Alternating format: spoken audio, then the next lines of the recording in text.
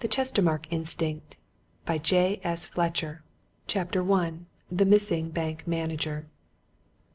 Every Monday morning, when the clock of the old parish church in Scarnham Market-place struck 8, Wallington Neale asked himself why on earth he had chosen to be a bank clerk. On all the other mornings of the week this question never occurred to him. On Sunday he never allowed a thought of the bank to cross his mind. From Sunday to Saturday he was firmly settled in the usual rut, and never dreamed of tearing himself out of it. But Sunday's break was unsettling. There was always an effort in starting afresh on Monday. The striking of St. Alkmund's clock at 8 on Monday morning invariably found him sitting down to his breakfast in his rooms, overlooking the quaint old market-place, once more faced by the fact that a week of dull, uninteresting work lay before him. He would go to the bank at 9, and at the bank he would remain, more or less, until 5. He would do that again on Tuesday, and on Wednesday, and on Thursday, and on Friday, and on Saturday. One afternoon, strolling in the adjacent country, he had seen a horse walking round and round and round in a small paddock, turning a crank which worked some machine or other in an adjoining shed. That horse had somehow suggested himself to himself. On this particular Monday morning, Neale, happening to catch sight of his reflection in the mirror which stood on his parlour mantelpiece, propounded the usual question with added force. There were reasons. It was a beautiful morning. It was early spring. There was a blue sky, and the rooks and jackdaws were circling in a clear air above the church tower and over the old market cross. He could hear thrushes singing in the trees of the vicarage garden close by. Everything was young, and he was young. It would have been an affectation on his part to deny either his youth or his good looks. He glanced at his handsome boyish face, with its cluster of chestnut hair and steady grey eyes. All that, he knew, wanted life, animation, movement. At 23 he was longing for something to take him out of the treadmill round in which he had been fixed for 5 years. He had no taste for handing out money in exchange for cheques, in posting up ledgers, in writing dull, formal letters. He would have been much happier with an old flannel shirt, open at the throat, a pick in his hands, making a new road in a new country, or in driving a path through some primeval wood. There would have been liberty in either occupation. He could have flung down the pick at any moment and taken up the hunter's gun. He could have turned right or left at his own will in the unexplored forest. But there at the bank it was just doing the same thing over and over again. What he had done last week he would do again this week. What had happened last year would happen again this year. It was all pure, unadulterated, dismal monotony. Like most things, it had come about without design. He had just drifted into it. His father and mother had both died when he was a boy. He had inherited a small property which brought in precisely £150 a year. It was tied up to him in such a fashion that he would have his £3 a week as long as ever he lived. But his guardian, Mr. John Hornbury, the manager of Chestermarke's Bank in Scarnham, pointed out to him when he left school he needed more than £3 a week if he wished to live comfortably and like a gentleman. Still, £150 a year of sure and settled income was a fine thing, an uncommonly fine thing. All that was necessary was to supplement it. Therefore, a nice, quiet, genteel profession, banking to wit. Light work, an honourable calling, an eminently respectable one. In a few years he would have another £150 a year. A few years more, and he would be a manager, with at least 600. He might, well before he was a middle-aged man, be commanding a salary of 1,000 a year. Banking by all means, counselled Mr. Hornbury, and offered him a vacancy which had just then arisen at Chestermarke's. And Neale, willing to be guided by a man for whom he had much respect, took the post and settled down in the old bank in the quiet, sleepy market town, wherein one day was precisely like another day.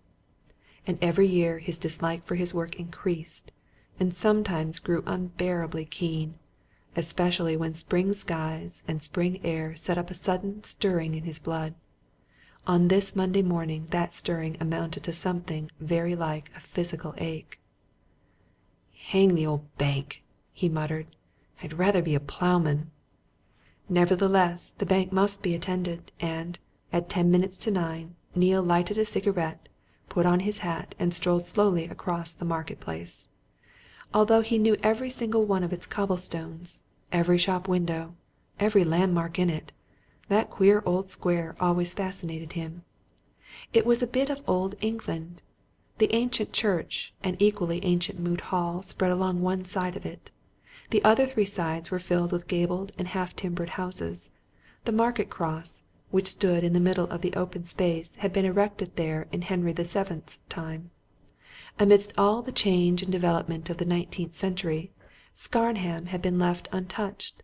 Even the bank itself was a time-worn building, and the manager's house, which flanked it, was still older.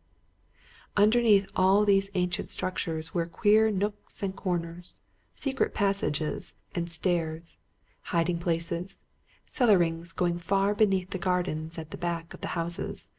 Neale, as a boy, had made many an exploration in them, especially beneath the bank-house, which was a veritable treasury of concealed stairways and cunningly contrived doors in the black oak of the panellings. But on this occasion, Neale did not stare admiringly at the old church, nor at the pilastered Moot Hall, nor at the toppling gables. His eyes were fixed on something else, something unusual. As soon as he walked out of the door of the house in which he lodged, he saw his two fellow clerks, Shirley and Patten, standing on the steps of the hall by which entrance was joined to the bank and to the bank-house. They stood there looking about them. Now they looked towards Finkleway, a narrow street which led to the railway station at the far end of town. Now they looked towards Middlegate, a street which led into the open country, in the direction of Ellersdeane, where Mr. Gabriel Chestermarke, senior proprietor of the bank, resided. All that was unusual. If Patten, a mere boy, had been lounging there, Neale would not have noticed it. But it was Shirley's first duty, on arriving every morning, to get the keys at the house door and to let himself into the bank by the adjoining private entrance.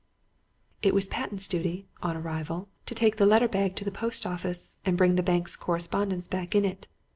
Never in all his experience had Neale seen any of Chestermarke's clerks lounging on the steps at 9 o'clock in the morning, and he quickened his pace.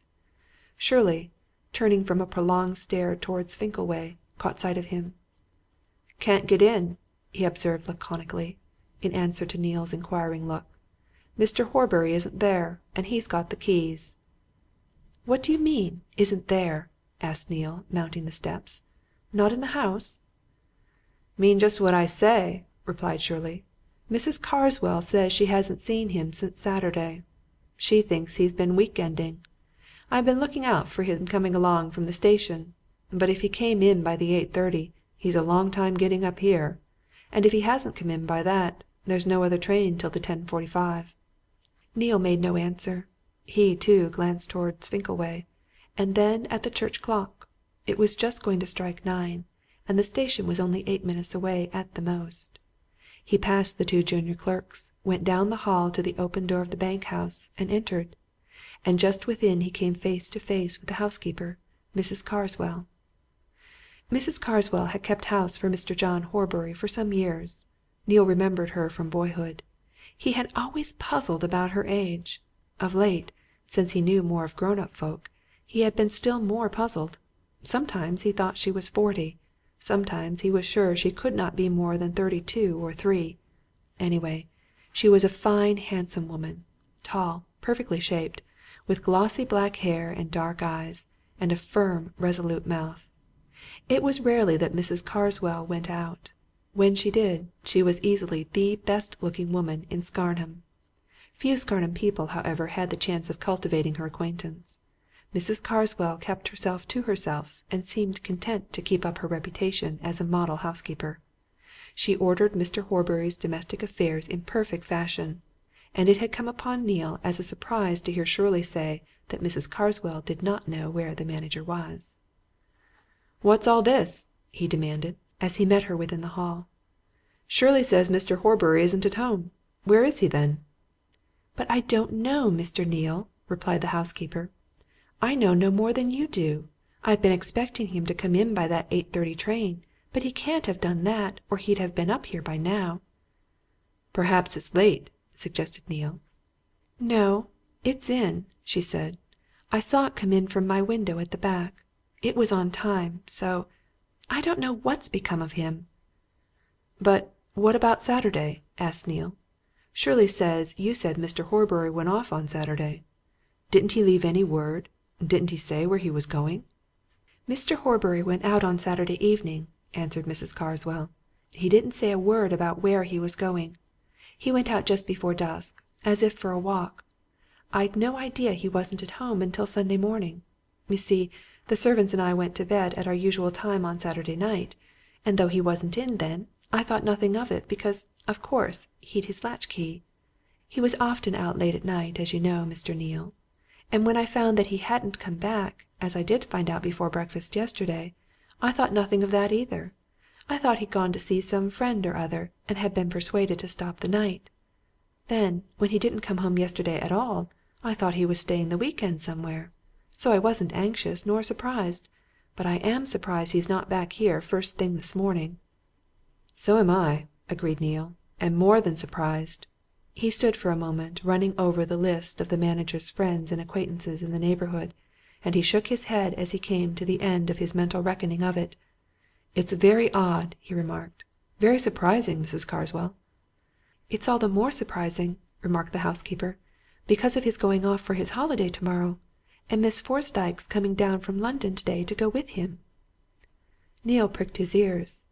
Miss Fosdyke was the manager's niece, a young lady whom Neale remembered as a mere slip of a girl that he had met years before and never seen since.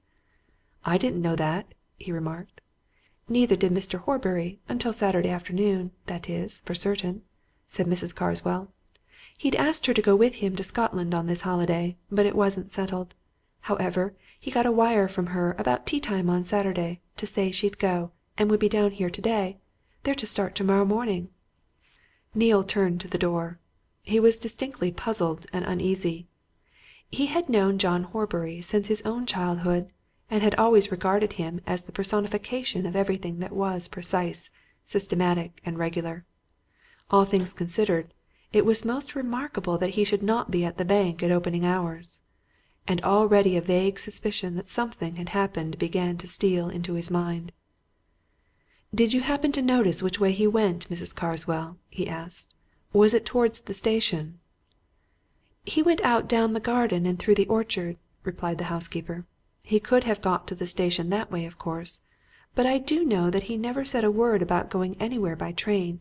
And he'd no bag or anything with him. He'd nothing but that old oak stick he generally carried when he went out for his walks."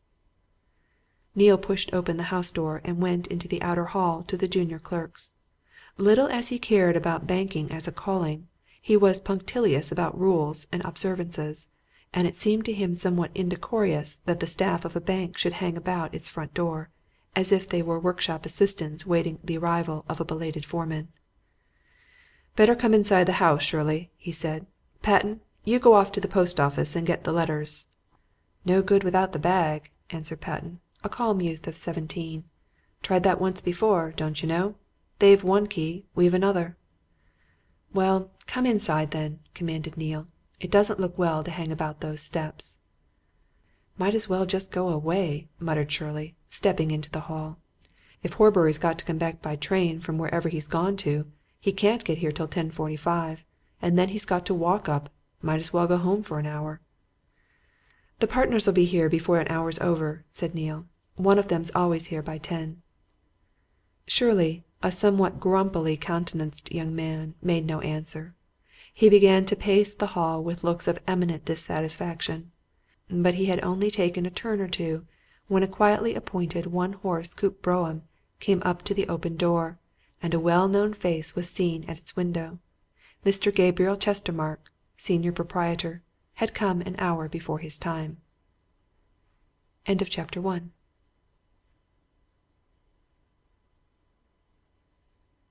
Chapter 2. The Ellersdeane Deposit. Had the three young men waiting in that hall not been so familiar with him by reason of daily and hourly acquaintance, the least observant amongst them would surely have paused in whatever task he was busied with if Mr. Gabriel Chestermarke had crossed his path for the first time. The senior partner of Chestermarke's Bank was a noticeable person. Wallington Neale, who possessed some small gift of imagination, always felt that his principal suggested something more than was accounted for by his mere presence.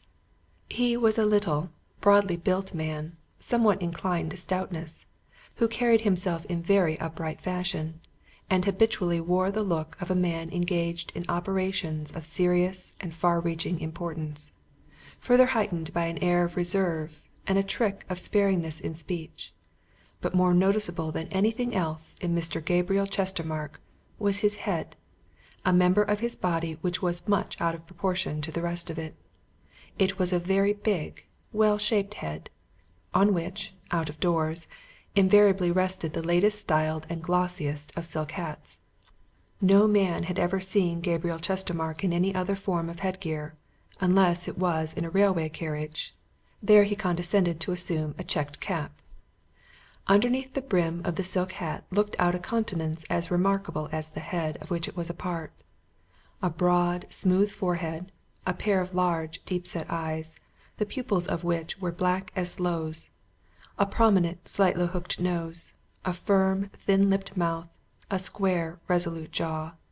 These features were thrown into prominence by the extraordinary pallor of Mr. Chestermarke's face, and the dark shade of the hair which framed it. That black hair, those black eyes, burning always with a strange, slumbering fire, the colourless cheeks, the vigorous set of the lips, these made an effect on all who came in contact with the banker which was of a not wholly comfortable nature. It was as if you were talking to a statue rather than to a fellow creature. Mr. Chestermarke stepped quietly from his brougham and walked up the steps. He was one of those men who are never taken aback and never show surprise.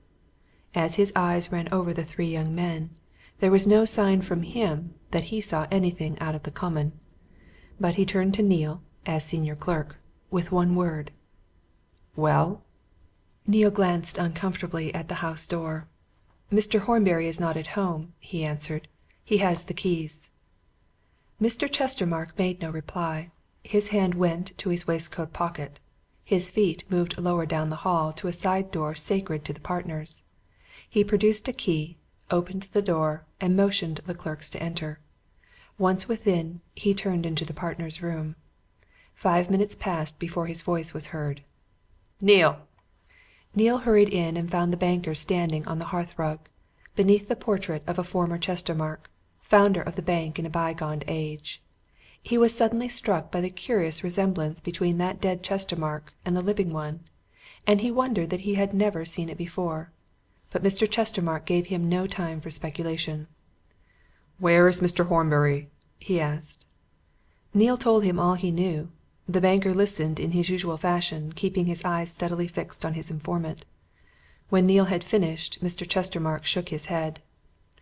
"If Hornbury had meant to come into town by the 8:30 train and had missed it," he remarked, "he would have wired or telephoned by this. Telephoned, of course. There are telephones at every station on that branch line. Very well. Let things go on." Neale went out and set his fellow clerks to the usual routine. Patten went for the letters. Neale carried them into the partners' room. At 10 o'clock the street door was opened. A customer or two began to drop in. The business of the day had begun. It went on just as it would have gone on if Mr. Hornbury had been away on holiday. And at 10:30 in walked the junior partner, Mr. Joseph Chestermarke. Mr. Joseph was the exact opposite of his uncle. He was so much his opposite that it was difficult to believe, seeing them together, that they were related to each other.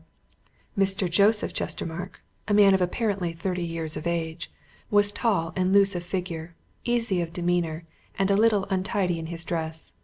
He wore a not over well fitting tweed suit, a slouch hat, a flannel shirt. His brown beard usually needed trimming. He affected loose, flowing neckties, more suited to an artist than to a banker. His face was amiable in expression, a little weak, a little speculative. All these characteristics came out most strongly when he and his uncle were seen in company. Nothing could be more in contrast to the precise severity of Gabriel than the somewhat slovenly carelessness of Joseph. Joseph, indeed, was the last man in the world that anyone would ever have expected to see in charge and direction of a bank. And there were people in Scarnham who said that he was no more than a lay figure, and that Gabriel Chestermarke did all the business. The junior partner passed through the outer room, nodding affably to the clerks, and went into the private parlour. Several minutes elapsed. Then a bell rang. Neale answered it, and Shirley and Patten glanced at each other and shook their heads. Already they scented an odour of suspicion and uncertainty. "What's up?" whispered Patten, leaning forward over his desk to Shirley, who stood between it and the counter. "Something wrong?"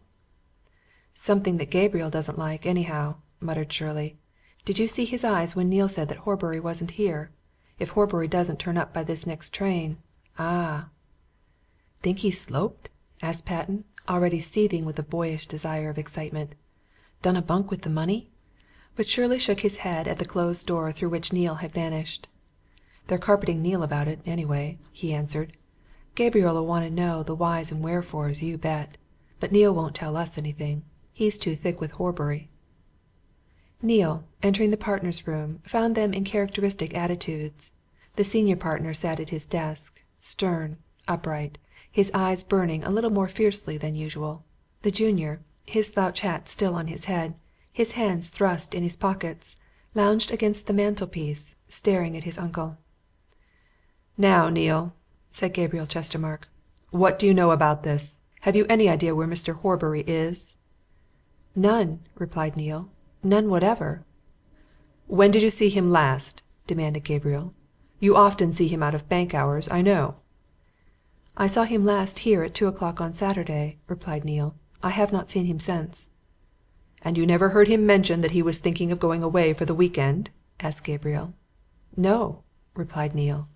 He made his answer tersely and definitely, having an idea that the senior partner looked at him as if he thought that something was being kept back. And Gabriel, after a moment's pause, shifted some of the papers on his desk, with an impatient movement. "Ask Mr. Horbury's housekeeper to step in here for a few minutes," he said. Neale went out by the private door, and presently returned with Mrs. Carswell. By that time Joseph had lounged over to his own desk and seated himself, and when the housekeeper came in he tilted his chair back and sat idly swaying in it while he watched her and his uncle. But Gabriel, waving Mrs. Carswell to a seat, remained upright as ever, and as he turned to the housekeeper he motioned Neale to stay in the room. "Just tell us all you know about Mr. Horbury's movements on Saturday afternoon and evening, Mrs. Carswell," he said. "This is a most extraordinary business altogether, and I want to account for it. You say he went out just about dusk?" Mrs. Carswell repeated the story which she had told to Neale. The two partners listened, Gabriel keenly attentive, Joseph as if he were no more than mildly interested. "Odd!" remarked Gabriel, when the story had come to an end. "Most strange! Very well. Thank you, Mrs. Carswell. Neale," he added when the housekeeper had gone away, "Mr. Horbury always carried the more important keys on him, didn't he?" "Always," responded Neale. "Very good. Let things go on," said Gabriel. "But don't come bothering me or Mr. Joseph Chestermarke unless you're obliged to. Of course, Mr. Horbury may come in by the next train. That'll do, Neale." Neale went back to the outer room. Things went on, but the missing manager did not come in by the 10:45, and nothing had been heard or seen of him at noon, when Patten went to get his dinner. Nor had anything been seen or heard at 1 o'clock, when Patten came back, and it became Shirley and Neale's turn to go out. And thereupon arose a difficulty. In the ordinary course the two elder clerks would have left for an hour, and the manager would have been on duty until they returned. But now the manager was not there.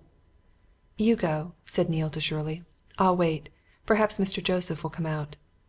Shirley went, but neither of the partners emerged from the private room. As a rule, they both went across to the Scarnham Arms Hotel at 1:30 for lunch.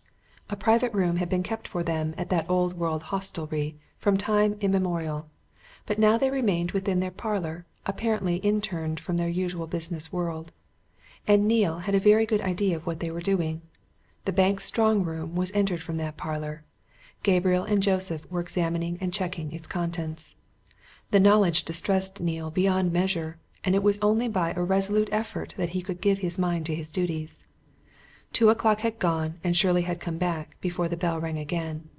Neale went into the private room and knew at once that something had happened.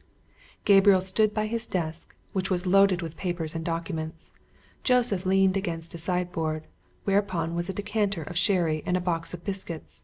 He had a glass of wine in one hand and a half-nibbled biscuit in the other. The smell of the sherry, fine old brown stuff, which the clerks were permitted to taste now and then on such occasions as the partners' birthdays, filled the room. "Neale," said Gabriel, "have you been out to lunch? No? Take a glass of wine and eat a biscuit. We shall all have to put off our lunches for an hour or so." Neale obeyed, more because he was under order than because he was hungry.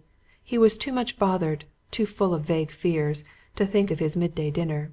He took the glass which Joseph handed him and picked a couple of biscuits out of the box. And at the first sip Gabriel spoke again.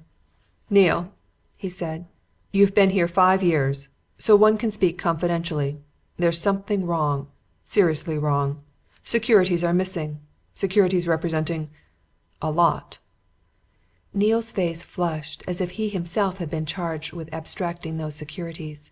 His hand shook as he set down his glass, and he looked helplessly from one partner to another. Joseph merely shook his head and poured out another glass of sherry for himself. Gabriel shook his head too, but with a different expression. "We don't know exactly how things are," he continued, "but there's the fact, on a superficial examination, and Horbury, of all men in the world, Horbury!" "I can't believe it, Mr. Chestermarke!" exclaimed Neale. "Surely, sir, there's some mistake." Joseph brushed crumbs of biscuit off his beard and wagged his head. "No mistake," he said softly. "None. The thing is, what's best to do? Because he'd have laid his plans.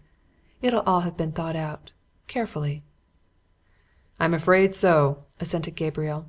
"That's the worst of it. Everything points to premeditation, and when a man has been so fully trusted—" A knock at the door prefaced the introduction of Shirley's head. He glanced into the room with an obvious desire to see what was going on, but somehow contrived to fix his eyes on the senior partner.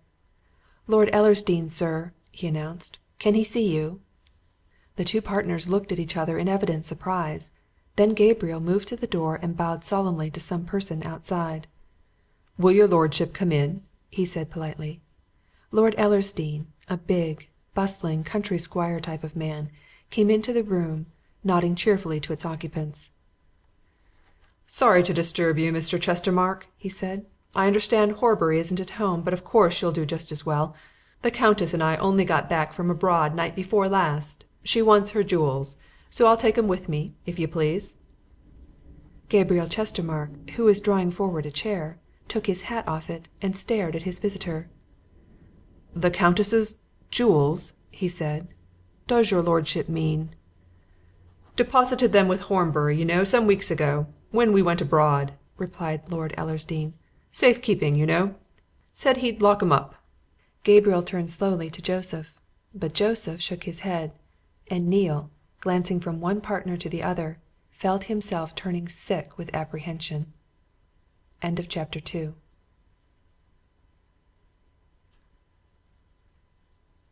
Chapter 3. Mr. Chestermarke Disclaims Liability. Gabriel Chestermarke, after that one look at his nephew, turned again to the Earl, politely motioning him to the chair which he had already drawn forward, and the Earl, whose eyes had been wandering over the pile of documents on the senior partner's desk, glancing curiously at the open door of the strong-room, and generally taking in a sense of some unusual occurrence, dropped into it and looked expectantly at the banker. "There's nothing wrong?" he asked suddenly. "You look surprised." Gabriel stiffened his already upright figure. "Surprised? Yes," he answered. "And something more than surprised. I am astonished. Your lordship left the Countess's jewels with our manager? May I ask when, and under what circumstances?" "About 6 weeks ago," replied the Earl promptly. "As a rule, the jewels are kept at my banker's in London. The Countess wanted them to wear at the Hunt Ball, so I fetched them from London myself. Then, as we were going off to the Continent 2 days after the ball, and sailing directly from Kingsport to Hamburg, I didn't want the bother of going up to town with them, and I thought of Horbury. So I drove in here with them one evening, the night before we sailed, as a matter of fact, and asked him to lock them up until our return. As I said just now, we only got home the night before last, and we're going up to town tomorrow, and the Countess wants them to take with her. Of course, you've got them all right?" Gabriel Chestermarke spread out his hands. "I know nothing whatever about them," he said. "I never heard of them being here." "Nor I," affirmed Joseph. "Not a word." Gabriel looked at Neale, and drew Lord Ellersdeane's attention to him. "Our senior clerk, Mr. Neale," he said. "Neale, have you heard of this transaction?" "Never," replied Neale. "Mr. Horbury never mentioned it to me." Gabriel waved his hand towards the open door of the strong room. "Any valuables of that sort would have been in there," he remarked. "There's nothing of that sort there, beyond what I and my nephew know of. I'm sure your lordship's jewels are not there." "But Horbury!" exclaimed the Earl. "Where is he? He would tell you." "We don't know where Mr. Horbury is," answered Gabriel. "The truth may as well be told. He's missing, and so are some of our most valuable securities." The Earl slowly looked from one partner to another. His face flushed, almost as hotly as if he himself had been accused of theft. "Oh, come!" he said. "Horbury, now, of all men! Come, come! You don't mean to tell me that Horbury's been playing games of that sort? There must be some mistake." "I shall be glad to be assured that I am making it," said Gabriel coolly. "But it will be more to the purpose if your lordship will tell us all about the deposit of these jewels. And there's an important matter which I must first mention. We have not the honour of reckoning your lordship among our customers. Therefore, whatever you handed to Horbury was handed to him privately, not to us." Joseph Chestermarke nodded his head at that, and the Earl stirred a little uneasily in his chair. "Oh, well," he said, to tell you the truth, I didn't think about that, Mr. Chestermarke. It's true, I don't keep any account with you. It never seemed necessary, you know. But, of course, I knew Horbury so well he's a member of our golf club and our archaeological society that " "Precisely," interrupted Gabriel, with a bow. "You came to Mr. Horbury privately, not to the firm." "I came to him knowing that he was your manager, and a man to be thoroughly trusted, and that he'd have safes and things in which he could deposit valuables in perfect safety," answered the Earl. "I never reflected for a moment on the niceties of the matter. I just explained to him that I wanted those jewels taken care of, and handed them over. That's all." "And their precise nature?" asked Gabriel. "And their value?" added Joseph. "As to their nature," replied the Earl, "there was my wife's coronet, her diamond necklace, and the Ellersdeane butterfly, of which I suppose all the world's heard. Heirloom, you know. It's a thing that can be worn in a lady's hair or as a pendant. Diamonds, of course. As to their value, well, I had them valued some years ago. They're worth about £100,000. Gabriel turned to his desk and began to arrange some papers on it, and Neale, who was watching everything with close attention, saw that his fingers trembled a little. He made no remark, and the silence was next broken by Joseph Chestermarke's soft accents. "Did Horbury give your lordship any receipt or acknowledgement that he had received these jewels on deposit?" he asked. "I mean, of course, in our name?" The Earl twisted sharply in his chair, and Neale fancied that he saw a shade of annoyance pass over his good-natured face. "Certainly not!" he answered. "I should never have dreamt of asking for a receipt from a man whom I knew so well as I knew or thought I knew Horbury. The whole thing was just as if as if I should ask any friend to take care of something for me for a while." "Did Horbury know what you were giving him?" asked Joseph. "Of course!" replied the Earl. "As a matter of fact, he'd never seen these things, and I took them out of their case and showed them to him." "And he said he would lock them up in our strong room?" suggested the soft voice. "He said nothing about your strong room," answered the Earl, "nor about where he'd put them. That was understood. It was understood a tacit understanding that he'd take care of them until our return." "Did your lordship give him the date of your return?" persisted Joseph, with the thorough-going air of a cross-examiner. "Yes, "I told him exactly when we should be back," replied the Earl. "The 12th of May, day before yesterday." Joseph moved away from the sideboard towards the hearth, and leaning against the mantelpiece threw a glance at the strong room.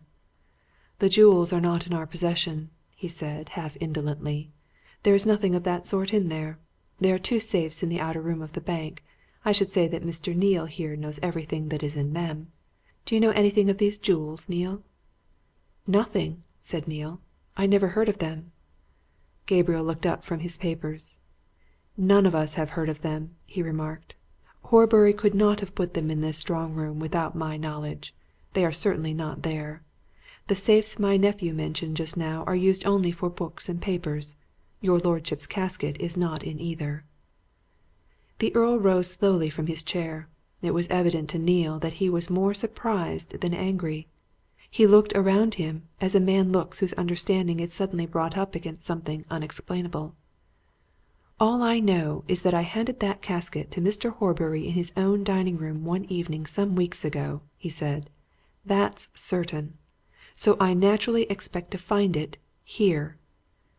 "And it is not here that is equally certain," observed Gabriel. "What is also certain is that our manager, trusted in more than he should have been, is missing, and many of our valuable securities with him. Therefore " He spread his hands again with an expressive gesture and once more bent over his papers. Once more there was silence. Then the Earl started, as if a thought had suddenly occurred to him. "I say!" he exclaimed. "Don't you think Horbury might have put those jewels away in his own house?" Joseph Chestermarke smiled a little derisively. £100,000 worth!" he said softly. "Not very likely." "But he may have a safe there," urged the Earl. "Most people have a safe in their houses nowadays. They're so handy, you know, and so cheap. Don't you think that may be it?" "I am not familiar with Horbury's domestic arrangements," said Gabriel. "I have not been in his house for some years. But as we are desirous of giving your lordship what assistance we can, we will go into the house and see if there is anything of the sort. Just tell the housekeeper we are coming in, Neale." The Earl nodded to Mrs. Carswell as she received him and the two partners in the adjacent hall. "This lady will remember my calling on Mr. Horbury one evening a few weeks ago," he said. "She saw me with him in that room." "Certainly," assented Mrs. Carswell readily enough. "I remember your lordship calling on Mr. Horbury very well. One night after dinner, your lordship was here an hour or so." Gabriel Chestermarke opened the door of the dining room, an old-fashioned apartment which looked out on a garden and orchard at the rear of the house. "Mrs. Carswell," he said, as they all went in, "has Mr. Horbury a safe in this room, or in any other room? You know what I mean." But the housekeeper shook her head. There was no safe in the house. There was a plate chest there it was, standing in a recess by the sideboard. She had the key of it. "Open that, at any rate," commanded Gabriel. "It's about as unlikely as anything could be, but we'll leave nothing undone." There was nothing in the plate chest but what Gabriel expected to find there. He turned again to the housekeeper. "Is there anything in this house cupboard, chest, trunk, anything in which Mr. Horbury kept valuables?" he asked. "Any place in which he was in the habit of locking up papers, for instance?" Mrs. Carswell again shook her head. No, she knew of no such place or receptacle. There was Mr. Horbury's desk, but she believed all its drawers were open. Her belief proved to be correct. Gabriel himself opened drawer after drawer and revealed nothing of consequence. He turned to the Earl with another expressive spreading out of his hands. "I don't see what more we can do to assist your lordship," he said. "I don't know what more can be done." "The question is, so it seems to me, what is to be done?" replied the Earl, whose face had been gradually growing graver. "What, for instance, are you going to do, Mr. Chestermarke? Let us be plain with each other. You disclaim all liability in connection with my affair?" "Most certainly!" exclaimed Gabriel. "We know nothing of that transaction. As I have already said, if Horbury took charge of your lordship's property, he did so as a private individual, not on our behalf, not in his capacity as our manager. If your lordship had been a customer of ours " "That would have been a very different matter," said Joseph. "But as we have never had any dealings with your lordship We have of course no liability to you," concluded Gabriel. "The true position of the case is that your lordship handed your property to Horbury as a friend, not as manager of Chestermarke's Bank." "Then let me ask you, what are you going to do?" said the Earl. "I mean, not about my affair, but about finding your manager." Gabriel looked at his nephew. Joseph shook his head. "So far," said Joseph, "we have not quite considered that.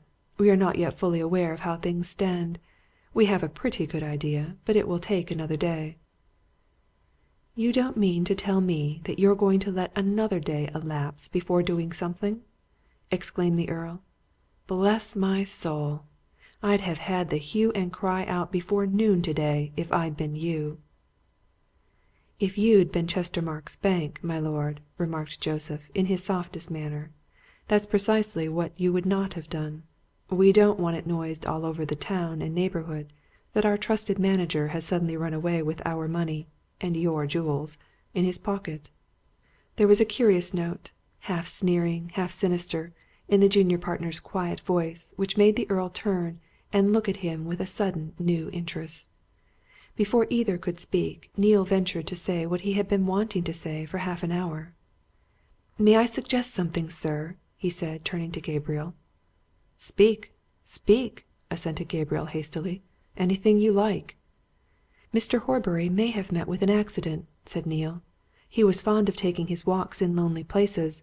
There are plenty outside the town. He may be lying somewhere, even now, helpless." "Capital suggestion! Much obliged to you!" exclaimed the Earl.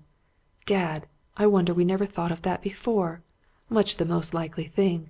I can't believe that Horbury—" Before he could say more, the door of the dining room was thrown open. A clear, strong voice was heard speaking to some one without, and in walked a handsome young woman, who pulled herself up to the threshold to stare out of a pair of frank grey eyes at the four startled men.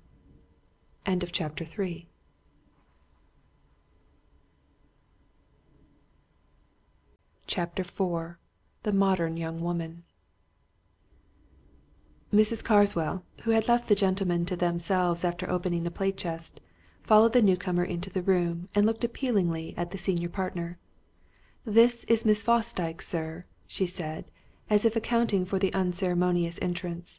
"Mr. Horbury's—" But Miss Fosdyke, having looked round her, entered the arena of discussion as abruptly as she had entered the room. "You're Mr. Chestermarke," she said, turning to Gabriel. "I remember you.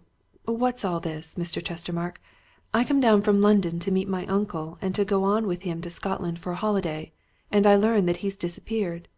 What is it? What has happened? Why are you all looking so mysterious? Is something wrong? Where's my uncle?" Gabriel, who had assumed his stereotyped expression of calm attention under this tornado of questions, motioned Joseph to place a chair for the young lady. But Miss Fosdyke shook her head and returned to the attack. "Please don't keep anything back," she said.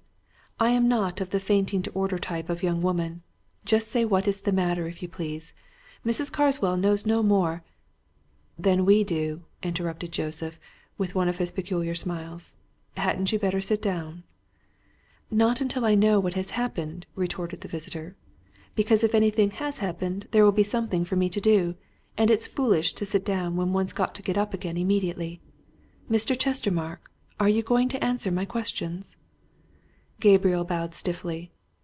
"I have the honour of addressing—" he began. "You have the honour, if you like to put it so, of addressing Miss Betty Fosdyke, who is Mr. John Horbury's niece," replied the young lady impatiently. "Mrs. Carswell has told you that already. Besides, you saw me, more than once, when I was a little girl, and that's not so very long ago. Now, Mr. Chestermarke, where is my uncle?" "I do not know where your uncle is," replied Gabriel, suddenly, and losing his starchiness. "I wish to heaven I did." "None of us know where Mr. John Horbury is," repeated Joseph in his suavest tones. "We all wish to heaven we did." The girl turned and gave the junior partner a look which took in every inch of him. It was a look which began with a swift speculation and ended in something very like distaste. but Joseph Chestermarke met it with his usual quiet smile. "It would make such a lot of difference, if we knew," he murmured. "As it is, things are unpleasant." Miss Fosdyke finished her reflection and turned away. "I remember you now," she said calmly. "You're Joseph Chestermarke. Now I will sit down, and I insist on being told everything." "My dear young lady!" exclaimed Gabriel. "There is next to nothing to tell. If you will have the unpleasant truth, here it is.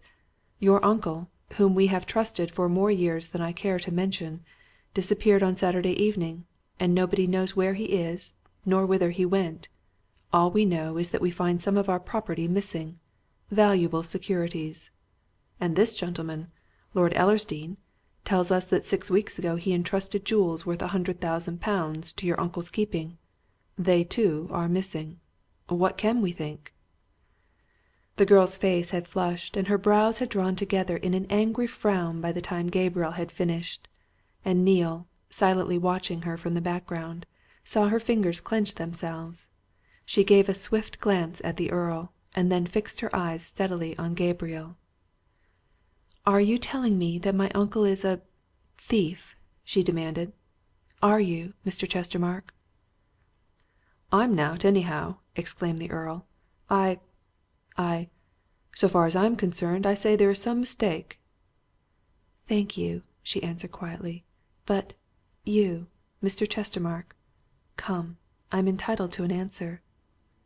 Gabriel showed signs of deep annoyance. He had the reputation of being a confirmed woman-hater, and it was plain that he was ill at ease in the presence of this plain-spoken young person. "You appear to be a lady of much common sense," he said. "Therefore—" "I have some common sense," interrupted Miss Fosdyke coolly, "and what amount I possess tells me that I never heard anything more ridiculous in my life than the suggestion that my uncle should steal anything from anybody. Why, he was, and is, I hope, a fairly well-to-do man, and if he wanted money, he'd only to come to me. It so happens that I'm one of the wealthiest young women in England. If my uncle had wanted a few thousand, or tens of thousands, to play ducks and drakes with, he'd only to ring me up on the telephone, and he'd have had whatever he asked for in a few hours. That's not boasting, Mr. Chestermarke. That's just plain truth. My uncle a thief?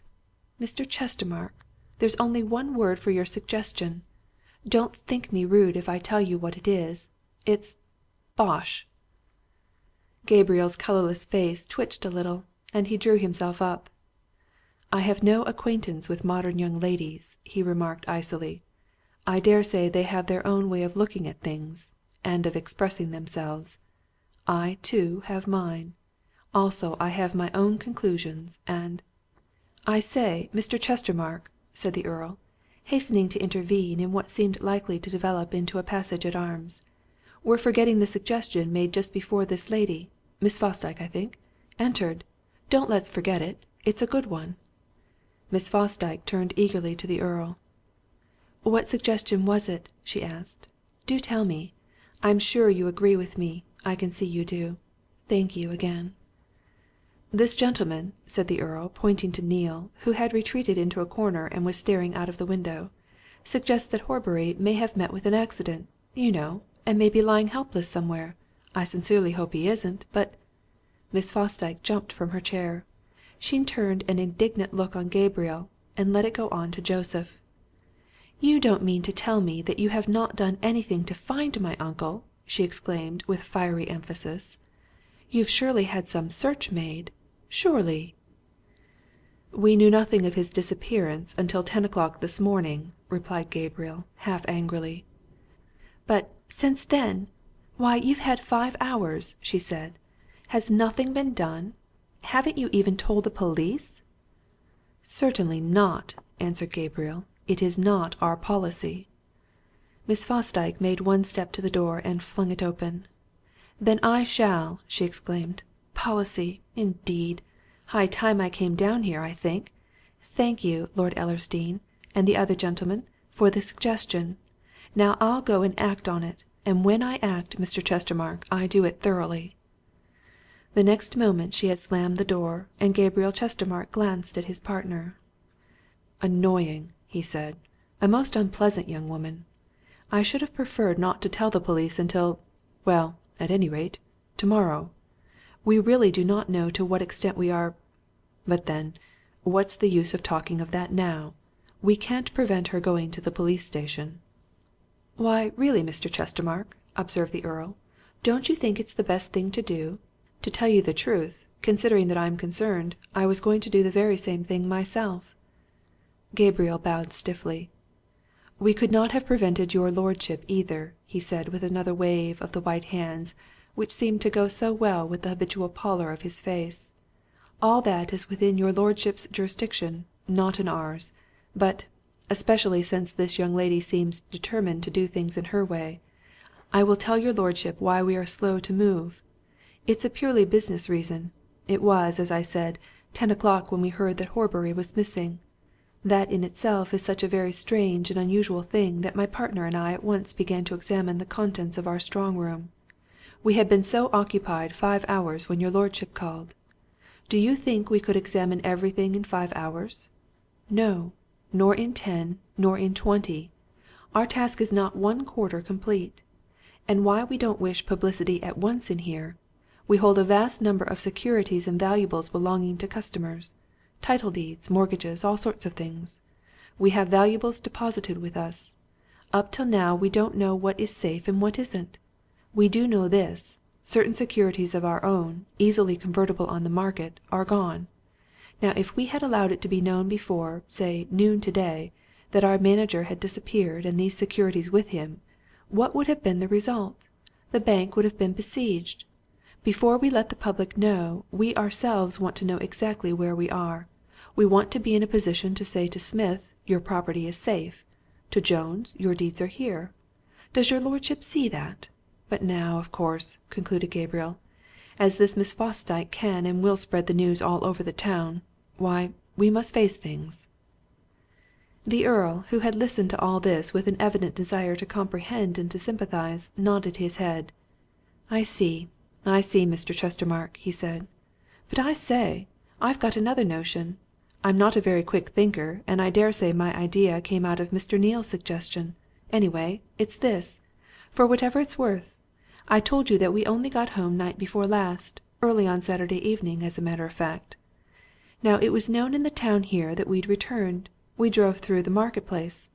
Mayn't it be that Horbury saw us, or heard of our return, and that when he went out that evening he had the casket in his pocket and was on his way to Ellersdeane to return it to me? And that, on his way, he met with some mishap? Worth considering, you know."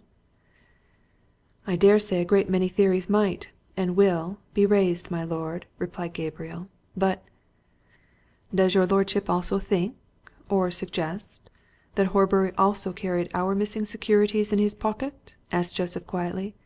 "Because we, at any rate, know they're gone." "Oh, well," said the Earl, I merely suggested it, you know. The country between here and Ellersdeane is a bit rough and wild. There's Ellersdeane Hollow, you know, a queer place on a dark night.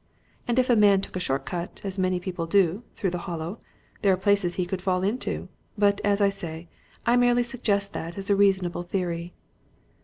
"What does your lordship propose to do?" asked Gabriel. "I certainly think inquiry should be set going," answered the Earl. "Already done," remarked Joseph dryly.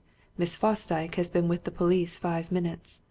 "I mean it should be done by us," said the Earl. "Very well," said Gabriel suddenly. "It shall be done, then. No doubt your lordship would like to give the police your own story. Mr. Neale, will you go with Lord Ellersdeane to Superintendent Polke? Your duty will be to give him the mere information that Mr. Horbury left his house at 7:45 on Saturday evening, and has not been heard of since. No more, Neale. And now," he concluded with a bow to the Earl, "your lordship will excuse my partner and myself if we return to a singularly unpleasant task." Lord Ellersdeane and Neale left the bank house and walked towards the police station. They crossed the market-place in silence, but as they turned the corner of the Moot Hall, the elder man spoke, touching his companion's shoulder with a confidential gesture. "I don't believe a word of all that, Mr. Neale," he said. "Not one word." Neale started and glanced at the Earl's moody face. "Your lordship doesn't believe " he began, and checked himself. "I don't believe that Horbury's done what those two accuse him of," affirmed the Earl. "Not for one moment. I can't account for those missing securities they talk about, but I'll stake my honour that Horbury hasn't got 'em. Nor my wife's jewels either. You heard and saw how astonished that girl was.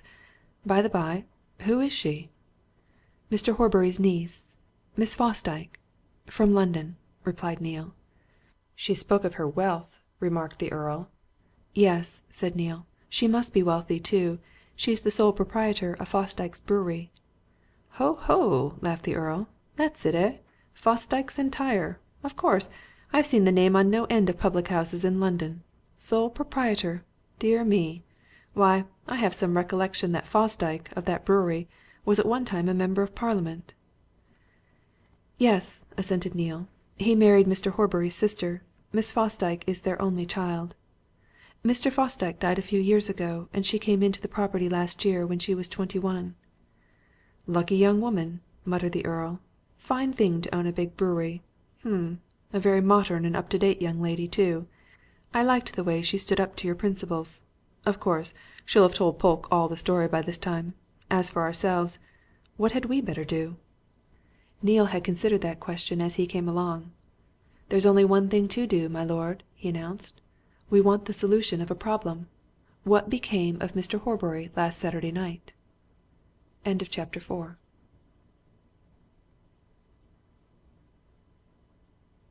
Chapter 5. The Search Begins.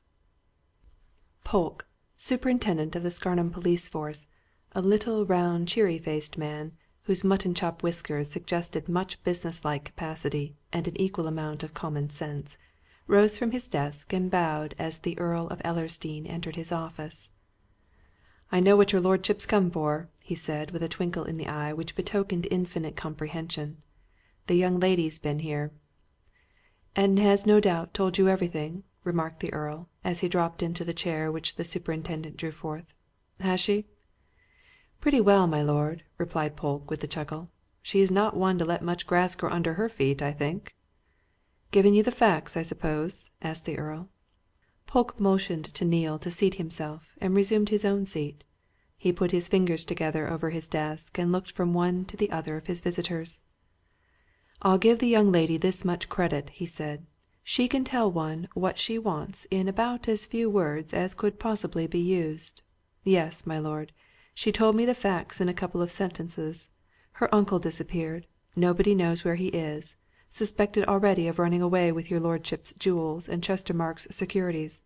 A very nice business indeed." "What do you think of it?" asked the Earl. "As a policeman, nothing so far," answered Polke, with another twinkle. "As a man, that I don't believe it." "Nor do I," said the Earl. "That is, I don't believe that Horbury's appropriated anything. There's some mistake and some mystery."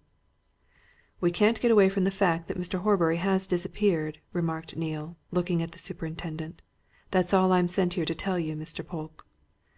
"That's an accepted fact," agreed Polke. "But he's not the first man who's disappeared under mysterious circumstances. Some men, as your lordship knows, disappear and reappear with good reasons for their absence. Some never reappear. Some men aren't wanted to reappear. When a man disappears and he's wanted, why, the first job is to find him." "What does Miss Fosdyke wish?" asked the Earl, nodding assent to these philosophies. "She would say, of course." "Miss Fosdyke's way, my lord, so far as I could gather from 10 minutes' talk with her, is to tell people what to do," answered Polke dryly. "She doesn't ask, she commands. We're to find her uncle quick at once no pains to be spared money no object £100 spot cash to the first man, woman, child who brings her the least fragment of news of him. That's Miss Fosdyke's method. It's not a bad one it's only rich young ladies who can follow it. So I've already put things in train handbills and posters, of course, and the town crier.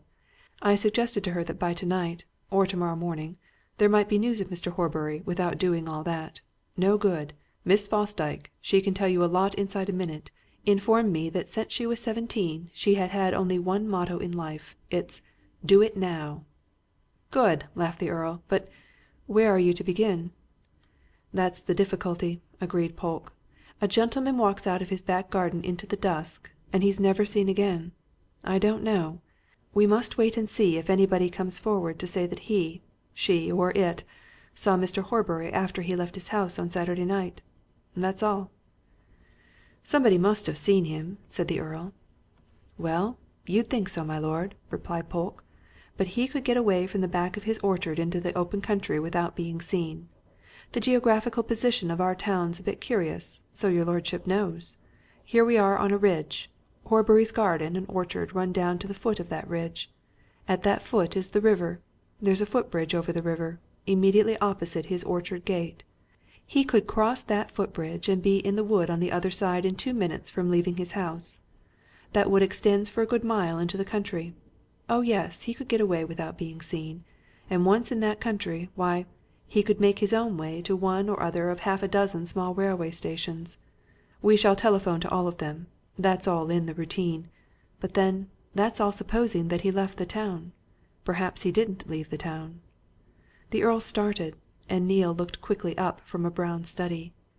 "Eh?" said the Earl. "Didn't leave the town?"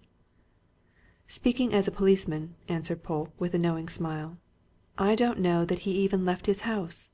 I only know that his housekeeper says he did. That's a very different matter. For anything we know, absolutely know, Mr. Horbury may have been murdered in his own house and buried in his own cellar."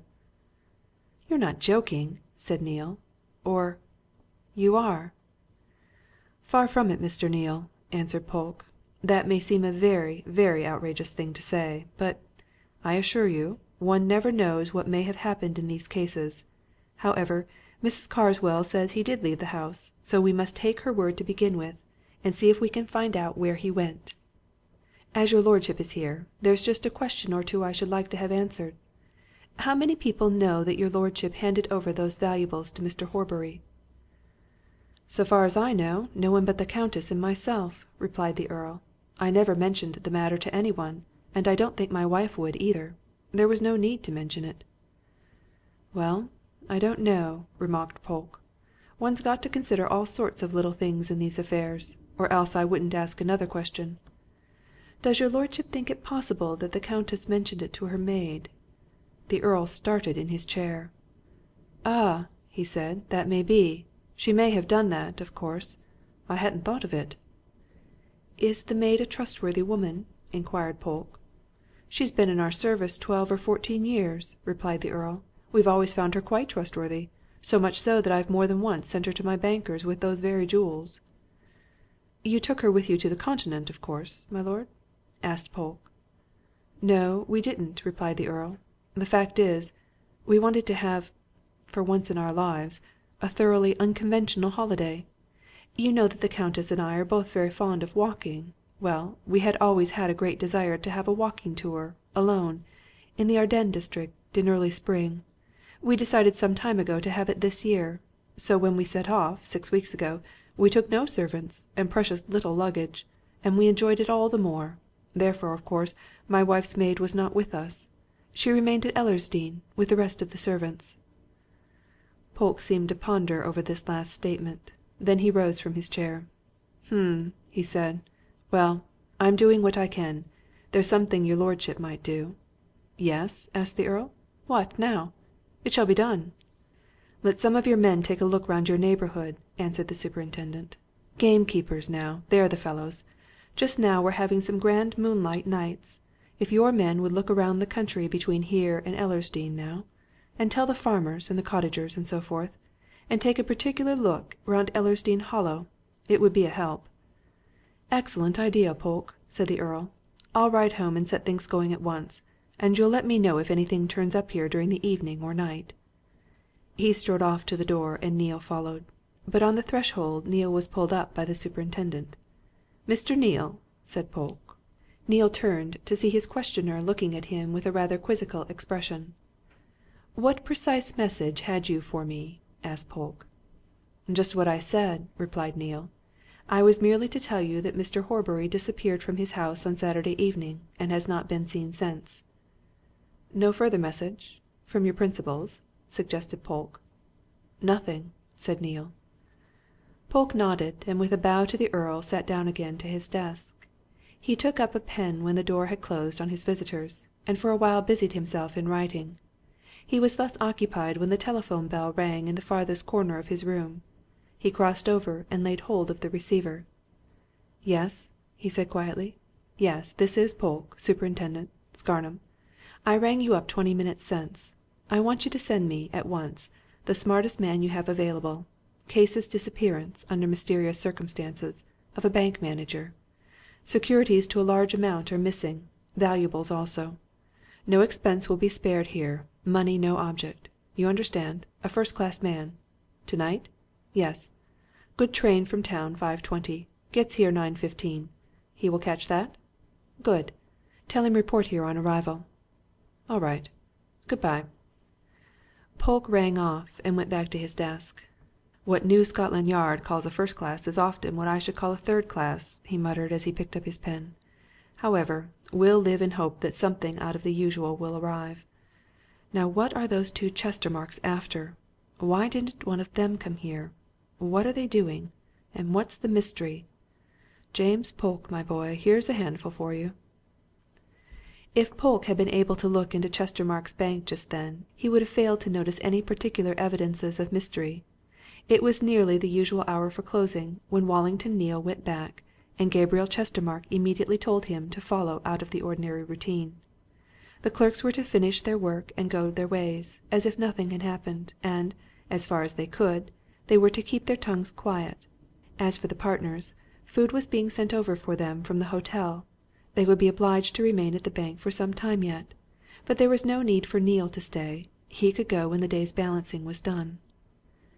"You heard what instructions this Miss Fosdyke has given the police, I suppose?" asked Gabriel, as Neale was leaving the parlour. "Raising the whole town, no doubt." Neale briefly narrated all he knew. The partners listened with the expression characteristic of each, and made no comment. And in half an hour Neale handed over the keys to Joseph Chestermarke and went out into the hall, his labours over. That had been the most exciting day he had ever known in his life. Was what was left of it going to yield anything still more exciting? He stood in the outer hall, trying to make up his mind about something. He wanted to speak to Betty Fosdyke, to talk to her. She had evidently not recognized him when she came so suddenly into the dining-room at the bank-house. But why should she? He asked himself. They had only met once, when both were children, and she had no doubt forgotten his very existence. Still... He rang the house bell at last and asked for Mrs. Carswell. The housekeeper came hurrying to him, a look of expectancy on her face. "Has anything been heard, Mr. Neale?" she asked. "Or found out? Have the police been told yet?" "The police know," answered Neale, "and nothing has been heard. Where's Miss Fosdyke, Mrs. Carswell? I should like to speak to her." "Gone to the Scarnham Arms, Mr. Neale," replied the housekeeper. "Said she wouldn't stop 2 seconds in a house that belonged to men who suspected her uncle. So she's gone across there to take rooms. Do the partners suspect Mr. Horbury of something, Mr. Neale?" Neale shook his head and turned away. "I can't tell you anything, Mrs. Carswell," he answered. "If either Mr. Chestermarke or Mr. Joseph wish to give you any information, they'll give it themselves. But I can say this on my own responsibility. If you know of anything however small, that would account for Mr. Horbury's absence, out with it." "But I don't! I know nothing but what I've told," said Mrs. Carswell. "Literally nothing." "Nobody knows anything," remarked Neale. "That's the worst of it. Well, we shall see." He went away from the house and crossed the Market-Place to the Scarnham Arms, an old-world inn which had suffered few alterations during the last 2 centuries, and there inside its wide hall, superintending the removal of various articles of luggage which had just arrived from the station, and in conversation with a much interested landlady, he found Betty Fosdyke. "I may be here for weeks, and I shall certainly be here for days," that young lady was saying. "Put all these things in the bedroom, and I'll have what I want taken into the sitting-room later. Now, Mrs. Depledge, about my dinner. I'll have it in my sitting-room, and I'll have it early. At this moment Miss Fosdyke became aware of Neale's presence, and that this eminently good-looking young man was not only smiling at her, but was holding out a hand which he evidently expected to be taken. "You've forgotten me," said Neale. Miss Fosdyke's cheeks flushed a little and she held out her hand. Is it Wallie Neale?" she asked. "But I saw you in the bank-house, and you didn't speak to me." "You didn't speak to me?" retorted Neale, smiling. "Didn't know you," she answered. "Heavens, how you've grown! But come upstairs. Mrs. Depledge, dinner for two, mind. Mr. Neale will dine with me." Neale suffered his hostess to lead him upstairs to a private parlour, and when they were once within it, Miss Fosdyke shut the door and turned on him. "Now, Wallie Neale," she said, "out with it. What is the meaning of all this infernal mystery? And where's my uncle?"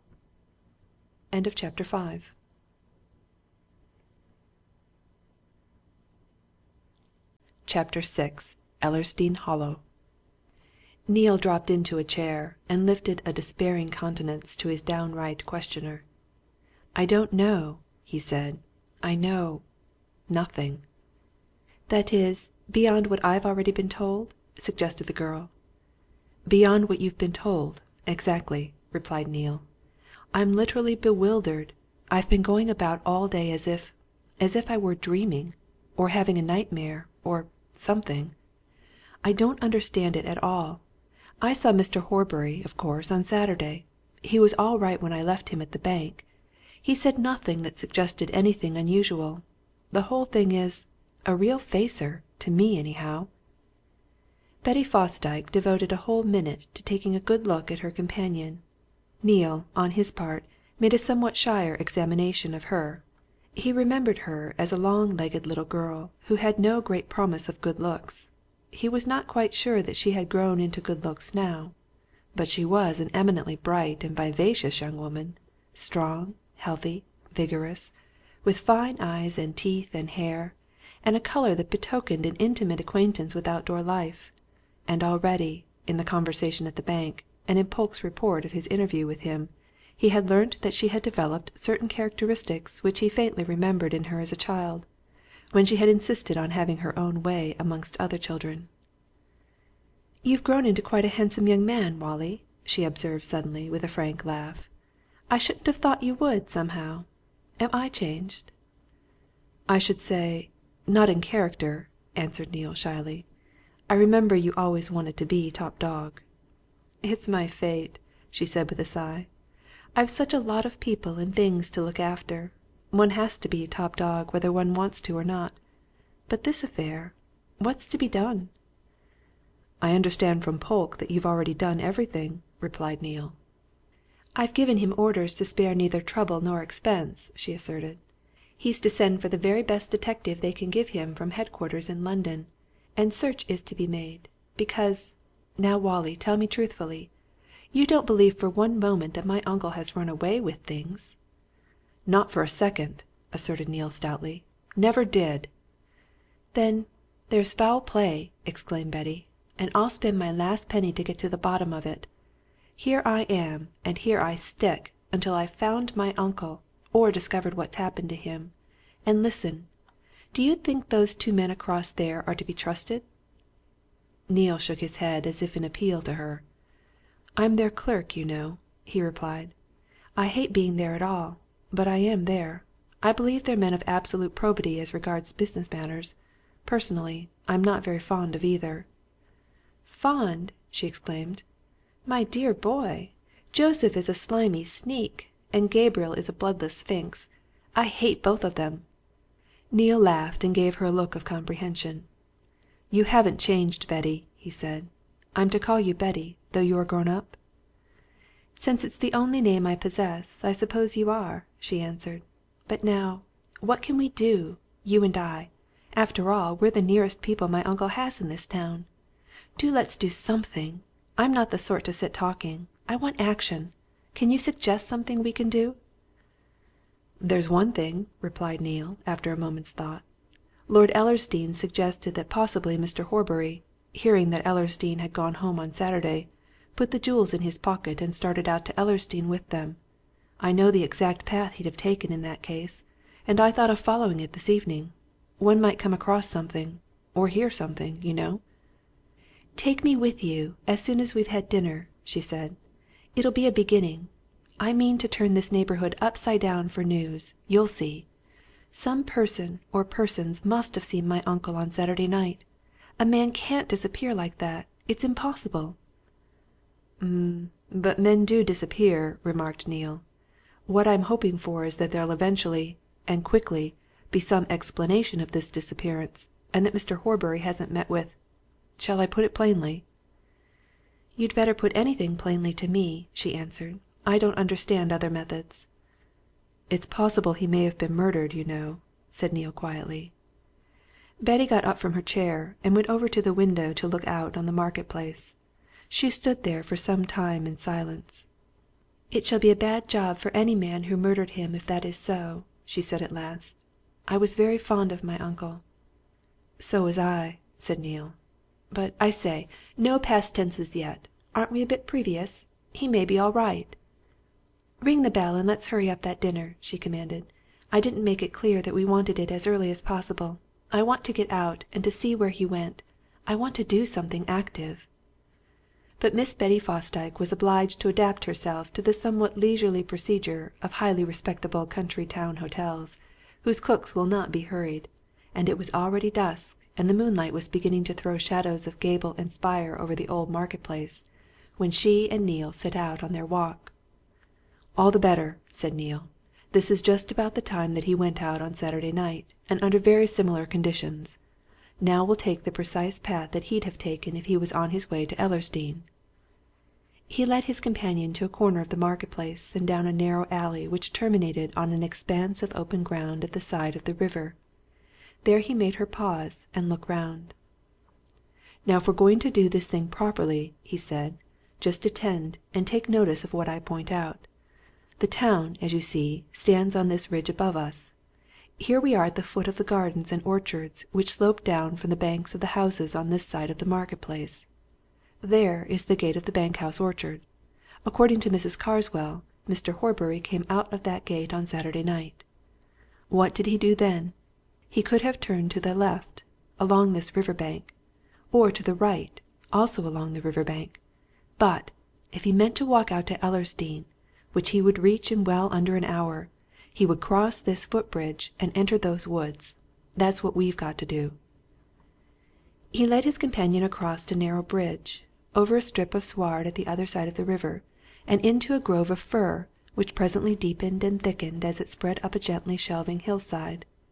The lights of the town behind them disappeared, the gloom increased. Presently they were alternately crossing patches of moonlight and plunging into expanses of blackness, and Betty, after stumbling over one or two of the half-exposed roots which lay across the rough path, slipped a hand into Neale's arm. "You'll have to play guide, Wallie, unless you wish me to break my neck," she laughed. "My town eyes aren't accustomed to these depths of gloom and solitude. And now," she went on, as Neale led her confidently forward through the wood, "let's talk some business.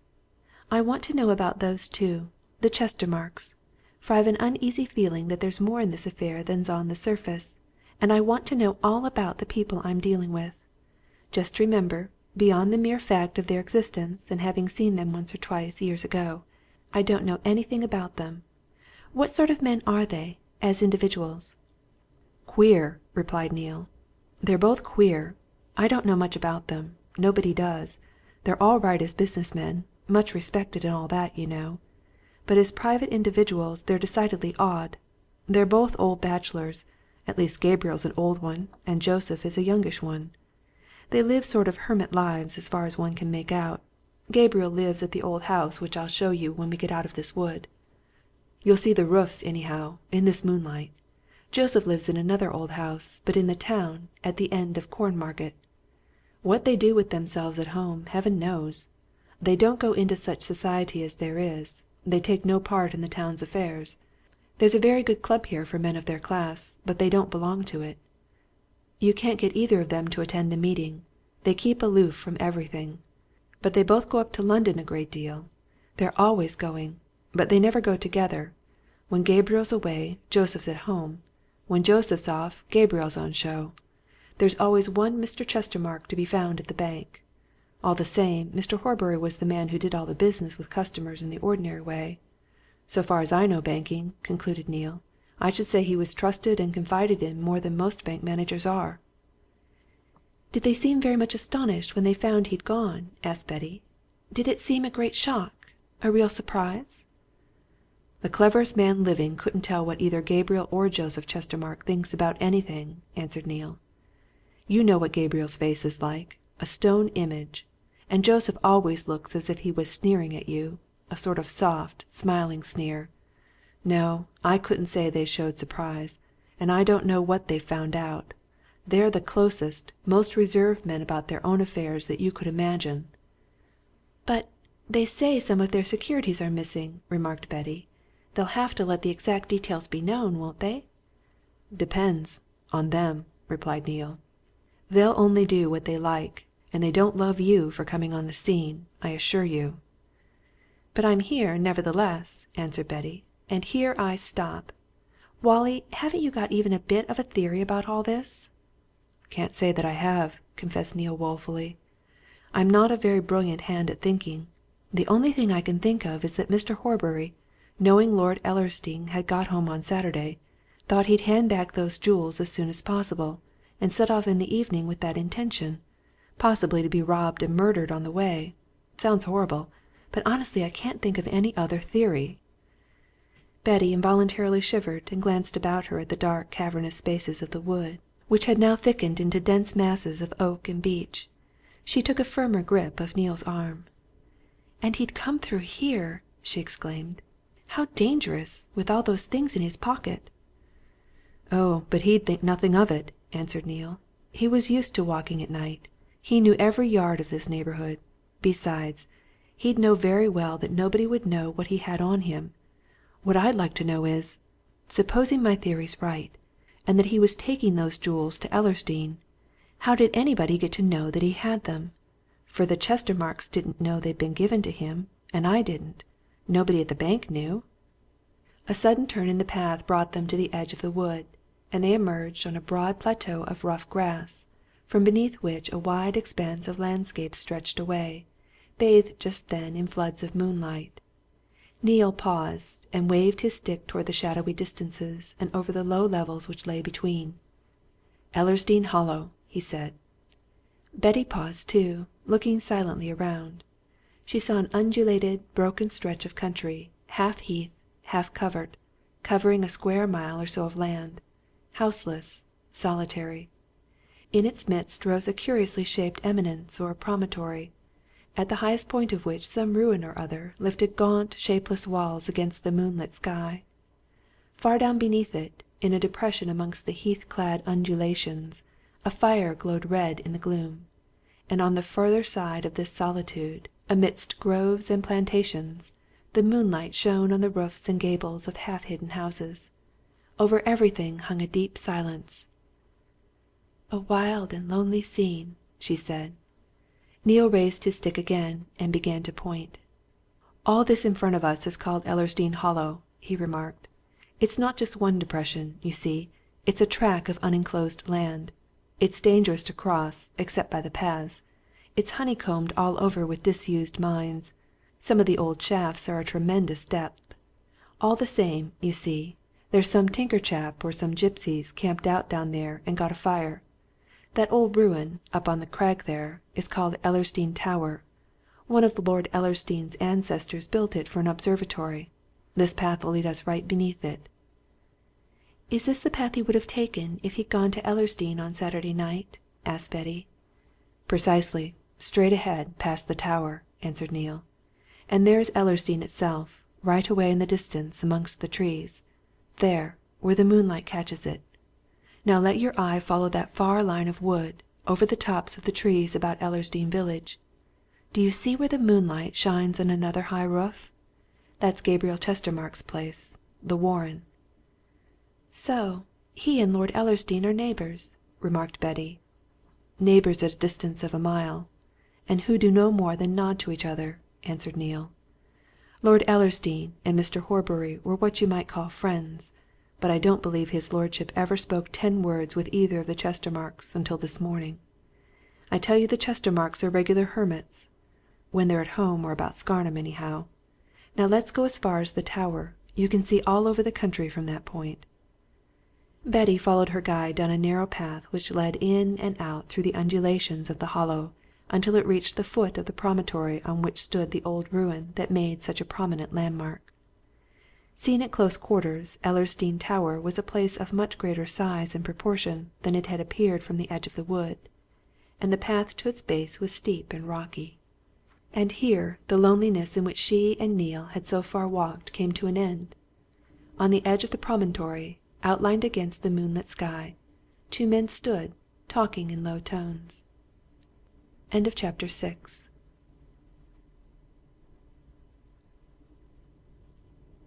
Chapter 7. The Travelling Tinker. Neale's eye caught the gleam of silver braid on the clothing of one of the two men, and he hastened his steps a little as he and Betty emerged on the level ground at the top of the steep path. "That's a policeman," he said.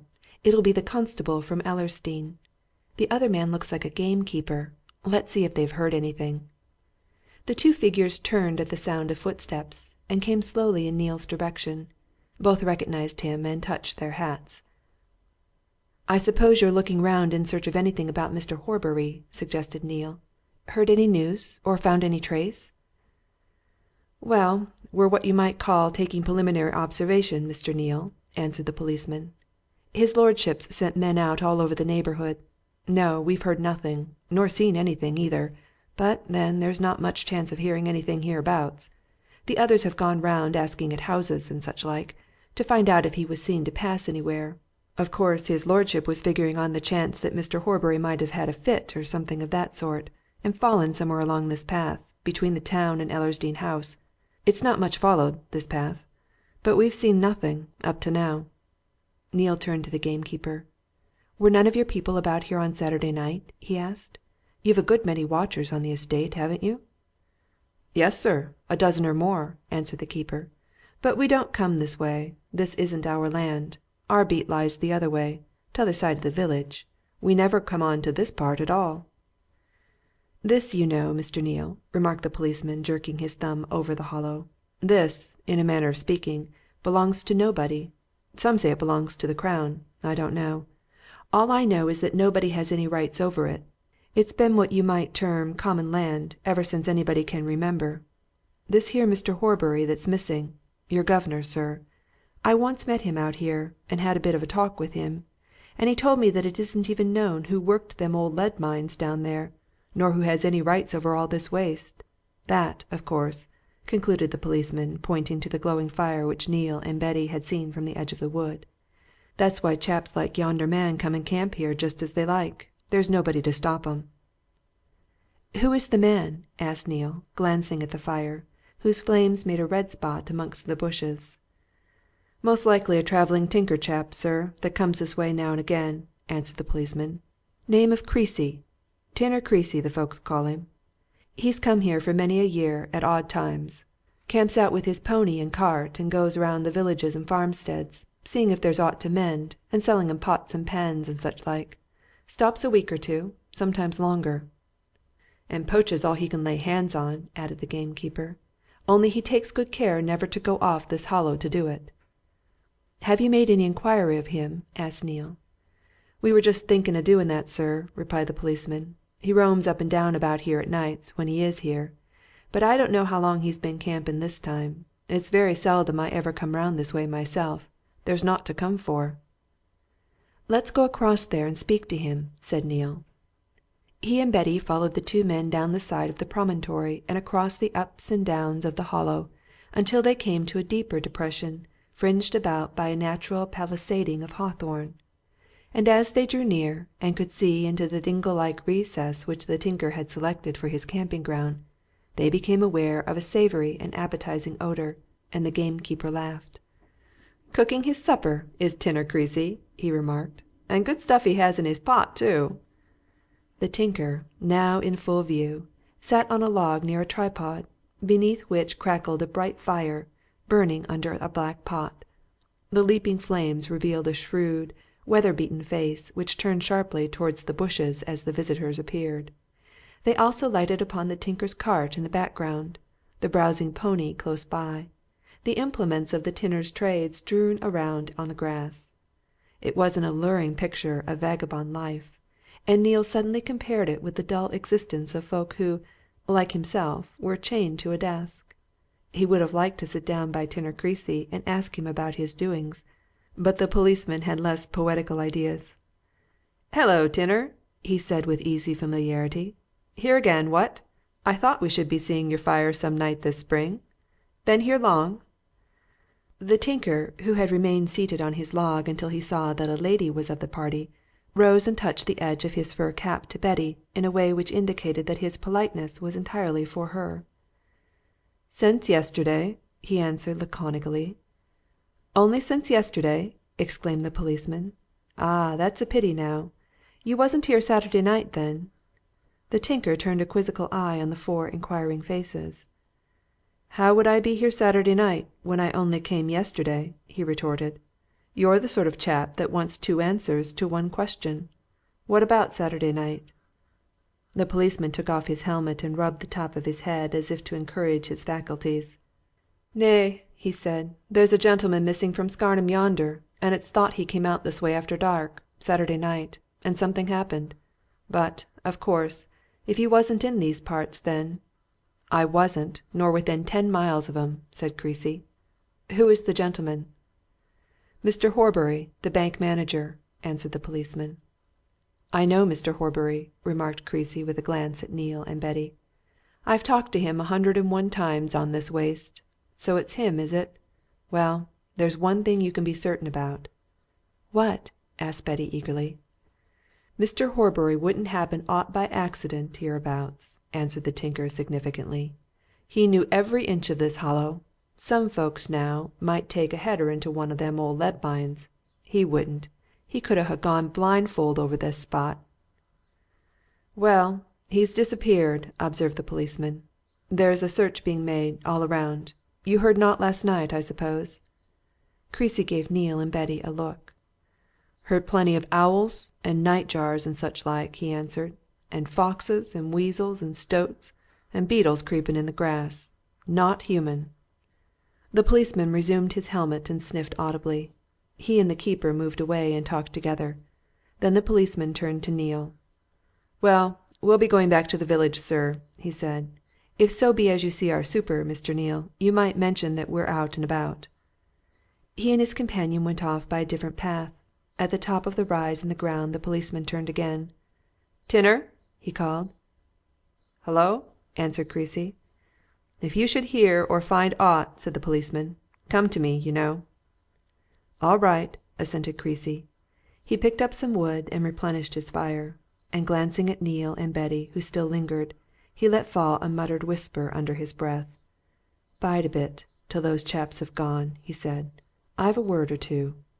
He walked away to his cart after this mysterious communication, dived under its tilt, evidently felt for and found something, and came back, glancing over his shoulder to see that the keeper and policeman had gone their ways. "I never tell chaps of that sort anything, mister," he said, giving Neale a sly wink. "Them of my turn of life look on all gamekeepers and policemen as their natural enemies.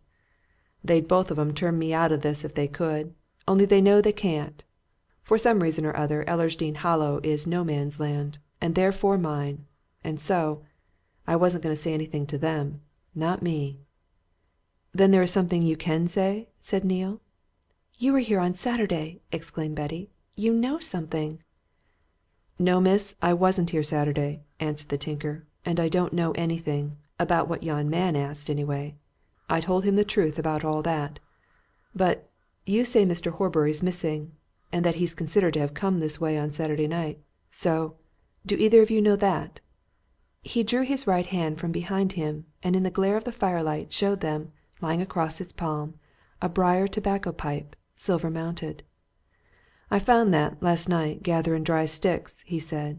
"It's letters engraved on the silver band, J.H. from B.F. J.H. now, does that mean John Horbury? You see, I know his Christian name."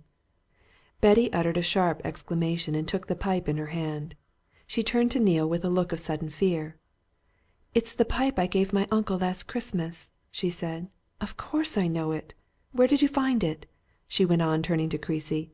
"Do tell us! Do show us!" "Foot of the crag there, miss, right beneath the old tower," answered Creasy. "And it's just as I found it. I'll give it to you, sir, to take to Superintendent Polke in Scarnham. He knows me. But just let me point something out. I ain't a detective, but in my 48 years I've had to keep my wits sharpened and my eyes open. Point out to Polke, and notice yourself, that whenever that pipe was dropped it was being smoked. The tobacco's caked at the surface, just as it would be if the pipe had been laid down at the very time the tobacco was burning well. If you're a smoker you'll know what I mean. That's one thing. The other is, just observe that the silver band is quite bright and fresh, and that there are no stains on the briar-wood. What's that indicate, young lady and young gentleman? Why, that pipe hadn't been laying so very long when I found it. Not above a day, I'll warrant." "That's very clever of you, very observant," exclaimed Betty. "But won't you show us the exact place where you picked it up?" Creasy cast a glance at his cooking-pot, stepped to it and slightly tilted the lid. Then he signed for them to go back towards the tower by the path by which they had come. "Don't want my supper to boil over, or to burn," he remarked. "It's the only decent meal I get in the day, you see, miss. But it won't take a minute to show you where I found the pipe. Now, what's the idea, sir," he went on, turning to Neale, "about Mr. Horbury's disappearance? Is it known that he came out here Saturday night?" "Not definitely," replied Neale. "But it's believed he did. He was seen to set off in this direction, and there's a probability that he crossed over here on his way to Ellersdeane.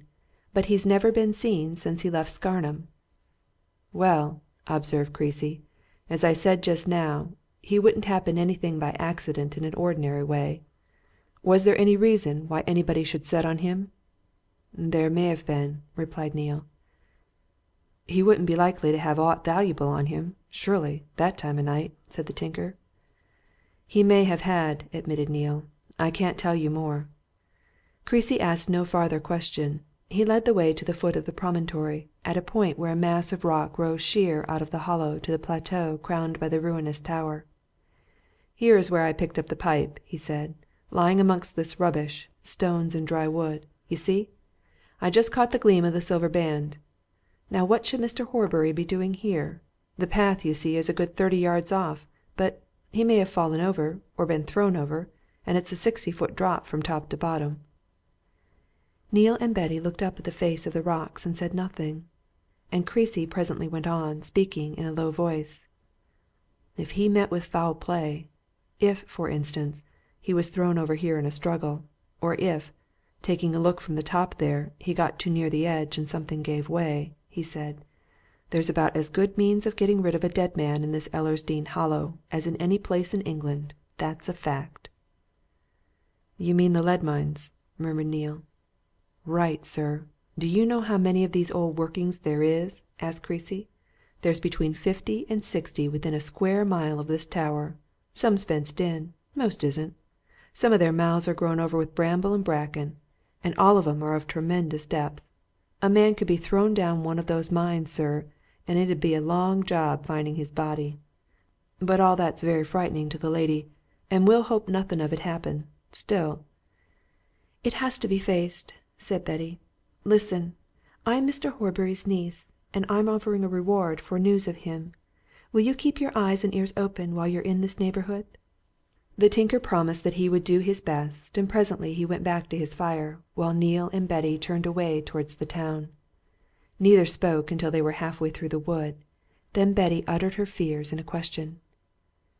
"Do you think the finding of that pipe shows he was there?" she asked. "I'm sure of it," replied Neale. "I wish I wasn't, but I saw him with this pipe on his lips at 2 o'clock on Saturday. I recognized it at once." "Let's hurry on and see the police," said Betty. "We know something now, at any rate." Polke, they were told at the police station, was in his private house close by. A police constable conducted them thither, and presently they were shown into the superintendent's dining room, where Polke, hospitably intent, was mixing a drink for a stranger. The stranger, evidently just in from a journey, rose and bowed, and Polke waved his hand at him with a smile as he looked at the two young people. "Here's your man, miss," said Polke cheerily. "Allow me. Detective Sergeant Starmidge, of the Criminal Investigation Department."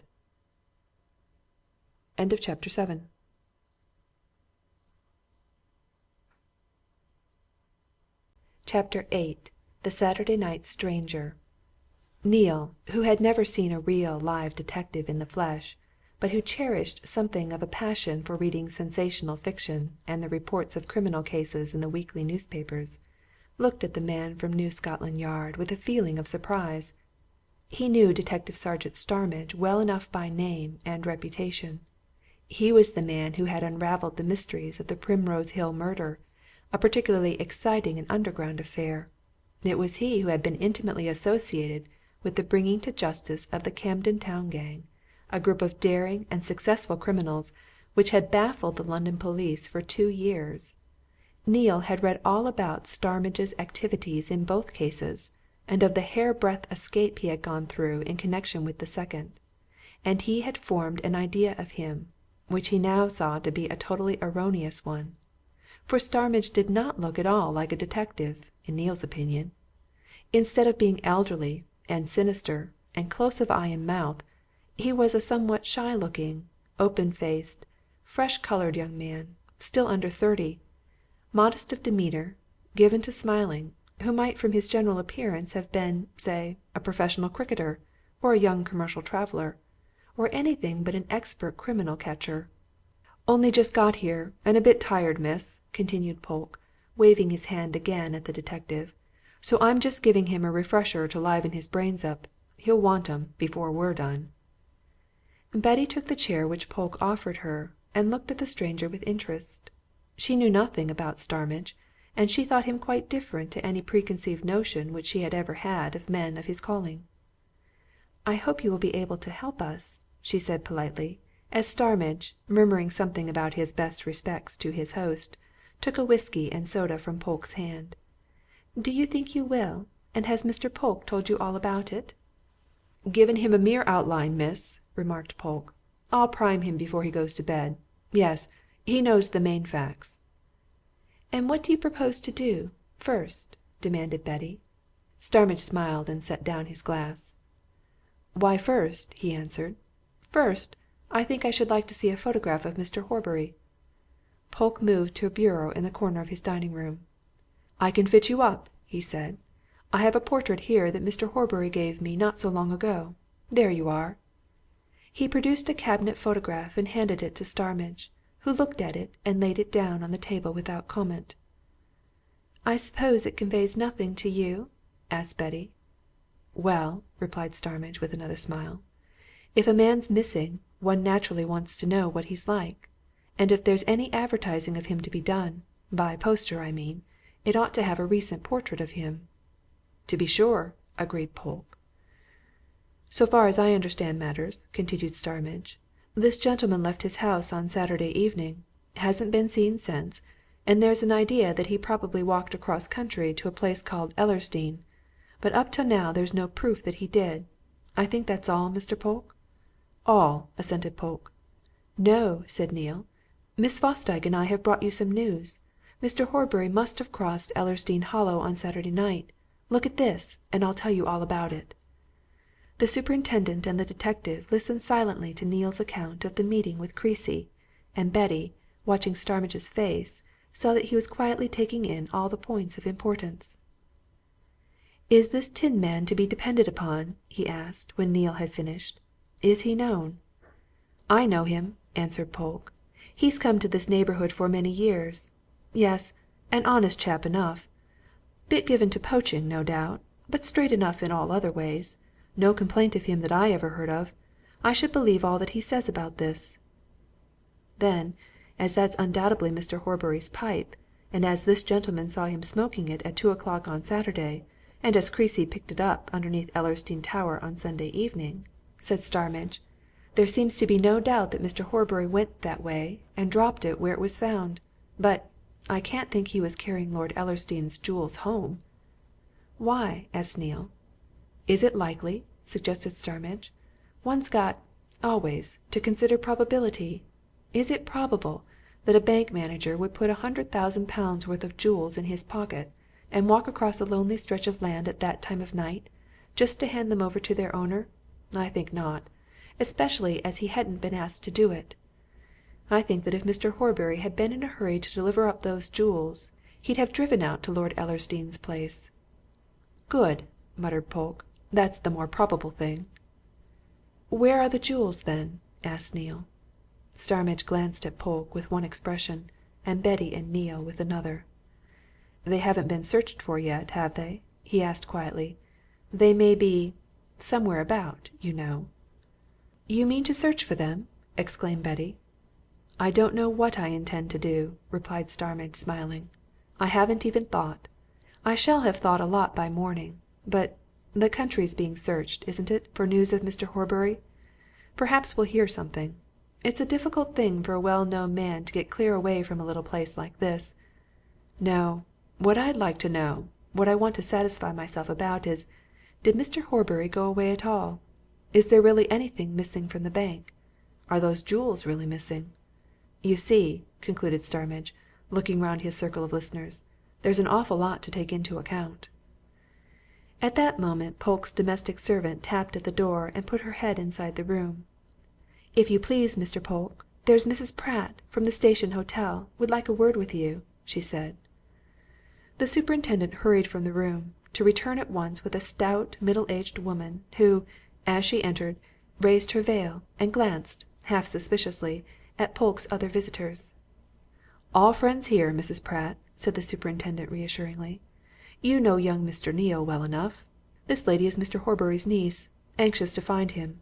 That gentleman's a friend of mine. You can say aught you like before him. Well, ma'am, you think you can tell me something about this affair? What might it be, now?" Mrs. Pratt, taking the chair which Starmidge placed for her at the end of the table, nodded a general greeting to the company, and lifting her veil and untying her bonnet strings, revealed a good-natured countenance. "Well, Mr. Polke," she said, turning to the superintendent, "taking your word for it that we're all friends, me being pretty sure, all the same, that this gentleman's one of your own profession, which I don't object to, I'll tell you what it is I've come up for, special, as it were, and me not waiting until after closing time to do it. But that town crier's been down our way, and hearing him making his call between our house and the station, and learning what it was all about, thinks I to myself, I'd best go up and see the super and tell him what I know. And," concluded Mrs. Pratt, beaming around her, "here I am." "Aye, and what do you know, ma'am?" asked Polke. "Something, of course." "Or I shouldn't be here," agreed Mrs. Pratt, smoothing out a fold of her gown. "Well, Saturday afternoon, the time being not so many minutes after 5:30 got in, and therefore you might say, at the outside 20 minutes to 6, a strange gentleman walked across from the station to our hotel, which is, as you are all well aware, exactly opposite. I happened to be in the bar parlour window at the time, and I saw him crossing saw, likewise, from the way he looked about him, and up and down the town above us, that he'd never been in Scarnham before, and happen I'd best tell you what he was like, while the recollection's fresh in my mind. A little gentleman he was, very well dressed in what you might call the professional style, dark clothes and so forth, and a silk top hat. I should say about 50 years of age, with a fresh complexion and a biggish grey moustache and a nicely rolled umbrella. Quite the little swell he was. He made for our door, and I went to the bar window to attend him. He wanted to know if he could get some food, and I said of course he could. We'd some uncommon nice chops in the house. So he ordered 3 chops and settlers, and then asked if we'd a telephone in the house, and could he use it. And, of course, I told him we had, and showed him where it was. After which he wanted a local directory, and I gave him Scammond's Guide. He turned that over a bit, and then, when he'd found what he wanted, he went to our telephone box, which, as you're well aware, Mr. Polke, is in our front hall, and into it he popped." Mrs. Pratt paused a moment and gave her listeners a knowing look, as if she was now about to narrate the most important part of her story. "But what you mayn't be aware of, Mr. Polke," she continued, "is that our telephone box, which has glass panels in its upper parts, has, at this present time, one of those panels broken. Our potman did it, carrying a plank through the hall. So that anyone passing to and fro, as it were, when anybody's using the telephone, can't help hearing a word or two of what's being said inside. Now, of course, I was passing in and out, giving orders for this gentleman's chops when he was in the box, and I heard a bit of what he said, though I didn't, naturally, hear aught of what was said to him, nor by who. But it's in consequence of what I did hear, and of what Tolson, the town crier, has been shouting down our way tonight, that I came up here to see you." "Much obliged to you, Mrs. Pratt," said Polke. Very glad to hear anything that may have to do with Mr. Horbury's disappearance. Now, what did you hear?" "What I heard," replied the landlady, "was this here, disjointed as you would term it. First of all, I hear the gentleman ask for town 23. Now, of course, you know whose number that there is, Mr. Polke." "Chestermarke's Bank," said Neale, turning to Betty. "Chestermarke's Bank it is, sir," assented Mrs. Pratt. "Which you know very well, as also I do, having oft called it up. Very well, I didn't hear no more just then, me going into the dining room to see that our maid laid the table proper. But when I was going back to the bar, I heard more. 'Along the river side,' says the gentleman. 'Straight on from where I am.' All right. Then after a minute, 'At 7:30 then?' he says. 'All right, I'll meet you.' And after that he rings off, and he went into the dining room, and in due course he had his chops, and some tart and cheese, and a pint of our bitter ale, and took his time, and perhaps about 7:15 he came to the bar and paid, and he took a drop of Scotch whisky, after which he says, 'It's very possible, landlady, that I may have to stop in town all the night. Have you a nice room that you can let me?' 'Certainly, sir,' says I. 'We've very good rooms, and bathrooms and every convenience. Shall I show you one?' 'No,' says he. 'This seems a good house, and I'll take your word for it. Keep your best room for me, then.' And after that he lighted a cigar and went out, saying he'd be back later.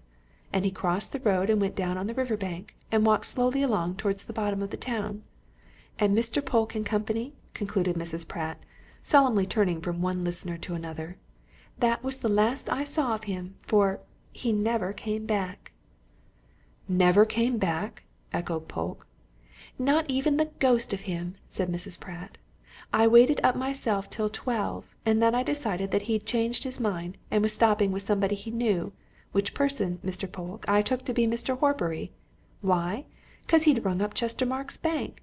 And who should he want at Chestermarke's Bank at 6 o'clock of a Saturday evening but Mr. Horbury? There wouldn't be nobody else there, as Mr. Neale'll agree."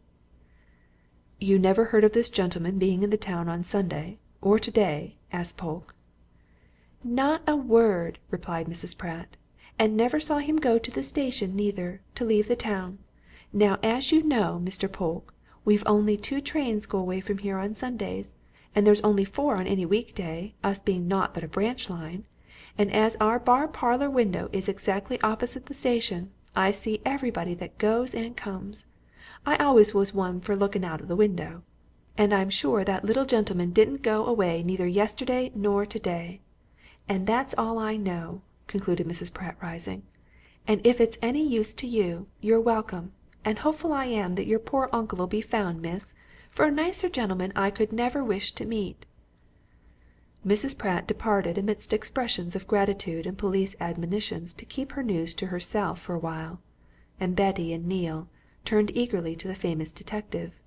But Starmidge appeared to have entered upon a period of silence, and made no further observation than that he would wait upon Miss Fosdyke in the morning, and presently the 2 young people followed Mrs. Pratt into the street and turned into the market-place. The last of the evening revellers were just coming out of the closing taverns, and to a group of them Tolson, the town crier, was dismally calling forth his announcement that £100 reward would be paid to any person who first gave news of having seen Mr. John Horbury on the previous Saturday evening or since. The clanging of his bell and the strident notes of his cracked voice sounded in the distance as Betty said good night to Neale and turned sadly into the Scarnham Arms. End of chapter 8.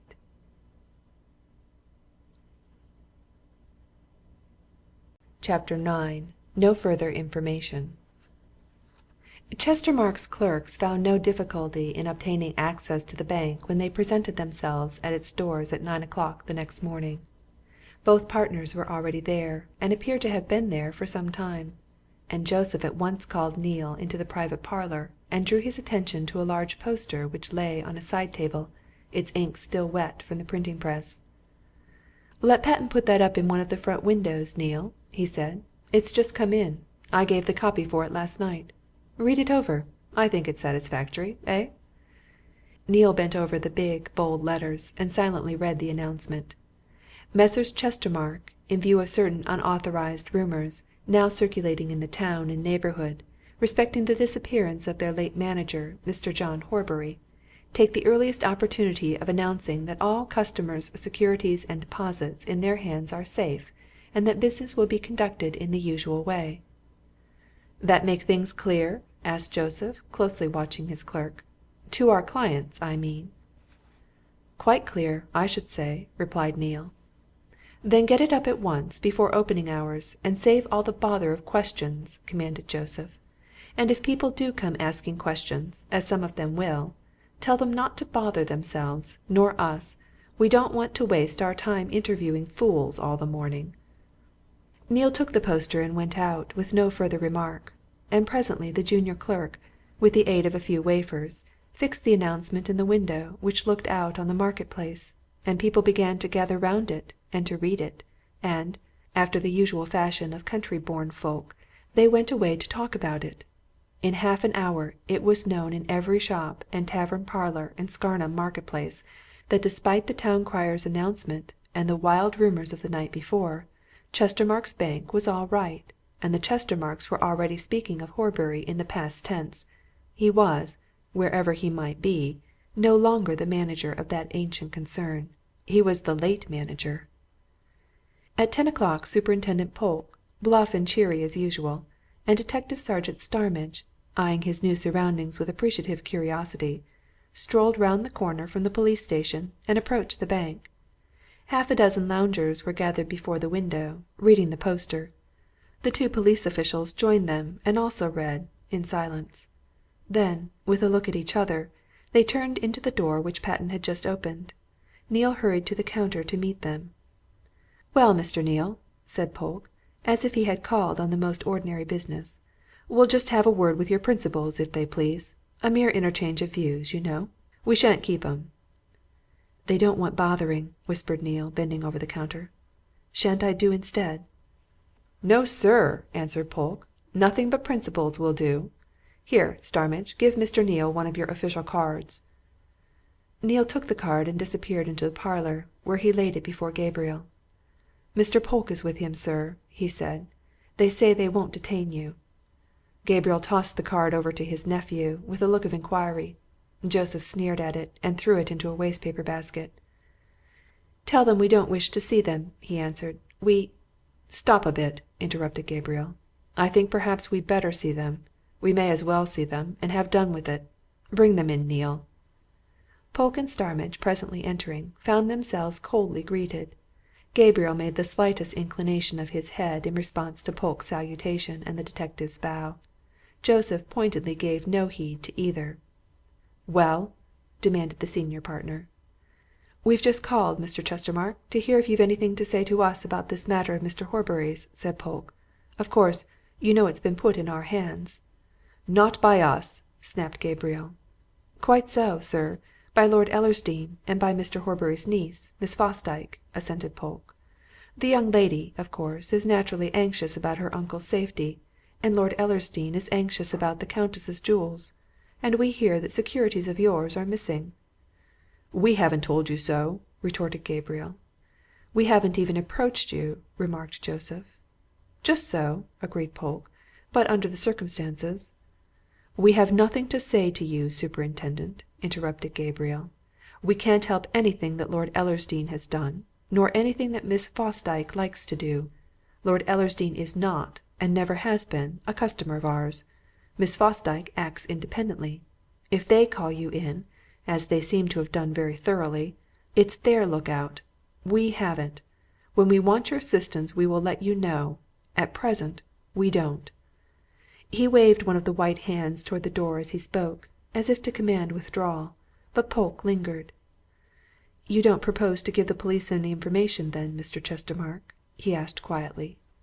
"At present we don't propose to give any information to anybody whom it doesn't concern," replied Gabriel. "As regards the mere surface facts of Mr. John Horbury's disappearance, you know as much as we do." "You don't propose to join in any search for him, or any attempt to discover his whereabouts, sir?" inquired Starmidge, speaking for the first time. Gabriel looked up from his paper, and slowly eyed his questioner.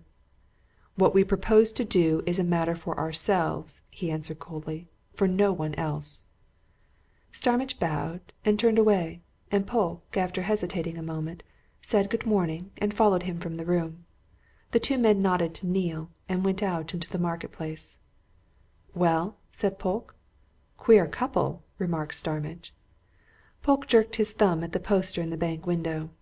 "Of course," he said, "so long as they can satisfy their customers that all's right so far as they're concerned, we can't get at what is missing that belongs to the Chestermarkes."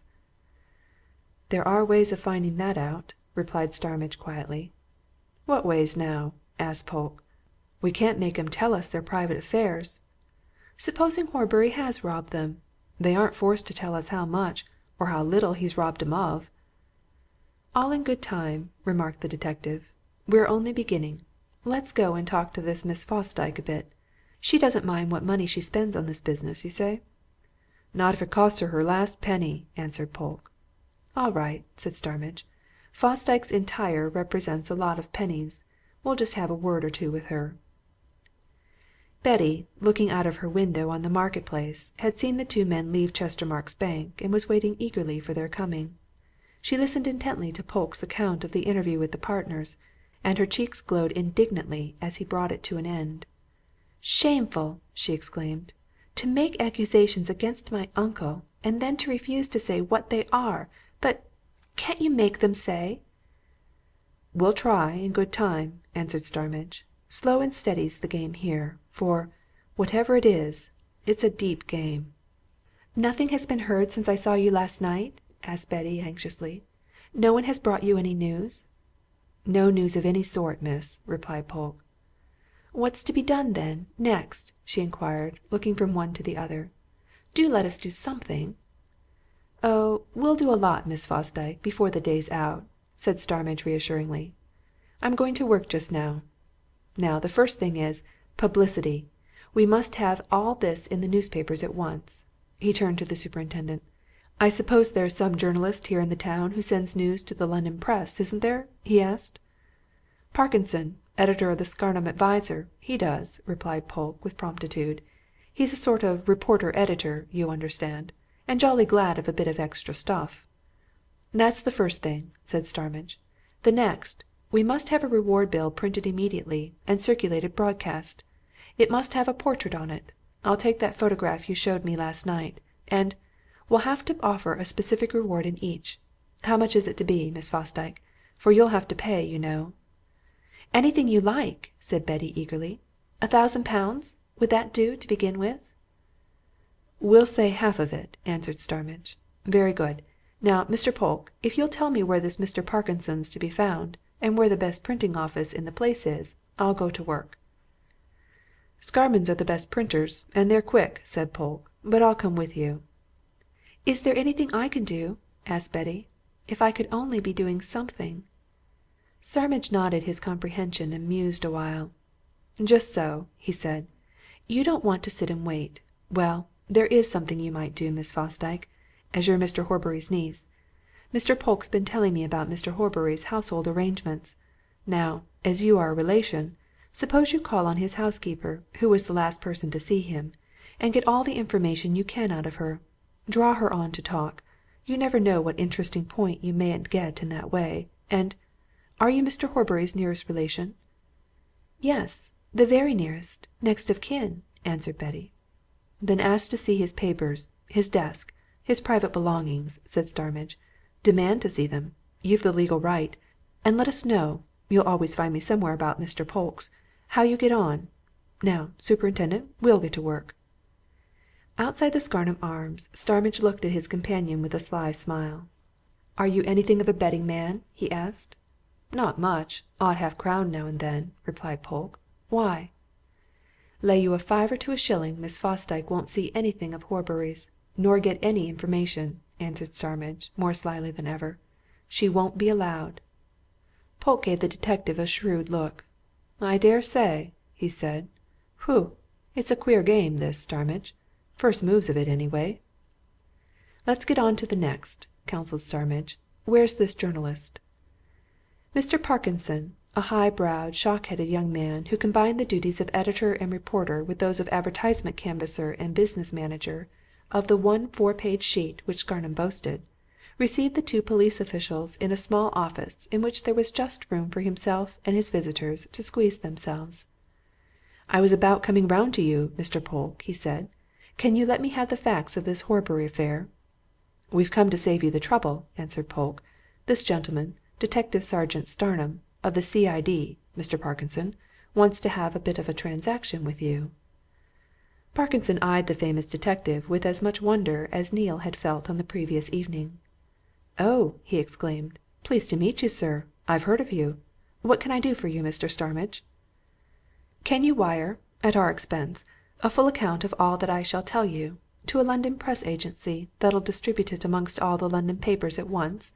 asked Starmidge. "You know what I mean." "I can," answered Parkinson. "And principal provincials, too. It'll be in all the evening papers this very night, sir." "Then come on," said Starmidge, dropping into a chair by the editorial desk. "I'll tell you all about it." Polke listened admiringly while the detective carefully narrated the facts of what was henceforth to be known as the Scarnham mystery. Nothing appeared to have escaped Starmidge's observation and attention, and he was surprised to find that the detective's presentation of the case was not that which he himself would have made. Starmidge did no more than refer to the fact that Lady Ellersdeane's jewels were missing. He said nothing whatever about the rumours that some of Chestermarke's securities were said to have disappeared. But on one point he laid great stress the visit of the little gentleman with the large grey moustache to the Station Hotel at Scarnham on the very evening whereon John Hornbury disappeared, and to the fragments of conversation overheard by Mrs. Pratt. He described the stranger as Mrs. Pratt had described him, and appealed to him, if he read this news, to come forward at once. Finally, he supplemented his account with a full description of John Horbury, carefully furnished by the united efforts of Polke and Parkinson, and wound up by announcing the £500 reward. "All over England tonight and tomorrow morning, sir," said Parkinson, gathering up his copy. "Now I'm off to wire this at once. Great engine, the press, Mr. Starmidge. I dare say you find it very useful in your walk of life." Starmidge followed Polke into the market-place again. "Now for that reward bill," he said. "I don't set so much store by it, but it's got to be done. It all helps. There's Miss Fosdyke. Going to have a try at her bit?" He pointed down the broad pavement with an amused smile. Betty Fosdyke, attired in her smartest, was just entering the portals of Chestermarke's Bank.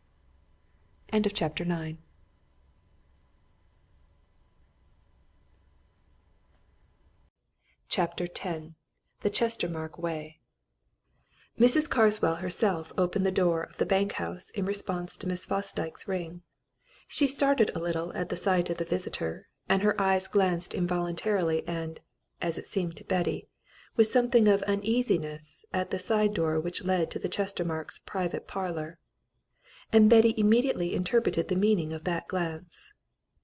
"No, Mrs. Carswell," she said, before the housekeeper could speak. "I haven't come to call on either Mr. Gabriel or Mr. Joseph Chestermarke. I came to see you. Mayn't I come in?" Mrs. Carswell stepped back into the hall, and Betty followed. For a moment the two looked at each other, and in the elder woman's eyes there was still the same expression, and it was with obvious uncertainty, if not with positive suspicion, that she waited. "You have not heard anything of Mr. Horbury?" asked Betty, who was not slow to notice the housekeeper's demeanour. "Nothing," replied Mrs. Carswell, with a shake of the head. "Nothing at all. No one has told me anything." Betty turned to the door of the dining-room. "Very well," she said. "I dare say you know, Mrs. Carswell, that I'm my uncle's nearest relation. Now I want to go through his papers and things. I want to see his desk, his last letters, anything and everything there is." She laid a hand on the door, and Mrs. Carswell suddenly found her tongue. "Oh, miss!" she said in a low, frightened voice. "You can't. That room's locked up. So is the study, where all Mr. Horbury's papers are. So is his bedroom. Mr. Joseph Chestermarke locked them all up last night. He has the keys. Nobody's to go into them, nor into any other room, without his permission." Betty's cheeks began to glow, and an obstinate look to settle about her lips. "Oh!" she exclaimed. "But I think I shall have something to say about that, Mrs. Carswell. Ask Mr. Joseph Chestermarke to come here a minute." The housekeeper shrunk back. "I daren't, Mrs. Fosdyke," she answered. "It would be as much as my place was worth." "I thought you were my uncle's housekeeper," suggested Betty. "Aren't you? Or are you employed by Mr. Joseph Chestermarke? Come now." Mrs. Carswell hesitated. It was very evident that she was afraid. But of what? "So far as I know," continued Betty, "this is my uncle's house, and you are his servant. Am I right or wrong, Mrs. Carswell?" "Right as regards my being engaged by Mr. Horbury," replied the housekeeper. "But the house belongs to them. Mr. Horbury, so I understand, had the use of it it was reckoned as part of his salary. It's their house, miss." "But, anyway, my uncle's effects are his, and I mean to see them," insisted Betty. "If you won't call Mr. Joseph, or Mr. Gabriel, out, I shall walk into the bank at the front door and demand to see them. You'd better let one of them know I'm here, Mrs. Carswell. I'm not going to stand any nonsense." Mrs. Carswell hesitated a little, but in the end she knocked timidly at the private door, and presently Joseph Chestermarke opened it, looked out, saw Betty, and came into the hall. He offered his visitor no polite greeting, and for once he forgot his accustomed sneering smile. Instead, he gave the housekeeper a swift look which sent her away in haste, and he turned to Betty with an air of annoyance. "Yes?" he asked abruptly. "What do you want?" "I want to go into my uncle's house into his rooms," said Betty. "I am his next of kin. I wish to examine his papers." "You can't," answered Joseph. "We haven't examined them ourselves yet." "What right have you to examine them?" demanded Betty. "Every right!" retorted Joseph. "Not his private belongings," she said firmly. "This is our house you're not going into it," declared Joseph. "Nobody's going into it without our permission." "We'll see about that, Mr. Joseph Chestermarke," replied Betty. "Supposing, my uncle is dead, I've the right to examine anything he's left. I insist upon it. I insist on seeing his papers, looking through his desk, and at once." "No," said Joseph. "Nothing of the sort. We don't know that you've any right. We don't know that you're his next of kin. We're not legally aware that you're his niece. You say you are, but we don't know it, as a matter of real fact. You'd better go away." Betty's cheeks flamed hotly, and her eyes flashed. "So that's your attitude to me!" she exclaimed. "Very well but you shall soon see whether I am what I say I am. What are you and your uncle implying? Suggesting? Hinting at?" she went on, suddenly letting her naturally hot temper get the better of her. "Do you realize what an utterly unworthy part you are playing? You accuse my uncle of being a thief, and you dare not make any specified accusation against him. You charge him with stealing your securities, and you daren't tell the police what securities. I don't believe you've a security missing. Nobody believes it. The police don't believe it. Lord Ellersdeane doesn't believe it. Why, your own clerk, Mr. Neale, who ought to know if anybody does, doesn't believe it. You're telling lies, Mr. Joseph Chestermarke. There! Lies! I'll denounce you to the whole town. I'll expose you. I believe my uncle has met with some foul play, and as sure as I am his niece, I'll probe the whole thing to the bottom. Are you going to admit me to those rooms?" The door of the private room, which Joseph had left slightly ajar behind him, was pushed open a little, and Gabriel's colourless face looked out. "Tell the young woman to go and see a solicitor," he said, and vanished again. Joseph glanced at Betty, who was still staring indignantly at him. "You hear?" he said quietly.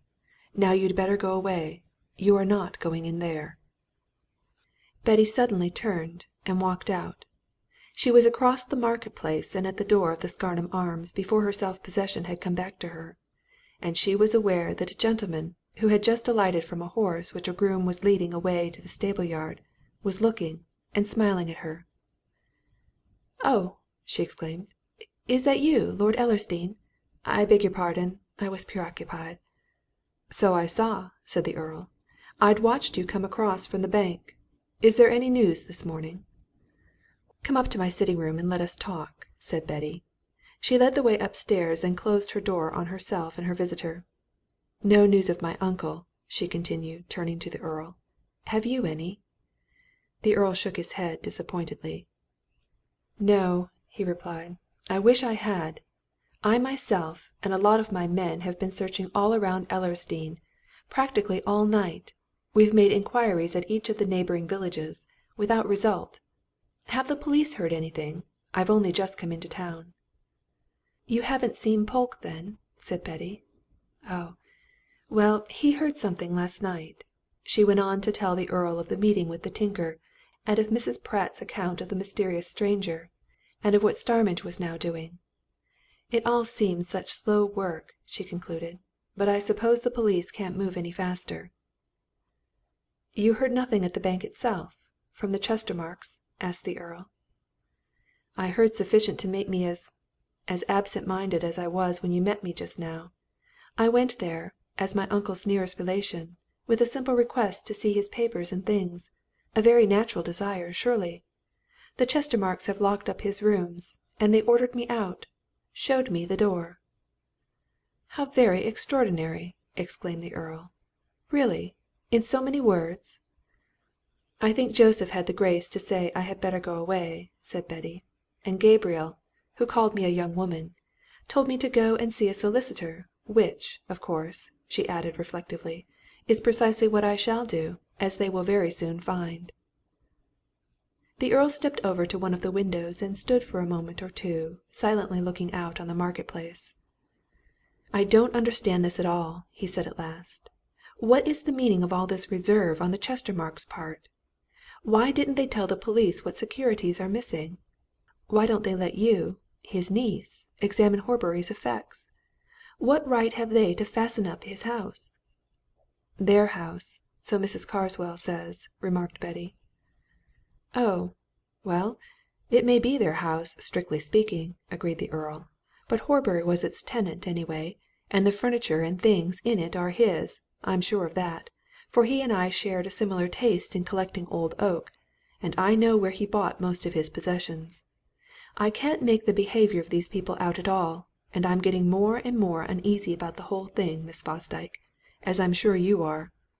I wonder if the police will find the man who came to the Station Hotel on Saturday. Now, if they could lay their hands on him, and get to know who he was, and what he wanted, and if he really met your uncle—" The Earl suddenly paused and turned from the window with a glance at Betty. "There's young Mr. Neale coming across from the bank," he observed. "I think he's coming here. By the by, isn't he a relation of Horbury's?" "No," said Betty. "But my uncle was his guardian. Is he coming here, Lord Ellersdeane?" "Straight here," replied the Earl. "Perhaps he's got some news." Betty had the door open before Neale could knock at it. He came in with a smile, and glanced half whimsically, half as if he had queer news to give, at the two people who looked so inquiringly at him. "Well?" demanded Betty. "What is it, Wallie? Have these two precious principals sent you with news?" "They're not my principals any longer," answered Neale. He laid down some books and an old jacket on the table. "That's my old working coat," he went on with a laugh. "I've worn it for the last time at Chestermarke's. They've dismissed me." Lord Ellersdeane turned sharply from the window, and Betty indulged in a cry of indignation. "Dismissed? You?" she exclaimed. "Dismissed?" "With a quarter's salary in lieu of notice," laughed Neale, slapping his pocket. "I've got it here, in gold." "But why?" asked Betty. Neale shook his head at her. "Because you told old Joseph that I didn't believe them when they said that some of their securities were missing," he answered. "You did it. As soon as you'd gone, they had me in, told me that it was contrary to their principles to retain servants who took sides with other people against them, handed me a cheque, and told me to cash it forthwith and depart. And here I am." "You don't seem to mind this very much, Mr. Neale," observed the Earl, looking keenly at this victim of summary treatment. "Do you?" "If your lordship really wants to know," answered Neale, "I don't. I'm truly thankful. It's only what would have happened in another way. I meant to leave Chestermarke's. If it hadn't been for Mr. Horbury, I should have left ages ago. I hate banking. I hated the life. And I disliked Chestermarke's immensely. Now, I'll go and have a free life somewhere in Canada or some equally spacious clime, where I can breathe." "Not at all!" said Betty decidedly. "You shall come and be my manager in London. The brewery wants one, badly. You shall have a handsome salary, Wallie, much more than you had at that beastly bank." "Very kind of you, I'm sure," laughed Neale. "But I think I'm inclined to put breweries in the same line with banks. Don't you be too rash, Betty. I'm not exactly cut out for commercialism. Not," he added reflectively, "not that I haven't been a very good servant to Chestermarkes. I have. But Chestermarkes are what they are." The Earl, who had been watching the two young people with something of amused interest, suddenly came forward from the window. "Mr. Neale," he said. "My lord," responded Neale. "What's your honest opinion about your late principals?" asked the Earl. Neale shook his head slowly and significantly. "I don't know," he answered. "Do you know that they've, just now, refused Miss Fosdyke permission to examine her uncle's belongings?" continued the Earl. "That they wouldn't even let her enter the house?" "No, I didn't know," replied Neale. "But I'm not surprised. Nothing that those two could do would ever surprise me." "Feeling that, what do you advise in this case?" asked the Earl. "Come, you're no longer in their employ. You can speak freely now. What do you think?" "Well," said Neale, after a pause, and speaking with unusual gravity, "I think the police ought to make a thorough examination of the bank house. I'm surprised it hasn't been thought of before." The Earl picked up his hat. "I've been thinking of it all morning," he said. "Come, let us all go round to Polke."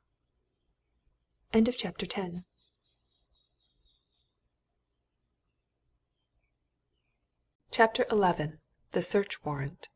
As they turned out of the market-place into the street leading to the police station, Lord Ellersdeane and his companions became aware of a curious figure which was slowly preceding them that of a very old man whose massive head and long white hair, falling in thick shocks about his neck, was innocent of covering, whose tall, erect form was closely wrapped about in a great, many-caped horseman's cloak, which looked as if it had descended to him from some early Georgian ancestor. In one hand he carried a long staff, the other clutched an ancient folio.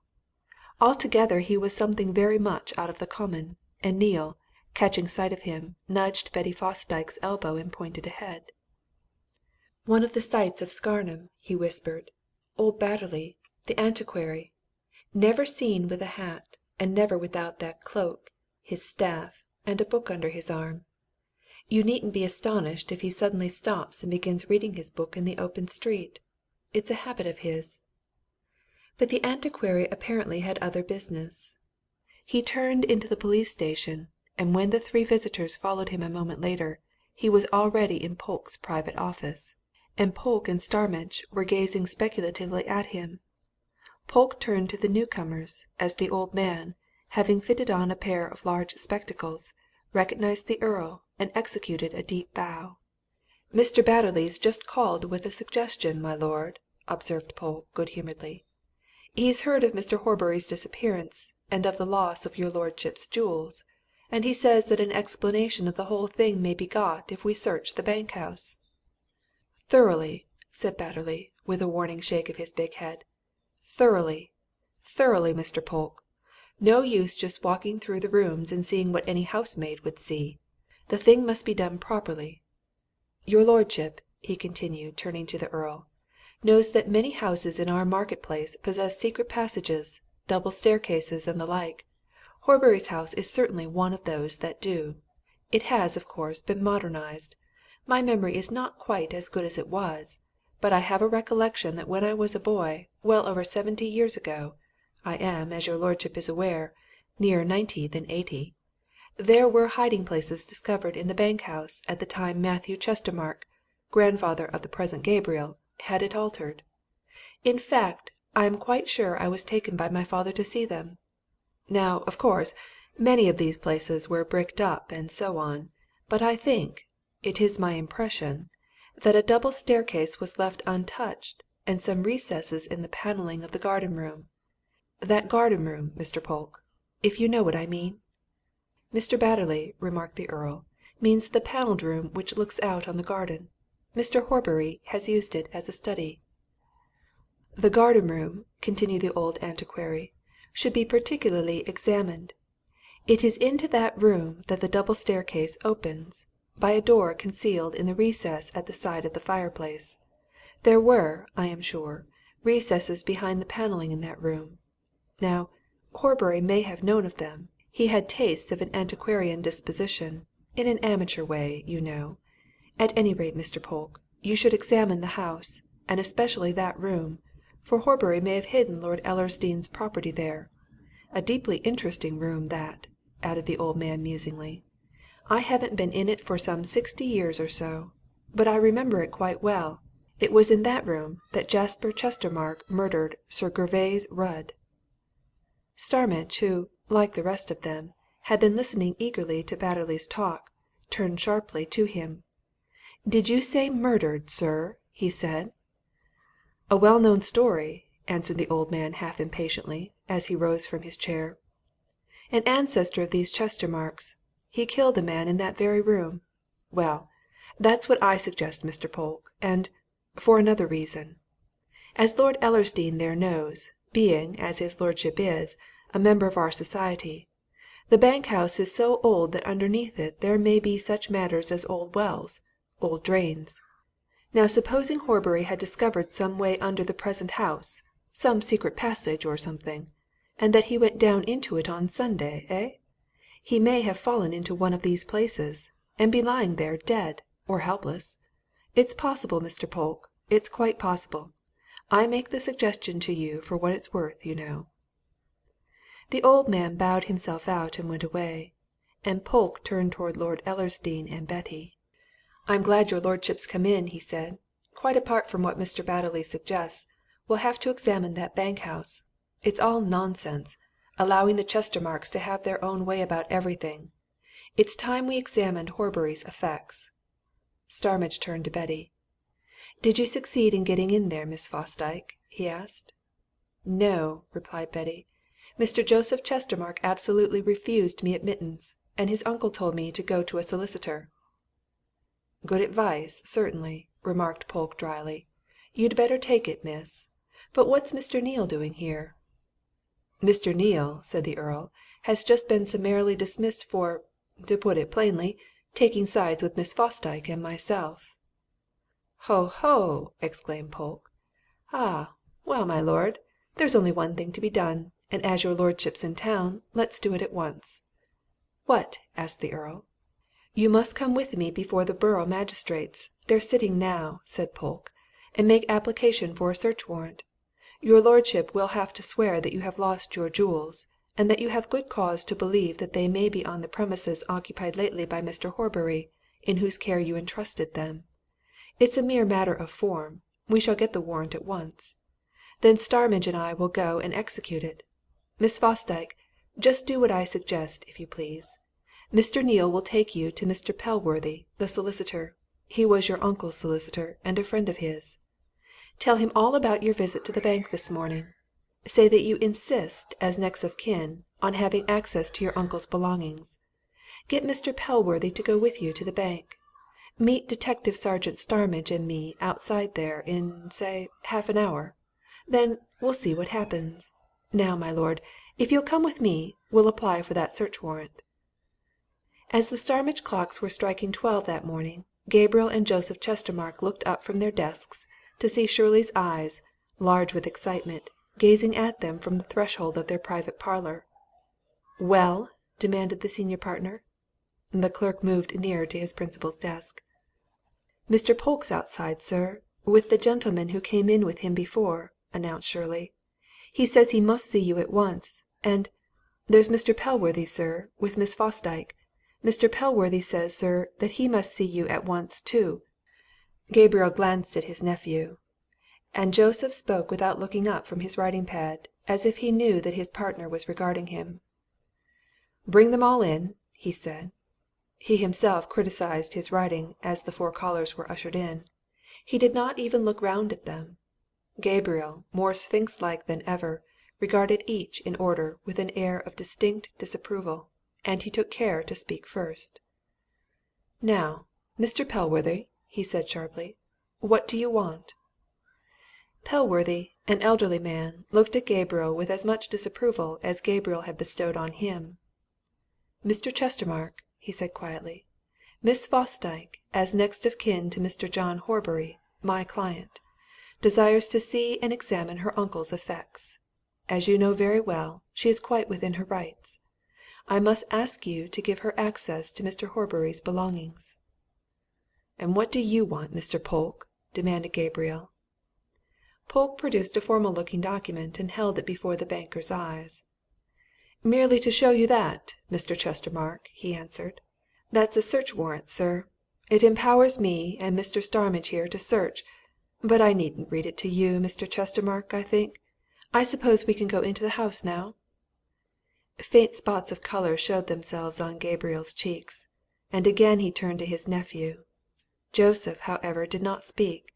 Instead, he turned to the wall at his side and pressed a bell. A moment later, a maid-servant opened the private door which communicated with the house, and looked inquiringly and a little nervously inside. Joseph frowned at her. "I rang twice," he said. "That meant Mrs. Carswell. Send her here." The girl hesitated. "If you please, sir," she said at last, "Mrs. Carswell isn't in, sir. She's out." Joseph turned sharply.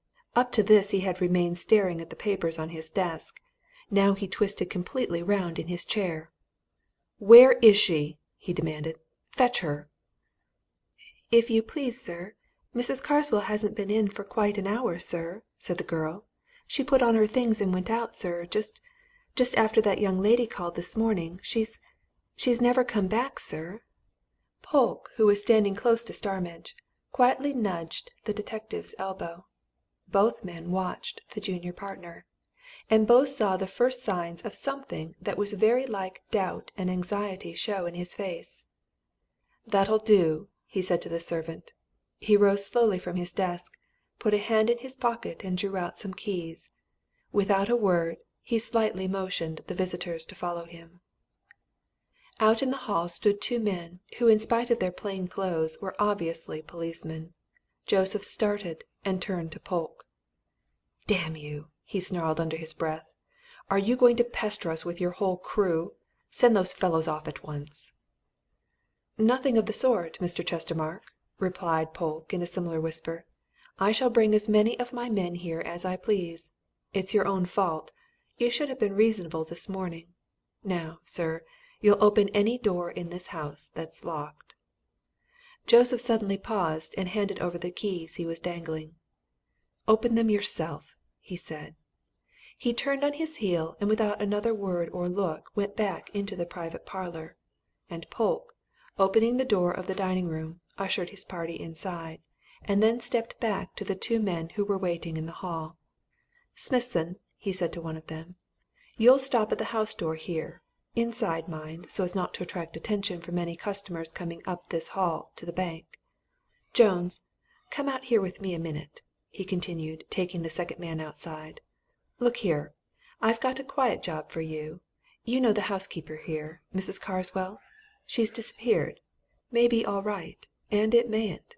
Now, you go out and take a look round for her, and go to the cab stand at the corner of the Moot Hall, and just find out if she's taken a taxi from them, and if so, where she wanted to be driven to.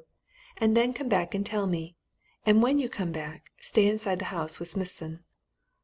The policeman nodded his comprehension of these instructions and went out, and Polke turned back to the dining room and closed the door.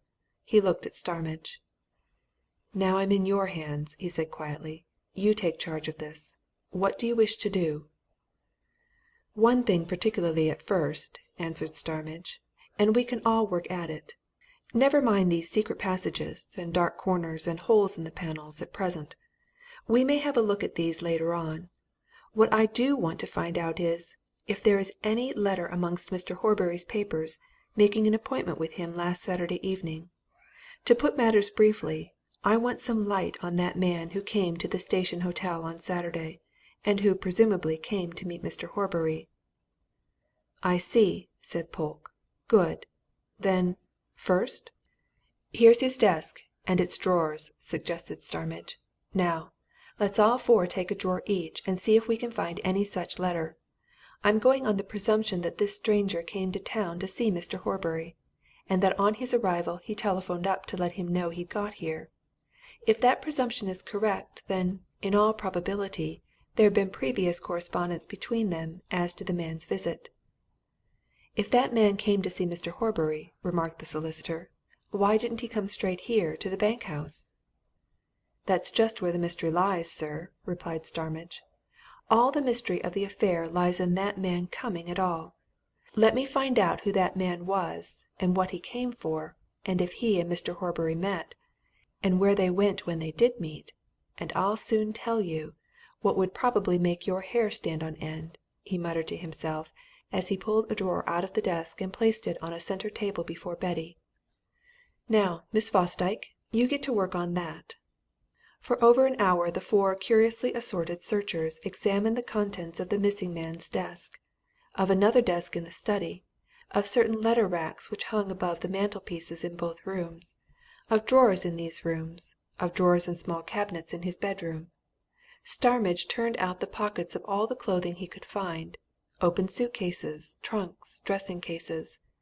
They found nothing of the nature desired, and just as 1:30 came, and Polke was wondering what Starmidge would do next, Jones came back and called him into the inner hall. "I've got some news of her," he whispered. "She's off from Scarnham, anyway, sir. I couldn't get any word of her in the town, nor at the cab places. In fact, it's only within the last 5 minutes that I've got it." "Well?" demanded Polke eagerly. "And what is it?" "Young Mitchell, who has a taxi cab of his own, you know," said Jones. "He told me heard I was inquiring. He says that at 10:30, just as he was coming out of his shed in River Street, Mrs. Carswell came up and asked him to drive her to Ecclesborough. He did, and they got there at 11:30. He set her down at the Exchange Station, then he came back, alone. So she's got 2 hours' good start, sir, if she's really off."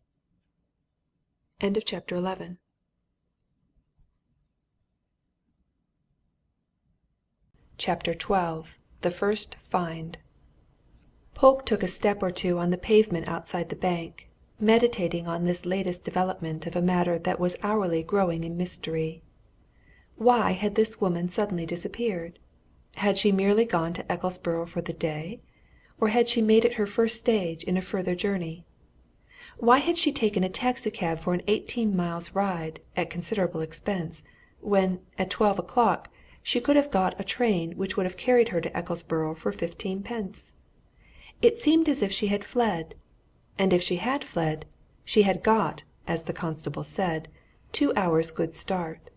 And in Ecclesborough, too, a place with a population of 500,000, where there were 3 big railway stations, from any one of which a fugitive could set off east, west, north, south, at pleasure, and with no risk of attracting attention. 2 hours! Polke knew from long experience what could be done in 2 hours by a criminal escaping from justice. He turned back to speak to his man, and as he turned, Joseph Chestermarke came out of the bank. Joseph gave him an insolent stare, and was about to pass him without recognition. But Polke stopped him. "Mr. Chestermarke, you heard that the housekeeper here has disappeared?" he asked sharply. "Can you tell anything about it?" "What have I to do with Horbury's housekeeper?" retorted Joseph. "Do your own work." He passed on, crossing the Market-Place to the Scarnham Arms, and Polke, after gazing at him in silence for a moment, beckoned to his policeman. "Come inside, Jones," he said. He led the way into the house and through the hall to kitchens at the back, where 2 women servants stood whispering together. Polke held up a finger to the one who had answered Joseph Chestermarke's summons to the parlour that morning. "Here," he said, "a word with you. Now exactly when did Mrs. Carswell go out? You needn't be afraid of speaking, my girl. It'll go no further, and you know who I am." "Not so very long after that young lady was here, Mr. Polke," answered the girl, readily enough. "Within a quarter of an hour at the most." "Did she say where she was going to either of you?" asked Polke. "No, sir, not a word." "To neither of us," said the other, an older woman. drawing nearer. "She just went, Mr. Polke." "Had any message telegram or aught of that sort come for her?" asked Polke. "Had anybody been to see her?" "There were no messages that I know of," said the housemaid. "But Mr. Joseph came to speak to her." "When?" demanded Polke. "Just after the young lady had gone. He called her out of the kitchen, and they stood talking in the passage there a bit," answered the elder woman. "Of course, Mr. Polke, we didn't hear naught, but we saw 'em." "What happened after that?" asked Polke. "Naught but that Mr. Joseph went away, and she came back in here for a minute or two, and then went upstairs. And next thing she came down, dressed up, and went out. She said nothing to us," replied the woman. "You saw her go out?" said Polke. Both women pointed to the passage which communicated with the hall.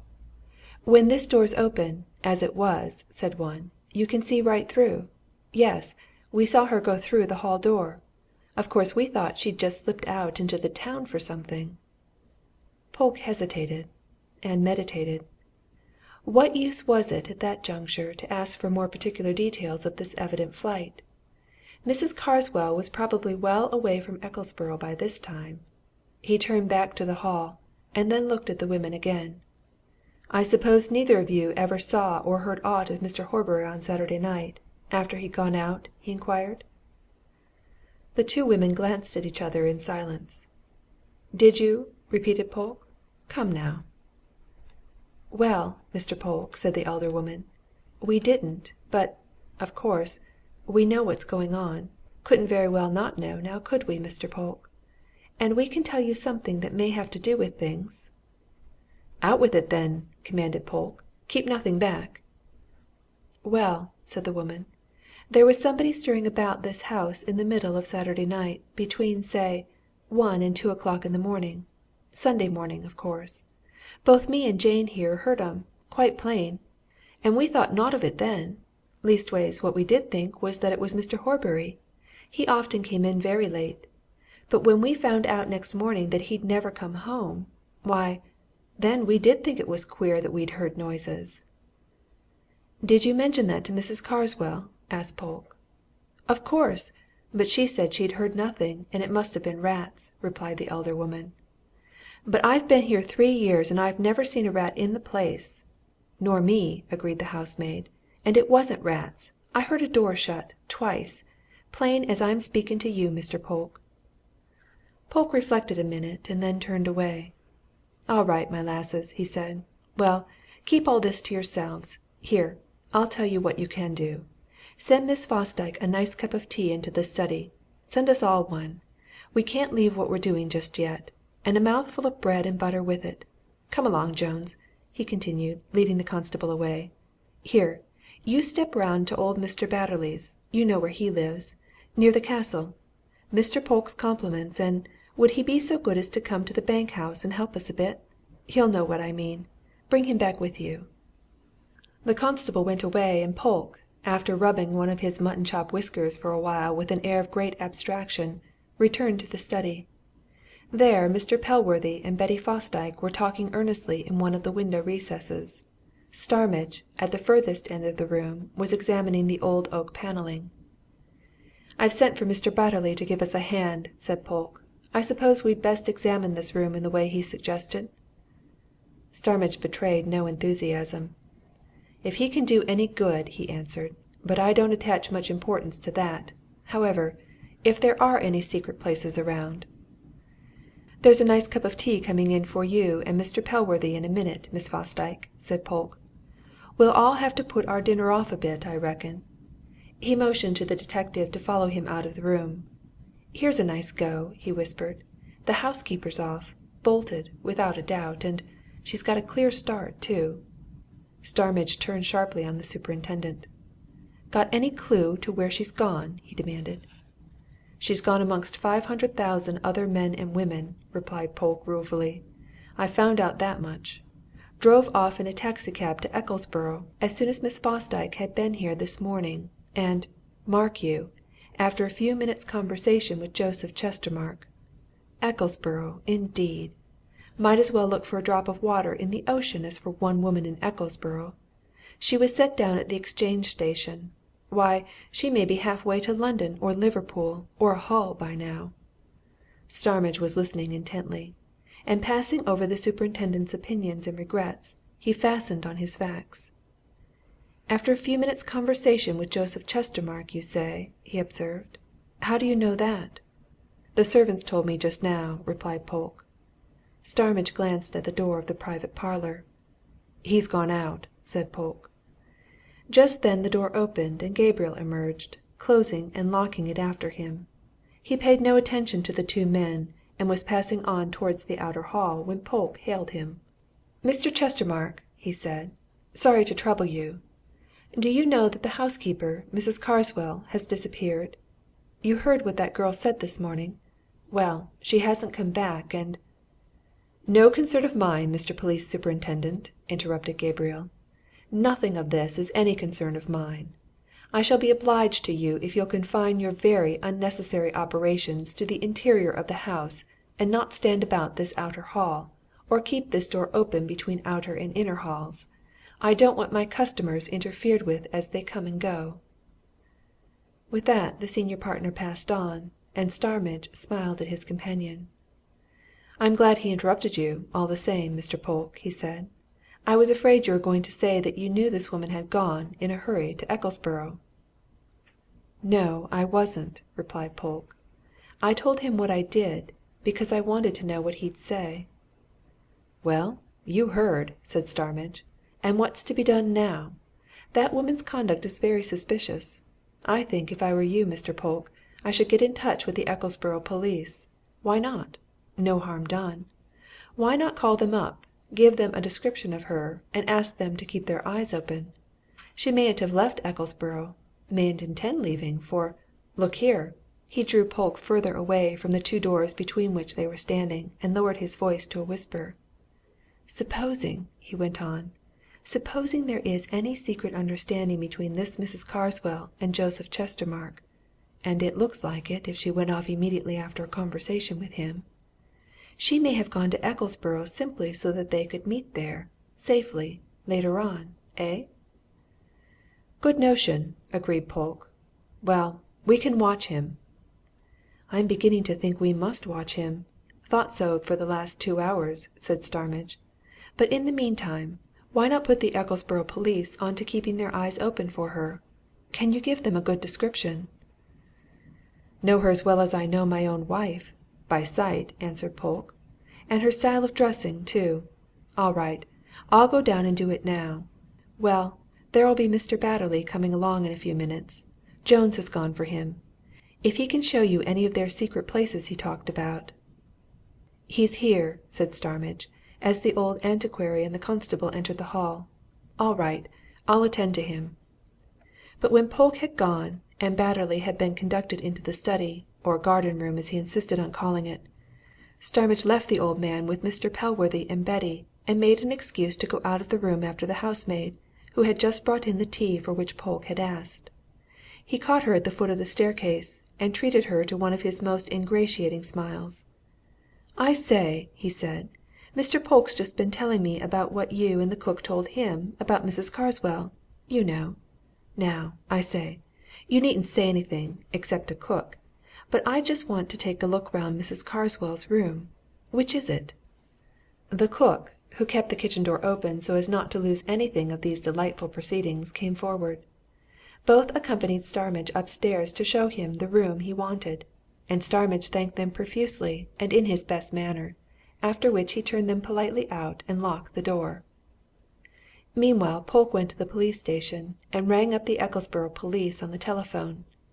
He gave them a full, accurate, and precise description of Mrs. Carswell, and a detailed account of her doings that morning, and begged them to make inquiry at the 3 great stations in their town. The man, with whom he held conversation, calmly remarked that as each station at Ecclesborough dealt with a few thousand of separate individuals every day, it was not very likely that booking clerks or platform officials would remember any particular persons, and Polke sorrowfully agreed with him. Nevertheless, he begged him to do his best. The far-off partner in this interchange of remarks answered that they would do a lot better if Mr. Polke would tell them something rather more definite. Polke gave it up at that, and went off into the market-place again, to return to the bank. But before he reached the bank he ran across Lord Ellersdeane, who, hanging about the town to hear some results of the search, had been lunching at the Scarnham Club, and now came out of its door. "Any news so far?" asked the Earl.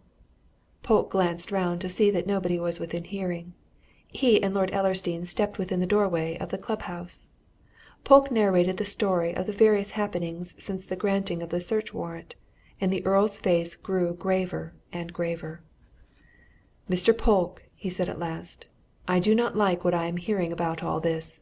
It's a most suspicious thing that the housekeeper should disappear immediately after Miss Fosdyke's first call this morning, and that she should have had some conversation with Mr. Joseph Chestermarke before she went. Really, one dislikes to have to say it of one's neighbours, and of persons of the standing of the Chestermarkes, but their behaviour is "Suspicious, my lord, suspicious," said Polke. "There's no denying it, and yet they're what you might call so defiant, so brazen-faced and insolent, that " "Here's your London man," interrupted the Earl. "What is he after now?" Starmidge came out of the door of the bank-house, alone. He caught sight of Polke and Lord Ellersdeane, smiled and hurried towards them. He carried something loosely wrapped in brown paper in his hand. As he stepped into the doorway of the club-house, he took the wrapping off, and showed a small morocco-covered box on which was a coronet in gold. "Does your lordship recognize that?" he asked. "My wife's jewel casket, of course!" exclaimed the Earl. "Of course it is! Bless me! Where did you find it?" "In the chimney, in Mrs. Carswell's bedroom," answered Starmidge, with a grimace at Polke. "It's empty."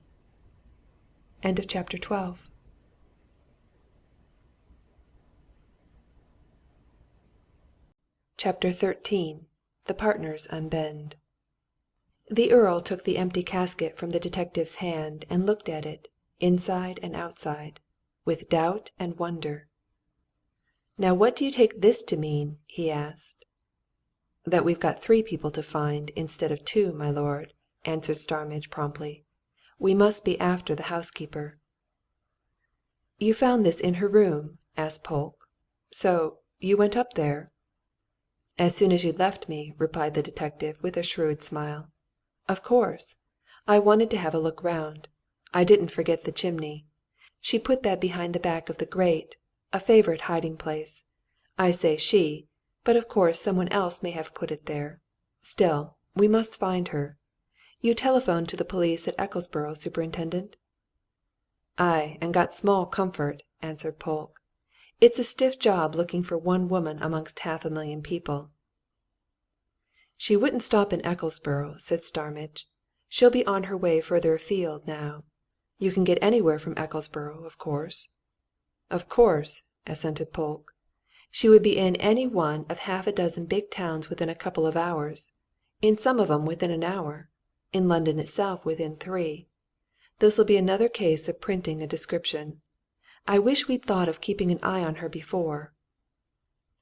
"We haven't got to the stage where we can think of everything," observed Starmidge. "We've got to take things as they come. Well, there's one thing that can be done now," he went on, looking at the Earl, "if your lordship will be kind enough to do it." "I'll do anything that I can," replied Lord Ellersdeane. "What is it?" "If your lordship would just make a call on the 2 Mr. Chestermarkes," suggested Starmidge. "To tell them, of course, of that," he added, pointing to the empty casket. "Your lordship will get some attention, I suppose. They won't give any attention to Polke or myself. If your lordship would just tell them that your casket, emptied of its valuable contents, had been found hidden in Mrs. Carswell's room, perhaps they'll listen, and what is much more important give you their views of the matter. I," concluded Starmidge dryly, "should very much like to hear them." The Earl made a wry face. "Oh, all right!" he answered. "If I must, I must. It's not a job that appeals to me, but very well, I'll go now." "And we," said Starmidge, turning to Polke, "had better join the others and see if the old antiquary gentleman has found any of these secret places he talked of." Lord Ellersdeane found no difficulty in obtaining access to the partners. He was shown into their room with all due ceremony as soon as Shirley announced him. He found them evidently relaxing a little after their lunch, from which they had just returned.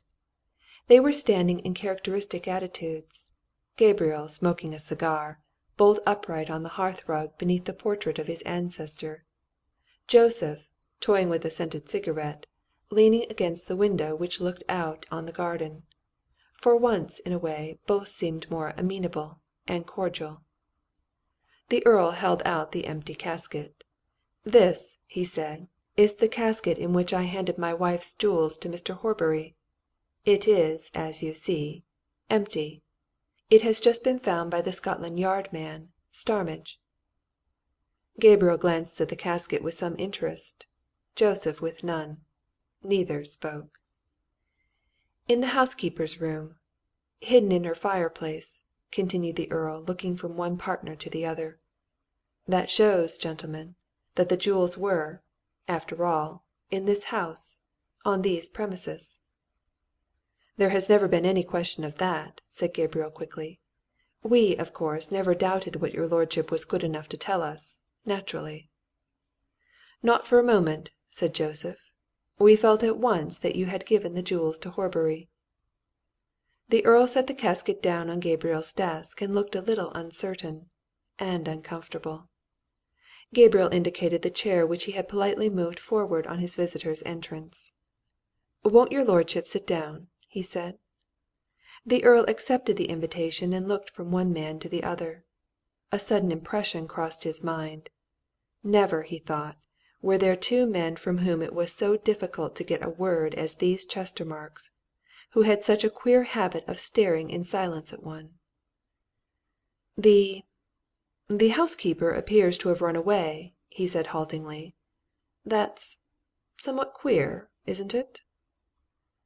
"We understand Mrs. Carswell has left the house and the town," replied Gabriel. "As to its being queer well, all this is queer." "And all of a piece," remarked Joseph. The Earl was glad that the junior partner made that remark, and he turned to him.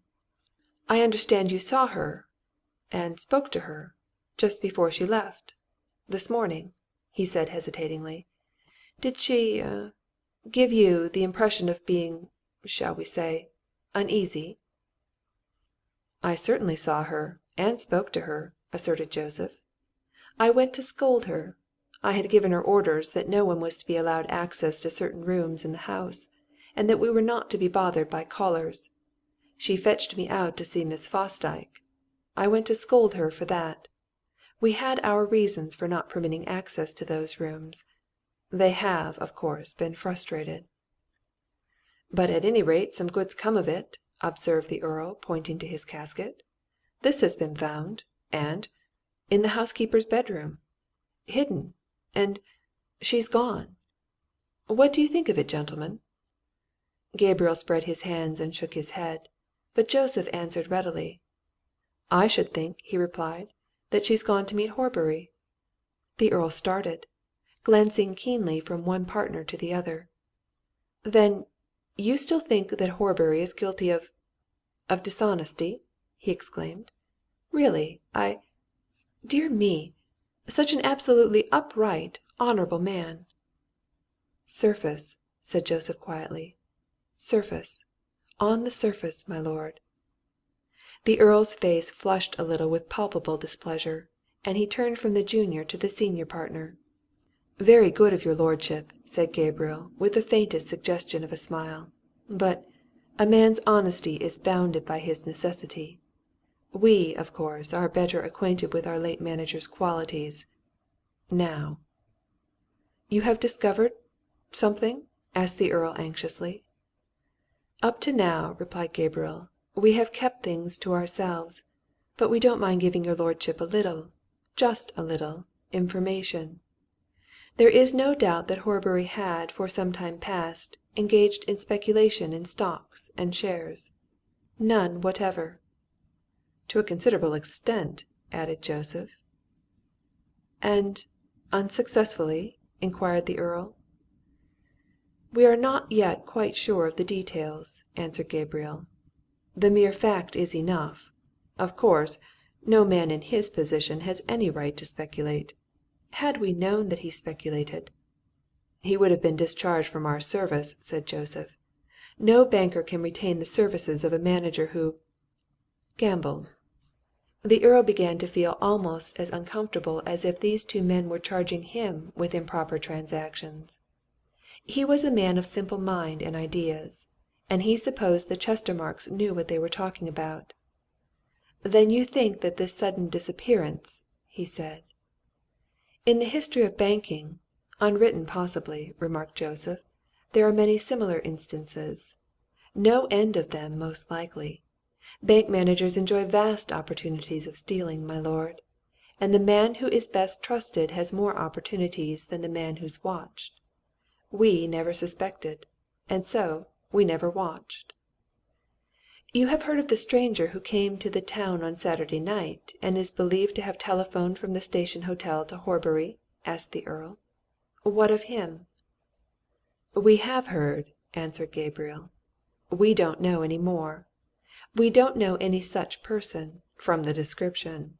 But we have no doubt he did meet Horbury, and that his visit had something, probably everything, to do with Horbury's disappearance." "But how could he disappear?" asked the Earl. "I mean to say, how could such a well-known man disappear so completely, without anybody knowing of it? It seems impossible." "If your lordship will think for a moment," said Joseph, "you will see that it is not merely not impossible, but very easy. Horbury was a great pedestrian. He used to boast of his 30 and 40-mile walks. Now we are well within 20 miles of Ecclesborough. Ecclesborough is a very big town. What was there to prevent Horbury, during Saturday night, from walking across country to Ecclesborough? Nothing. If after interviewing that strange man he decided to clear out at once, he'd nothing to do but set off, over a very lonely stretch of country, every inch of which he knew, to Ecclesborough. He would be in Ecclesborough by an early hour in the morning. Now in Ecclesborough there are 3 stations, big stations. He could get away from any one of them. What booking clerk or railway official would pay any particular attention to him? The thing is ridiculously easy." "What of the other man?" asked the Earl. "If there were 2 men, together, at an early hour, eh?" "They need not have caught a train at a very early hour," replied Joseph. "They need not have been together when they caught any train. I don't say they went together. I don't say they went to Ecclesborough. I don't say they caught a train. I only say what, it must be obvious, they easily could do without attracting attention." "The fact of Horbury's disappearance is unchallengeable," remarked Gabriel quietly. "We know why he disappeared." "I should think," said Joseph still more quietly, "that Lord Ellersdeane also knows by now." "No, I don't!" exclaimed the Earl, a little sharply. "I wish I did!" Joseph pointed to the casket. "Why have the police been officially and officiously searching the house, then?" he asked. "To see if they could get any clue to his disappearance," replied the Earl. "And they found that!" retorted Joseph. "In the housekeeper's room," said the Earl. "She may have appropriated the jewels." "I think your lordship must see that that is very unlikely, without collusion between Horbury and herself," remarked Gabriel.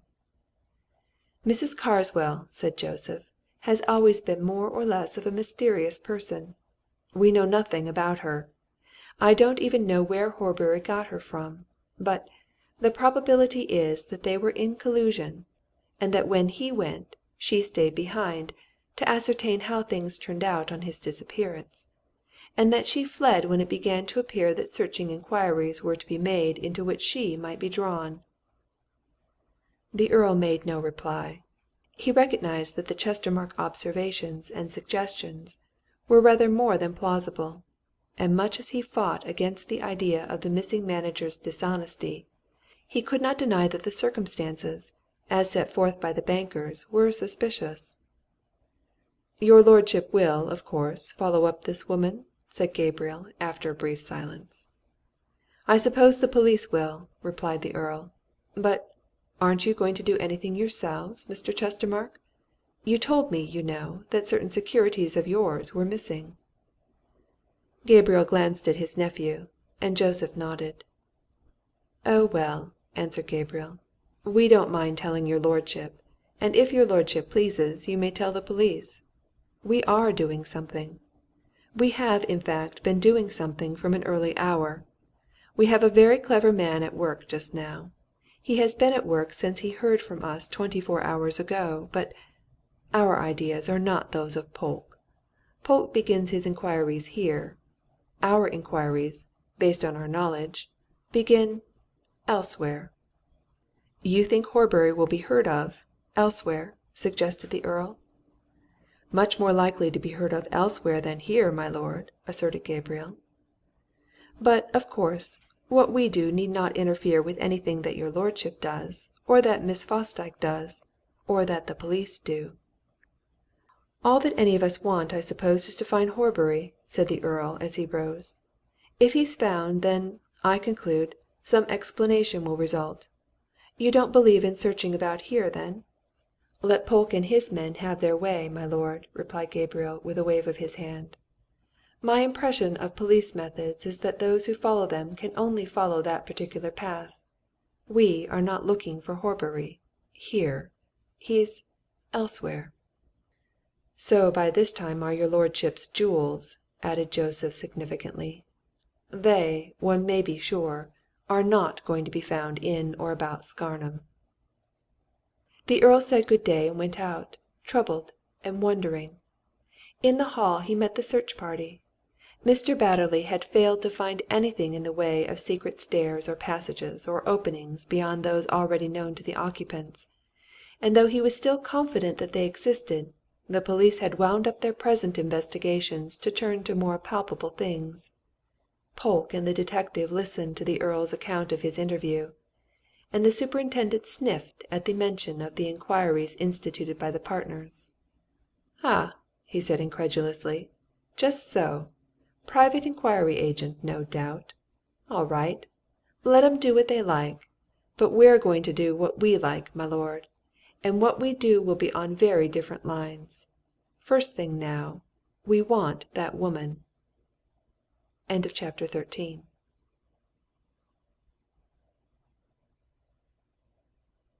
Chapter 14. The Midnight Summons. The search party separated outside the bank, not too well satisfied with the result of its labours. The old antiquary walked away obviously nettled that he was not allowed to pursue his investigations further. Betty Fosdyke and the solicitor went across to the hotel in deep conference. The Earl accompanied Starmidge and Polke to the police station, and there the detective laid down a firm outline of the next immediate procedure. It was of no use to half do things, he said. They must rouse wholesale attention. Once more the press must be made use of. The sudden disappearance of Mrs. Carswell must be noised abroad in the next morning's papers. A police notice describing her must be got out and sent all over the kingdom. And, last, but certainly not least, Lord Ellersdeane must offer a substantial reward for the recovery of, or news of, his missing property. Let the Chestermarkes adopt their own method, if they had any, of finding the alleged absconding manager. He, Starmidge, preferred to solve these mysteries by ways of his own. It was growing near to dusk when all their necessary arrangements had been made, and Starmidge was free to seek his long-delayed dinner. He had put himself up, of his own choice, in a quiet and old-fashioned inn near the police station, where he had engaged a couple of rooms and found a landlady to his liking. He repaired to this retreat now, and ate and drank in quiet, and smoked a peaceful pipe afterwards, and was glad of a period of rest. But as he took his ease, he thought and pondered, and by the time that evening had fairly settled over the little town, he went out into the streets and sought the ancient corner of Scarnham, which was called Cornmarket. Starmidge wanted to take a look at the house in which Joseph Chestermarke spent his bachelor existence. Since his own arrival in the town, he had been learning all he could about the two Chestermarkes, and he was puzzled about them. For a man who was still young, Starmidge had seen a good deal of the queer side of life, and had known a good many strange people. But so far he had never come across two such apparently curious characters as the uncle and nephew who ran the old-fashioned bank. Their evident indifference to public opinion puzzled him. He could not understand their ice-cold defiance of what he himself called law. He never remembered being treated as they had treated him. For Starmidge, when on duty, considered himself as much the representative of justice as any ermined and coiffed judge could be, and he had been accustomed, so far, to attentive and respectful consideration. But neither Gabriel nor Joseph Chestermarke appeared to have any proper appreciation of the dignity of a detective sergeant of the Criminal Investigation Department, and their eyes had regarded him as if he were something very inferior indeed. Starmidge, though by no means a vain man, felt nettled by such treatment, and he accordingly formed something very like a prejudice against the two partners. That prejudice was quickly followed by suspicion, especially in the case of Joseph Chestermarke. According to Starmidge's ideas, the bankers, if they really believed Horbury to have absconded, if certain securities of theirs really were missing, if they really thought that Horbury had carried them off, and the Countess of Ellersdeane's jewels with them, ought to have placed every information in their power at the disposal of the police. It was suspicious, and strange, and not at all proper that they didn't. And it was suspicious, too, that the housekeeper, Mrs. Carswell, should take herself off after a brief exchange of words with Joseph. It looked very much as if the junior partner had either warned her to go, or had told her to go. Why had she gone then, when she might have gone before? And why in such haste? Clearly, considering everything, there were grounds for believing that there was some secret between Mrs. Carswell and Joseph Chestermarke. Anyway, rightly or wrongly, Starmidge was suspicious of the junior partner in Chestermarke's Bank, and he wanted to know everything that he could find out about him. He had already learnt that Joseph, like his uncle, was a confirmed bachelor and lived in an old house at the corner of Cornmarket, somewhat, so far as the town folk could judge, after the fashion of a hermit. Starmidge would have given a good deal for a really good excuse to call on Joseph Chestermarke at that house, so that he might see the inside of it. Indeed, if he had only met with a better reception at the bank, he would have invented such an excuse. But if Gabriel was icily standoffish, Joseph was openly sneering and contemptuous, and the detective knew that no excuse would give him admittance. Still, there was the outside he would look at that. Starmidge was a young man of ideas as well as of ability, and without exactly shaping his thought in so many words, he felt, vaguely perhaps, but none the less strongly, that just as you can size up some men by the clothes they wear, so you can get an idea of others by the outer look of the houses which shelter them. Cornmarket in Scarnham lay at the further end of the street called Finkel Way. It was a queer, open space, which sloped downhill from the centre of the ridge on which the middle of the town was built to the valley through which the little river meandered. Save where the streets, and the road leading out to the open country, and Ellersdeane cut into it, it was completely enclosed by old houses of the sort which Starmidge had already admired in the market-place, many of them half-timbered, all of them very ancient. One or two of them were inns, some were evidently workmen's cottages, others were better-class dwelling-houses. From the description already furnished to him by Polke, Starmidge at once recognized Joseph Chestermarke's abode. It was a corner-house, abutting on the road which ran out at the lower angle of this irregular space and led down to the river and Scarnham Bridge. It was by far the biggest house thereabouts, a tall, slender, stone-built house of many stories, towering high above any of the surrounding gables. And save for a very faint, dull glow which shone through the transom window of the front door, there was not a vestige of light in a single window of the 7 stories. Cornmarket was a gloomy commonplace, thought Starmidge, but the little oil lamps in the cottages were riotously cheery in comparison with the darkness of the tall, gaunt Chestermarke mansion. It looked like the abode of dead men. Starmidge longed to knock at that door, if only to get a peep inside the hall. But he curbed his desires and went quietly round the corner of the house. There was a high, black wall there which led down to the grassy bank of the river. From its corner another wall ran along the river side, separated from the stream by a path. There was a door set in this wall, and Starmidge, after carefully looking round in the gloom, quietly tried it and found it securely locked. An intense desire to see the inside of Joseph Chestermarke's garden seized the detective. Near the door, partly overhanging the garden wall, partly overshadowing the path and the river bank, was a tree. Starmidge, after listening carefully and deciding that no one was coming along the path, made shift to climb that tree, just then bursting into full leaf.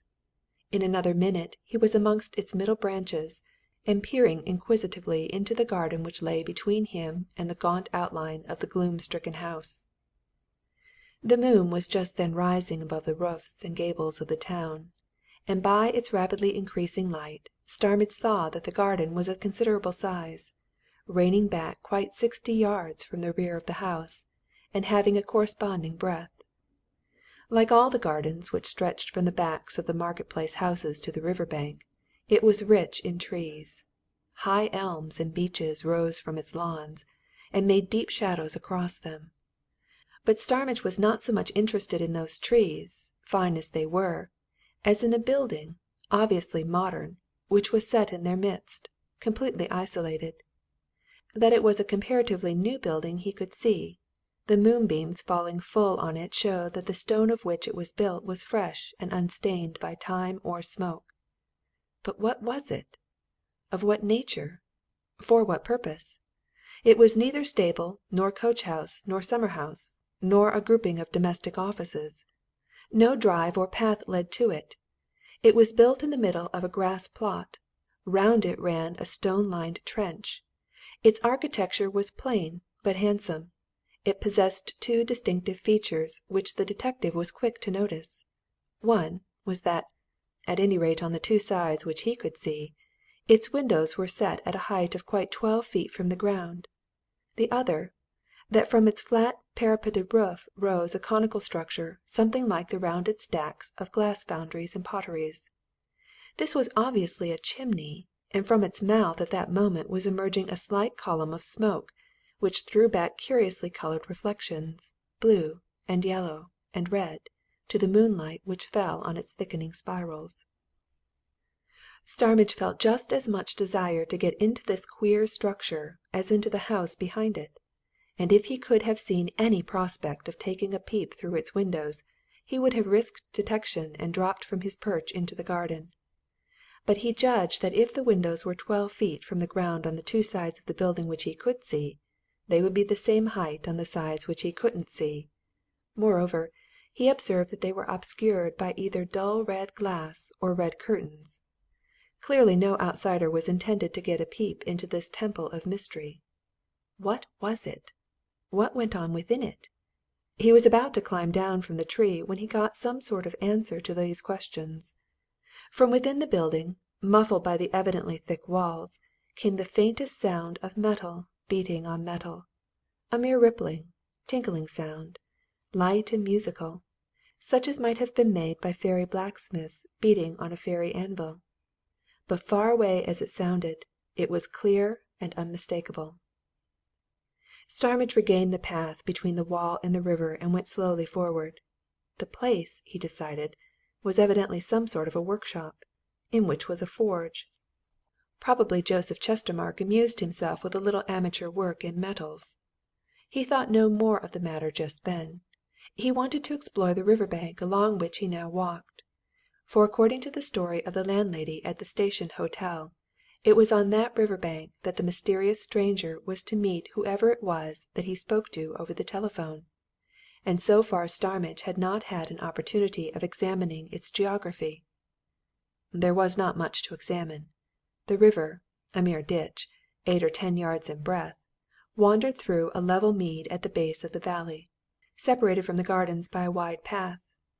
Between Scarnham Bridge, at the foot of Cornmarket, and the corner of Joseph Chestermarke's big garden, and the end of Cordmaker's Alley, a narrow street which ran down from the further end of the market-place to the riverside, There were no features of any note or interest. On the other side of the river lay the deep woods through which Neale and Betty Fosdyke had passed, on their way to Ellersdeane Hollow. Starmidge had heard all about that expedition, and he glanced curiously at the black depths of the trees, wondering if John Horbury and the mysterious stranger, supposing they had met, had turned into these woods to hold their conference. He presently came to the footbridge by which access to the woods and the other bank of the river was gained, and by it he lingered for a moment or two, looking at it in its bearings to the bank house garden and orchard on his left, and to the Station Hotel, the lights of which he could plainly see down the valley. Certainly, if John Horbury and the stranger desired to meet in secret, here was the place. The stranger had nothing to do but to stroll along the river bank from the hotel. Horbury had only to step out of his orchard and meet him. Once together, they had only to cross that footbridge into the woods to be immediately in surroundings of great privacy. Starmidge turned up Cordmaker's Alley, regained the market-place, and strolled on to Polke's private house. The superintendent was taking his ease after his day's labours, and reading the Ecclesborough evening newspapers. He tossed one of them over to his visitor. "All there!" he said, pointing to some big headlines. "Got it all in, just as you told it to Parkinson. Full justice to the descriptions of both Horbury and the Station Hotel stranger. Smart work, eh?" "Power of the press, as Parkinson said," answered Starmidge with a laugh. "It's very useful, the press. I don't know how they managed without it in the old days of criminal catching, Mr. Polke. Press and telegraph, eh? They're valuable adjuncts." "You think all that would be in the London papers this evening?" asked Polke. "Sure to be," replied Starmidge. "I'm hoping we'll hear something from London tomorrow. I say, I've been taking a bit of a look round one or two places tonight quietly, you know. What's that curious building in Joseph Chestermarke's garden?" Polke put down his paper and looked up unusually interested. "I don't know," he answered. "How did you see it? I've never seen inside his garden." "Climbed a tree on the river bank and looked over the wall," replied Starmidge. "Well," said Polke, "I did hear, some few years ago, that he was building something in that garden, but the work was done by Ecclesborough contractors, and nobody seemed ever to know much about it here.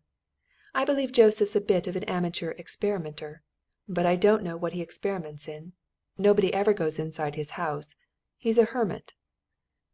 "He's got some sort of forge there, anyhow," said Starmidge. "Or a furnace, or something of that sort." Then they talked of other things until half past 10, when the detective retired to his inn and went to bed. He was sleeping soundly when a steady knocking at his door roused him, to hear the voice of his landlady outside. At the same time he heard the big clock of the parish church striking midnight. "Mr. Starmidge," said the voice, "there's a policeman wanting you. Will you go round at once to Mr. Polke's? There's a man come from London about that piece in the newspapers." Chapter 15.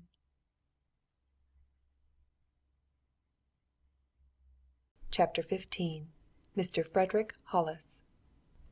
Starmidge hastily pulled some garments about him, and flinging a travelling coat over his shoulders, hurried downstairs, to find a sleepy-looking policeman in the hall. "How did this man get here, at this time of night?" he asked, as they set off towards the police station. "Came in a taxi cab from Ecclesborough," answered the policeman. "I haven't heard any particulars, Mr. Starmidge, except that he'd read the news in the London paper this evening and set off here in consequence. He's in Mr. Polke's house, sir." Starmidge walked into the superintendent's parlour, to find him in company with a young man, whom the detective at once sized up as a typical London clerk. A second glance assured him that his clerkship was of the legal variety. "Here's Detective Sergeant Starmidge," said Polke. "Starmidge, this gentleman's Mr. Simmons, from London. Mr. Simmons says he's clerk to a Mr. Hollis, a London solicitor, and, having read that description in the papers this last evening, he's certain that the man who came to the Station Hotel here on Saturday is his governor." Starmidge sat down and looked again at the visitor, a tall, sandy-haired, freckled young man, who was obviously a good deal puzzled. "Is Mr. Hollis missing, then?" asked Starmidge. Simmons looked as if he found it somewhat difficult to explain matters. "Well," he answered. "It's this way. I've never seen him since Saturday, and he hasn't been at his private rooms, since Saturday. In the ordinary course he ought to have been at business first thing yesterday. We'd some very important business on yesterday's morning, which wasn't done because of his absence. He never turned up yesterday at all, nor today either. We never heard from or of him. And so, when I read that description in the papers this evening, I caught the first express I could get down here, at least to Ecclesborough. I had to motor from there." "That description describes Mr. Hollis, then?" asked Starmidge. "Exactly. I'm sure it's Mr. Hollis. It's him to a T," answered the clerk. "I recognized it at once." "Let's get everything in order," said Starmidge, with a glance at Polke. "To begin with, who is Mr. Hollis?" "Mr. Frederick Hollis, solicitor, 59B South Square, Gray's Inn," replied Simmons promptly. "Andwell and Hollis is the name of the firm, but there isn't any Andwell. Hasn't been for many a year. He's dead, long since, is Andwell. Mr. Hollis is the only proprietor." "Don't know him at all," remarked Starmidge. "What's his particular line of practice?" "Conveyancing," said Simmons. "Then, naturally, I shouldn't," observed Starmidge. "My acquaintance is chiefly with police court solicitors. And you say he'd private rooms somewhere? Where, now?" "Paper Buildings, Temple," replied the clerk. "He'd a suite of rooms there. He's had 'em for years." "Bachelor, then?" inquired the detective. "Yes, he's a bachelor," agreed Simmons. "You know he hasn't been at his rooms since Saturday you've ascertained that?" continued Starmidge. "He's never been at his rooms since he left them after breakfast on Saturday morning," replied Simmons. "I went there at 11 o'clock Monday that was yesterday again at 4, twice on Tuesday. I was coming away from the Temple when I got the paper and read about this affair." "When did you see him last?" asked Starmidge. "12:30 Saturday. He went out, dressed just as it says in your description, and," concluded the clerk, with a shake of his head which suggested his own inability to understand matters, "he never said a word to me about coming down here." "Did he say anything to anybody at his rooms about going away? For the week end, for instance?" asked the detective. "There'd be somebody there, of course." "Only a woman who tidied up for him and got his breakfast ready of a morning," said Simmons. "He took all his other meals out. No, he said nothing to her. But he wasn't a week ender he very rarely left his rooms except for the office." "Any of his relations been after him?" inquired Starmidge. "I don't know anything about his relations nor friends either," answered the clerk. "Don't even know the address of one of them, or I'd have gone to seek him on Monday. Everything's at a standstill. He was a lonely sort of man. I never heard of his relations or friends." "How long have you been with him, then?" asked the detective. "Some time?" "6 years," replied Simmons. "And you've no doubt, from the description in the papers, that the gentleman who came here on Saturday last is Mr. Hollis?" asked Starmidge. The clerk shook his head with an air of conviction. "None!" he answered. "None whatever!" Starmidge helped himself to a cigar out of an open box which lay on Polke's table. He lighted it carefully and smoked it for a minute or two in silence. Then he looked at Polke. "Well, there's a very obvious question to put to Mr. Simmons after all that," he remarked. "Have you any idea," he continued, turning to the clerk, "of any reason that would bring Mr. Hollis to Scarnham?" Simmons shook his head more vigorously than before. "Not the ghost of an idea!" he exclaimed. "There was no business being done with anybody at Scarnham?" asked Starmidge. "Not in our office," asserted Simmons. "I'm sure of that. I know all the business that we have in hand. To tell you the truth, gentlemen, though you may think me very ignorant, I never even heard of Scarnham myself until I read the paper this evening." "Quite excusable," said Starmidge. "I never heard of it myself until Monday. Well, this is all very queer, Mr. Simmons. What does Mr. Polke think? And what's Mr. Polke got to suggest?" Polke, who had been listening silently, turned to the clerk. "Did you chance to look at Mr. Hollis's letters recent letters, I mean?" he asked. "To see if you would find anything inviting him down here?" "I did," replied Simmons promptly. "I looked through all the letters on his desk and in his drawers yesterday afternoon. I didn't find anything that explained his absence. And when I was at his rooms this evening I looked at some letters on his mantelpiece. Nothing there. I tell you, I haven't the least notion as to what could bring him to Scarnham." "And I suppose none of your fellow clerks have either?" asked Polke. Simmons smiled and glanced at Starmidge. "We've only myself and another, a junior clerk, and a boy," he said. "It's not a big practice only a bit of good conveyancing now and then, and some family business. Mr. Hollis isn't dependent on it he's private means of his own." "Aye, just so," observed Polke. "And I should say, Starmidge, that it was private business brought him down here if he's the man, as he certainly seems to be. But whose?" Starmidge turned again to the clerk. "You've a good memory, I can see," he said. "Now, did you ever hear Mr. Hollis mention the name of Horbury?" "Never," replied Simmons. "Did you ever hear him speak of Chestermarke's Bank?" asked Starmidge. "No, never. Never heard either name in my life until I saw them in the papers," asserted Simmons. "Who looks after the banking account at Hollis's?" asked the detective. "I mean, the business account, you know, not his private one." "I do," said Simmons. "Always have done that since I went there." "You never saw any cheques paid to those names, or any cheques from them?" inquired Starmidge. "Think, now!" "No, I'm absolutely sure of it," said the clerk. "Horbury, perhaps, I might not remember, but I should have remembered Chestermarke. It's an uncommon name, that to me, anyway." "Well," said Starmidge, after a pause, during which all three looked at each other as men look who have come to a dead stop in the progress of things, "there's one thing very certain, Mr. Simmons. If that was your governor who came down to the Station Hotel here on Saturday evening last, he certainly telephoned from there to Chestermarke's Bank as soon as he arrived. And he got a reply from there, and he evidently went out to meet whoever sent it, that sender seeming to be Mr. Horbury, the manager. And so," he concluded, turning to Polke, "what we've got to find out is what did Hollis come here at all for?"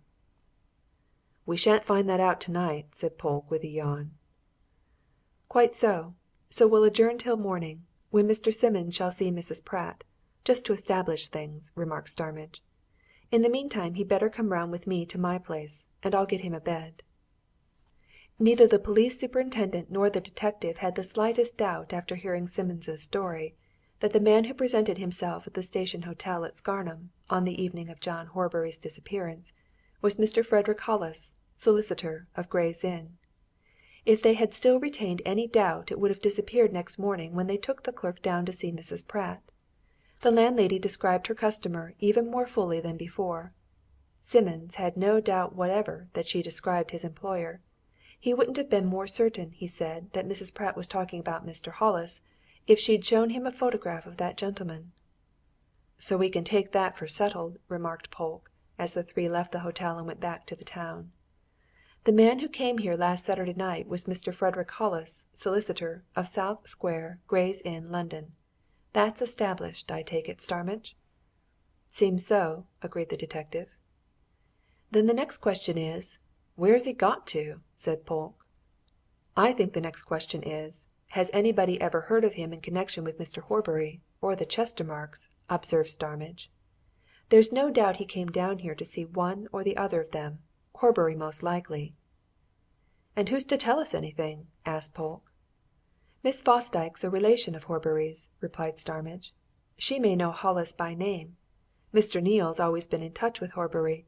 He may have heard of Hollis, and so may the bankers." "The difficulty is to make them say anything," said Polke. "They'll only tell what they please." "Let's try the other two, anyway," counselled Starmidge. "They may be able to tell something. For as sure as I am what I am, the whole secret of this business lies in Hollis's coming down here to see Horbury, and in what followed on their meeting. If we could only get to know what Hollis came here for ah!" But they got no further information from either Betty Fosdyke or Wallington Neale. Neither had ever heard of Mr. Frederick Hollis of Gray's Inn. Betty was certain, beyond doubt, that he was no relation of the missing bank manager. She had the whole family tree of the Horburys at her finger ends. She declared no Hollis was connected with even its outlying twigs.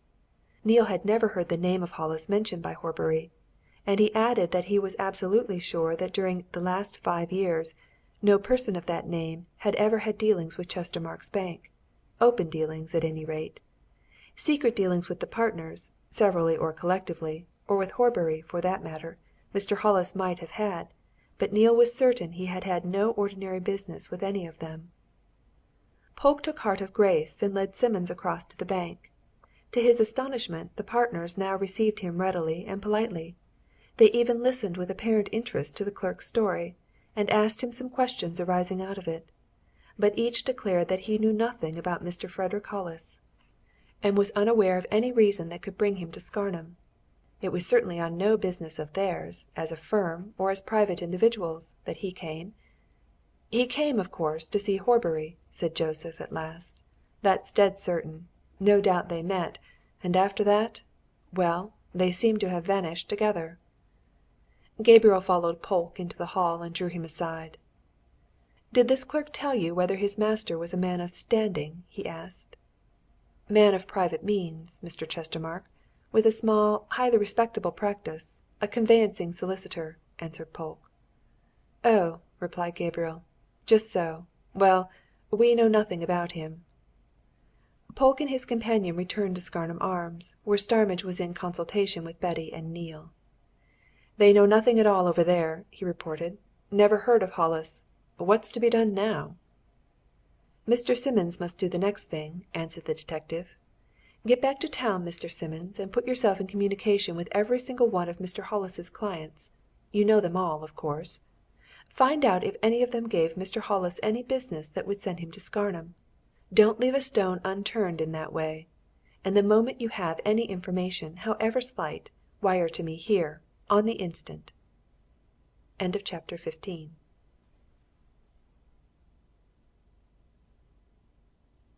Chapter 16. The Lead Mine. Starmidge and Polke presently left, to walk down to the railway station with the bewildered clerk. When they had gone, Betty turned to Neale, who was hanging about her sitting room with no obvious intention of leaving it. "While these people are doing what they can in their way, is there nothing we can do in ours?" she asked. "I hate sitting here, doing nothing at all. You're a free man now, Wallie. Can't you suggest something?" Neale was thoroughly enjoying his first taste of liberty. He felt as if he had just been released from a long term of imprisonment. To be absolutely free to do what he liked with himself, during the whole of a spring day, was a sensation so novel that he was holding closely to it, half fearful that it might all be a dream from which it would be a terrible thing to awake, to see one of Chestermarke's ledgers under his nose. And this being a wonderfully fine morning, he had formed certain sly designs of luring Betty away into the country and having the whole day with her. A furtive glance at her, however, showed him that Miss Fosdyke's thoughts and ideas just then were entirely businesslike, but a happy inspiration suggested to him that business and pleasure might be combined. "We ought to go and see if that tinker chap's found out or heard anything," he said. "You remember he promised to keep his eyes and ears open? And we might do a little looking round the country for ourselves. I haven't much faith in these local policemen and gamekeepers. Why not make a day of it, going round? I know a place nice old inn the other side of Ellersdeane, where we can get some lunch. Much better making inquiries for ourselves," he concluded, insinuatingly, "than sitting around waiting for news." "Didn't I say so?" exclaimed Betty. "Come on, then I'm ready. Where first?" "Let's see the tinker first," said Neale. "He's a sharp man he may have something else to tell by now." He led his companion out of the town by way of Scarnham Bridge, pointing out Joseph Chestermarke's gloomy house to her as they passed it.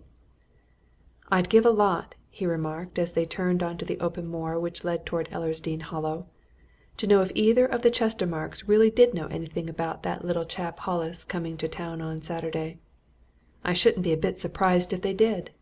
Those detective fellows like Starmidge are very clever in their way, but they always seem to me to stop thinking a bit too soon. Now both Starmidge and Polke seem to take it for certain that this Hollis went to meet Horbury when he left the Station Hotel. There's no proof that he went to meet Horbury. None." "Whom might he have gone to meet, then?" demanded Betty. "You listen to me a bit," said Neale. "I've been thinking it over. Hollis comes to the Station Hotel and uses their telephone. Mrs. Pratt overhears him call up Chestermarke's Bank. That's certain. Then she goes away, about her business. An interval elapses. Then she hears some appointment made, with somebody, along the river bank for that evening. But that interval during which Mrs. Pratt didn't overhear? How do we know that the person with whom Hollis began his conversation was the same person with whom he finished it? Come, now!" "Wallie, that's awfully clever of you!" exclaimed Betty. "How did you come to think of such an ingenious notion?" "Worked it out," answered Neale. "This way. Hollis comes down to Scarnham to see Chestermarke's Bank, which means one of the partners. He rings up the bank. He speaks to somebody there. How do we know that somebody was Horbury? We don't. It may have been Mrs. Carswell. Now, supposing the real person Hollis wanted to see was either Gabriel or Joseph Chestermarke. Very well. This person who answered from the bank would put Hollis on to either one of them at once. Gabriel has a telephone at the Warren. Joseph has a telephone at his home yonder behind us. It may have been with either Gabriel or Joseph that Hollis finished his conversation, and, if it was finished with one of them, it was, in my opinion, whatever that's worth, with Master Joseph." "What makes you think that?" asked Betty, startled by the suggestion. Neale laid a hand on the girl's arm and turned her round to face the town. He lifted his stick and pointed at Joseph Chestermarke's high roof, towering above the houses around it. Then he swept the stick towards the river and its course, plainly to be followed, in the direction of the station. "You see Joseph's house there," he said. "You see the river, the path along its bank, going right down to the meadow opposite the Station Hotel? Very well. Now, supposing it was Joseph with whom Hollis wound up that telephone talk. Suppose it was Joseph whom Hollis wanted to see. What would happen? Joseph knew that Hollis was at the Station Hotel. The straightest and easiest way from the Station Hotel to Joseph's house is straight along the river bank. Now then, call on your memory. What did Mrs. Pratt tell us? 'When I was going back to the bar,' says Mrs. Pratt, 'I heard more. Along the riverside,' says the gentleman. 'Straight on from where I am. All right.' Then after a minute, 'At 7:30, then?' he says. 'All right. I'll meet you.' And after that," concludes Mrs. Pratt, "he rings off. Now why shouldn't it be Joseph Chestermarke that he was going to meet? Remember, again, the riverside path leads straight to Joseph's house. Come! Mrs. Pratt's story doesn't point conclusively to Horbury at all. It's as I say the telephone conversation may have begun with Horbury, but it may have ended with somebody else. And what I say is who was the precise person whom Hollis went to meet?" "Are you going to tell all that to Starmidge?" asked Betty admiringly.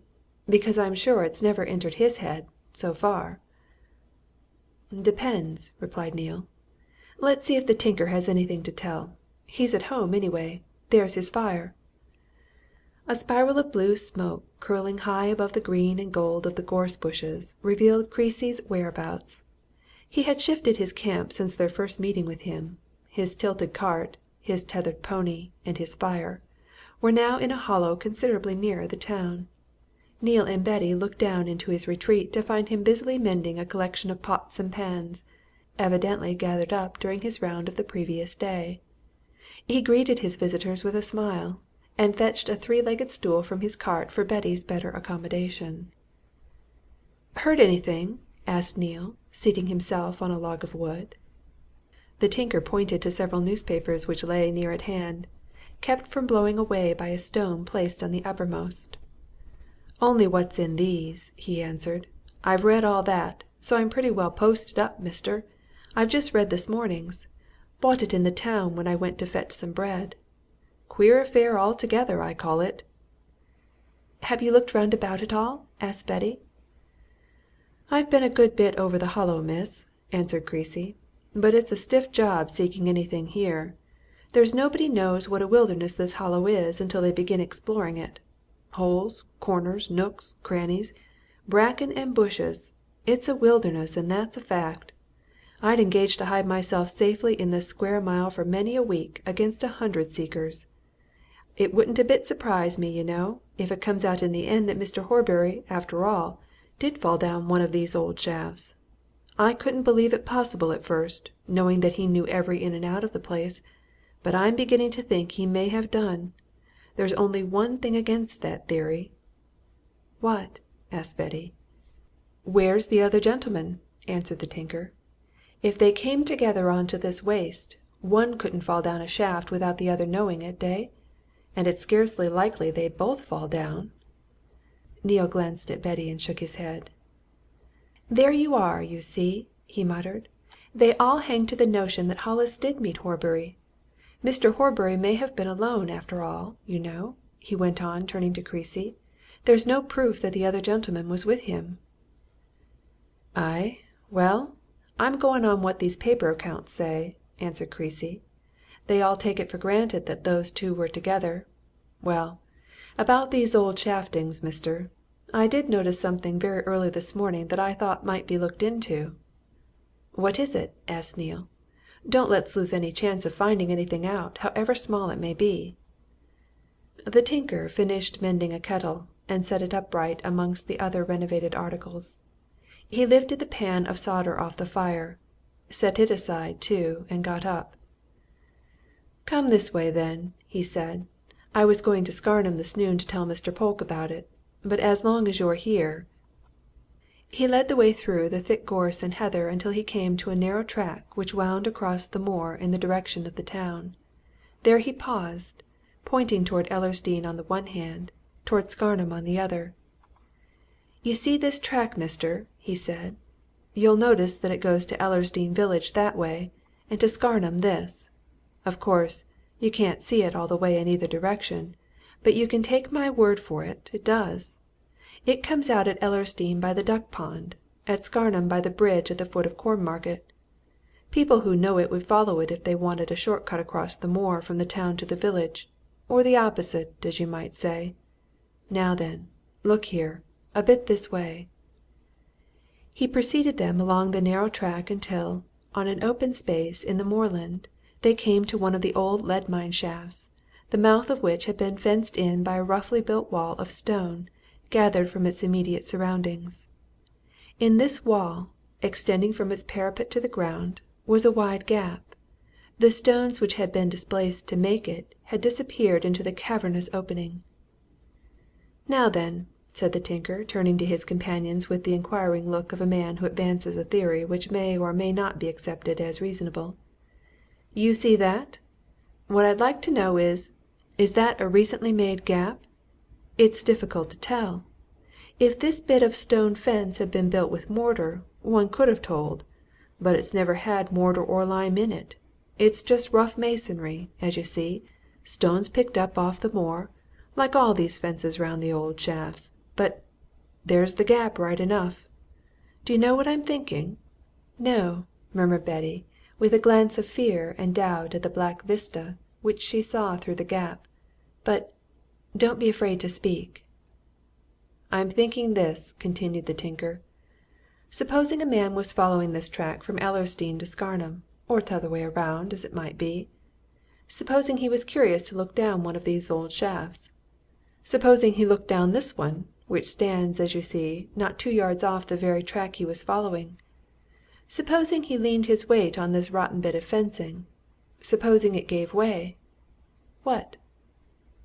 Neale, who had been listening intently, made a movement as if to lay his hand on the grey stones. Betty seized him impulsively. "Don't, Wallie!" she exclaimed. "That frightens me." Creasy lifted his foot and pressed it against the stones at the edge of the gap. Before even that slight pressure 3 or 4 blocks gave way and dropped inward. The sound of their fall came dully from the depths beneath. "You see," said the tinker, "it's possible.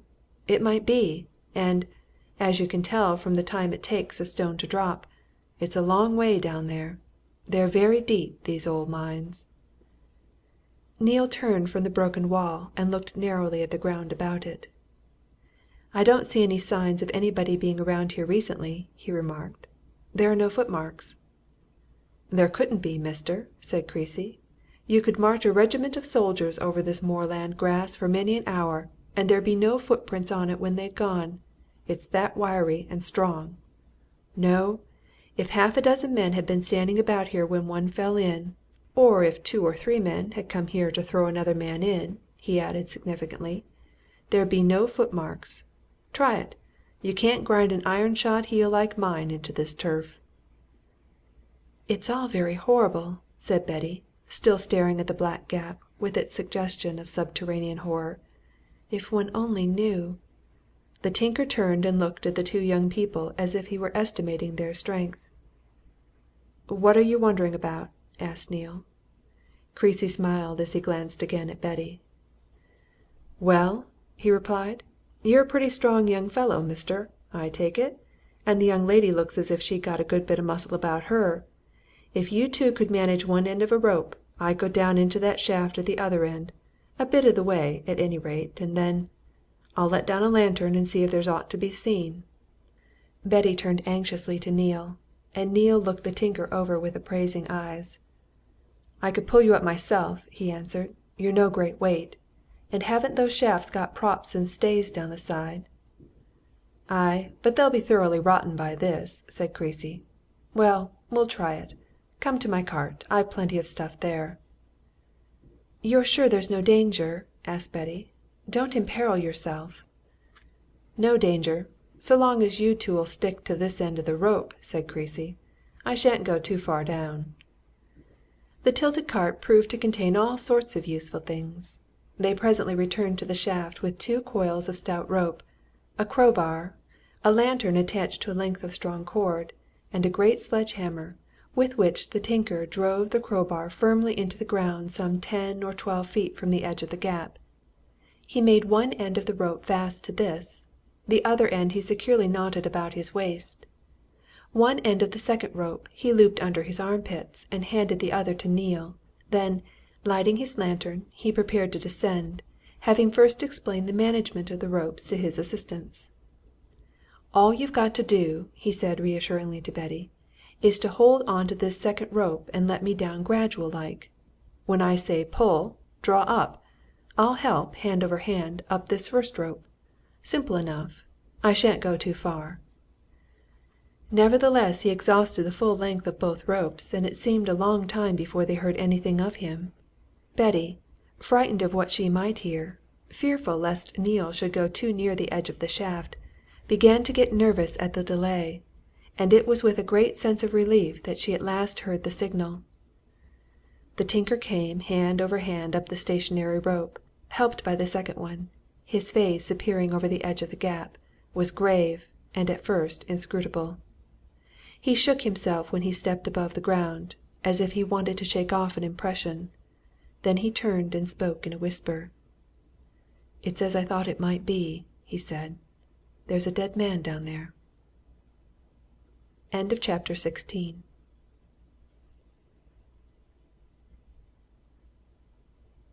Chapter 17. Accident or Murder.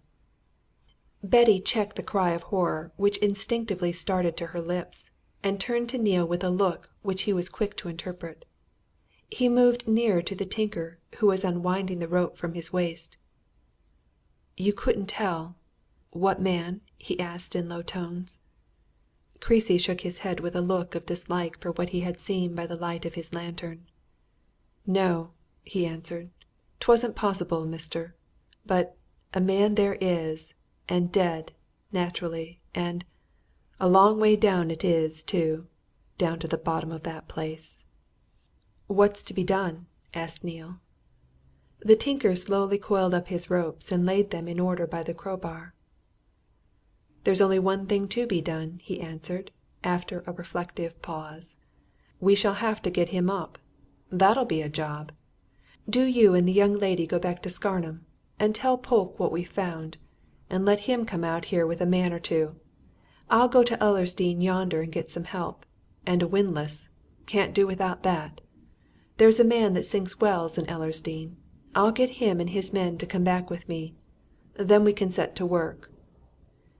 Creasy moved away as he finished speaking, untethered his pony, threw an old saddle across its back, and without further remark rode off in the direction of the village, while Neale and Betty turned back to Scarnham. For a while neither broke the silence which had followed the tinker's practical suggestions. When Betty at last spoke it was in a hushed voice. "Wallie," she said, "do you think that can possibly be Uncle John?" "No!" answered Neale sharply. "I don't. I don't believe it possible that he would be so foolish as to lean over a rotten bit of walling like that.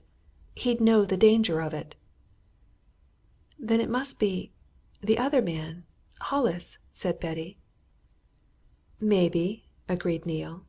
"If it is " He paused, and Betty looked at his set face as if she were wondering what he was thinking of. "What?" she asked timidly. "You're uneasy about something." "It's a marvel to me, if it is Hollis, however he comes to be there," answered Neale at last. "According to all we know, he certainly went to meet somebody on Saturday night. I can't think how anybody who knew the district would have let a stranger do such a risky thing as to lean over one of those shafts. Besides, if anybody was with him, and there was an accident, why hasn't the accident been reported? Betty, it's more like murder." "You think he may have been thrown down there?" she asked fearfully. "Thrown down, or forced down, it's all the same," said Neale. "There may have been a struggle, a fight. But there! What's the use of speculating? We don't even know whose body it is yet. Let's go on and tell those police chaps." Turning off the open moor on to the highway at the corner of Scarnham Bridge, they suddenly came face to face with Gabriel Chestermarke, who, for once in a way, was walking instead of driving into the town. The two young people, emerging from the shelter of a high hedgerow which bordered the moorland at that point, started at the sight of the banker's colourless face, cold and set as usual. But Gabriel betrayed no surprise, and was in no way taken aback. He lifted his hat in silence, and was marching on when Neale impulsively hailed him. "Mr. Chestermarke!" he exclaimed. Gabriel halted and turned, looking at his late clerk with absolute impassiveness. He made no remark, and stood like a statue, waiting for Neale to speak. "You may like to know," said Neale, coming up to him. "We have just found the body of a man on the moor Ellersdeane Hollow." Gabriel showed no surprise. No light came into his eyes, no colour to his cheek. It seemed a long time before his firmly set lips relaxed. "A man," he said quietly. "What man?" "We don't know," answered Neale. "All we know is, there's a man's body lying at the bottom of one of the old shafts up there, near Ellersdeane Tower. The tinker who camps out there has just seen it he's been partly down the shaft." "And did not recognize it?" asked Gabriel. "No, it was too far beneath him," replied Neale. "He's gone into the village to get help." Gabriel lingered a moment, and then, lifting his hat again, began to move forward towards the town. "I should advise you to acquaint the police, Mr. Neale," he said. "Good morning." He marched away, stiffly upright, across the bridge and up the Corn Market, and Neale and Betty followed. "Why did you tell him?" asked Betty. Neale threw a glance of something very like scorn after the retreating figure. "Wanted to see how he'd take it," he answered. "Bah! Gabriel Chestermarke's no better than a wax figure. You might as well tell a marble image any news of this sort as tell him. You'd have thought he'd have had sufficient human feeling in him to say that he hoped it wasn't your uncle, anyhow." "No, I shouldn't," said Betty. "I sized Gabriel up, and Joseph too, when I walked into their parlour the other afternoon. They haven't any feelings. You might as well expect to get feeling out of a fish." They met Starmidge in the Market-place, talking to Parkinson. Neale told the news to both. The journalist dashed into his office for his hat and made off to Ellersdeane Hollow. Starmidge turned to the police station with his information. No one else knows, I suppose?" he remarked as they went along. "Gabriel Chestermarke knows," answered Neale. "We met him as we were coming off the moor, and I told him." "Show any surprise?" asked the detective. "Neither surprise nor anything else," said Neale. "Absolutely unaffected." Polke, hearing the news, immediately bustled into activity, sending for a cab in which to drive along the road to a point near Ellersdeane Tower, from which they could reach the lead mine. But he shook his head when he saw that Betty meant to return. "Don't, miss," he urged. "Stay here in town. You'd far better. It's not a nice job for ladies aught of that sort. Wait at the hotel do, now." "Doing nothing!" exclaimed Betty. "That would be far worse. Let me go I'm not afraid of anything. And to hang about, waiting and wondering." Neale, who had been about to enter the cab with the police, drew back. "You go on," he said to Polke. "Get things through. Miss Fosdyke and I will walk slowly back there. We won't come close up till you can tell us something definite. Don't you see she's anxious about her uncle? We can't keep her waiting." He rejoined Betty as Polke and his men drove off. Together they turned again in the direction of the bridge. Once across it and on the moor, Neale made the girl sit down on a ledge of rock at some distance from the lead mine, but within sight of it. He himself, while he talked to her, stood watching the figures grouped about the shaft. Creasy had evidently succeeded in getting help at once. Neale saw men fixing a windlass over the mouth of the old mine, saw a man at last disappear into its depths, and after a long pause he saw from the movements of the other men that the body had been drawn to the surface and that they were bending over it.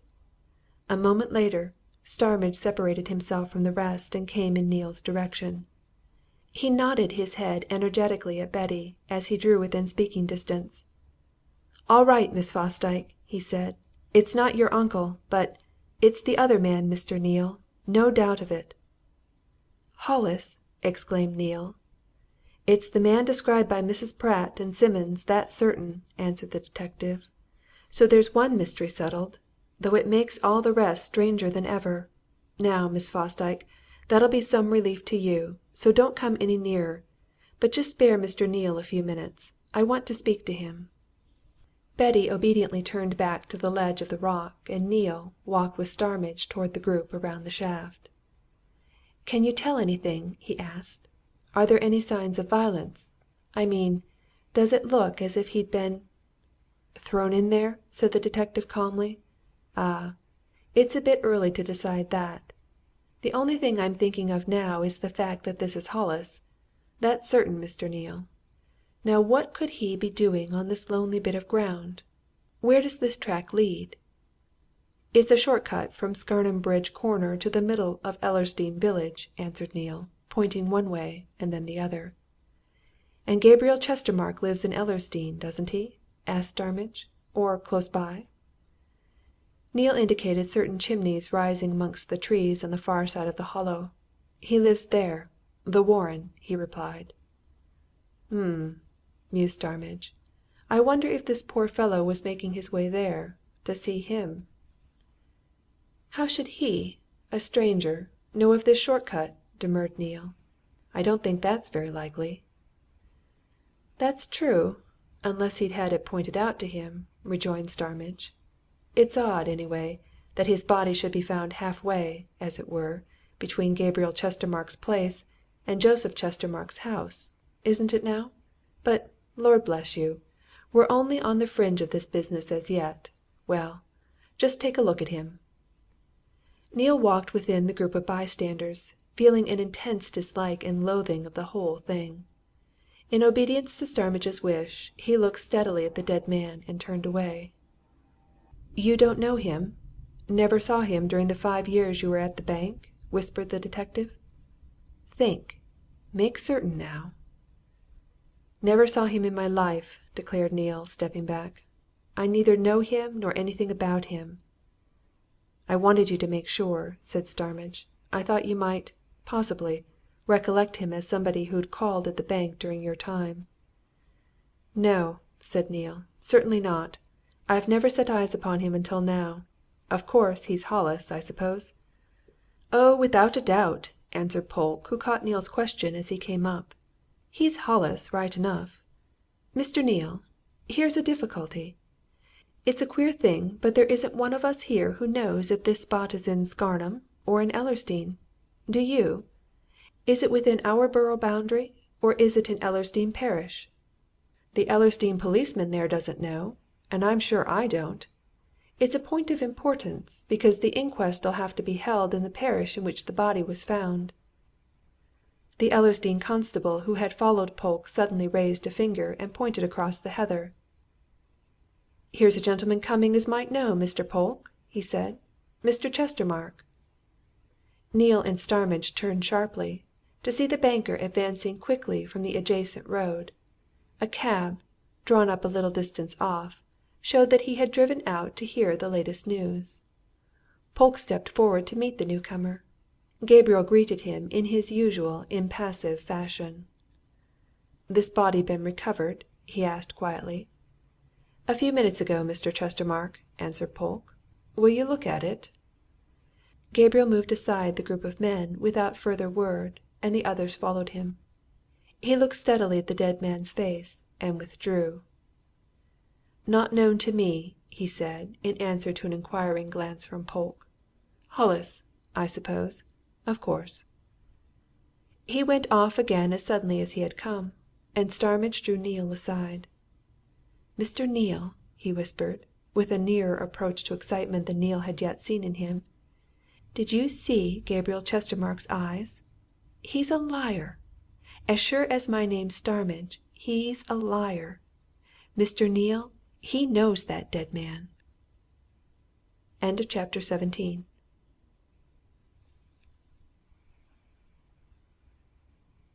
Chapter 18. The Incomplete Cheque.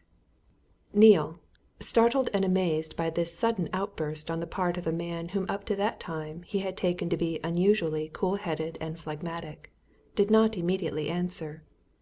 He was watching the Ellersdeane constable, who was running after Gabriel Chestermarke's rapidly retreating figure. He saw Gabriel stop, listen to an evident question, and then lift his hand and poke to various features of the Hollow. The policeman touched his helmet and came back to Polke. "Mr. Chestermarke, sir, says the moorland is in 3 parishes," he reported pantingly.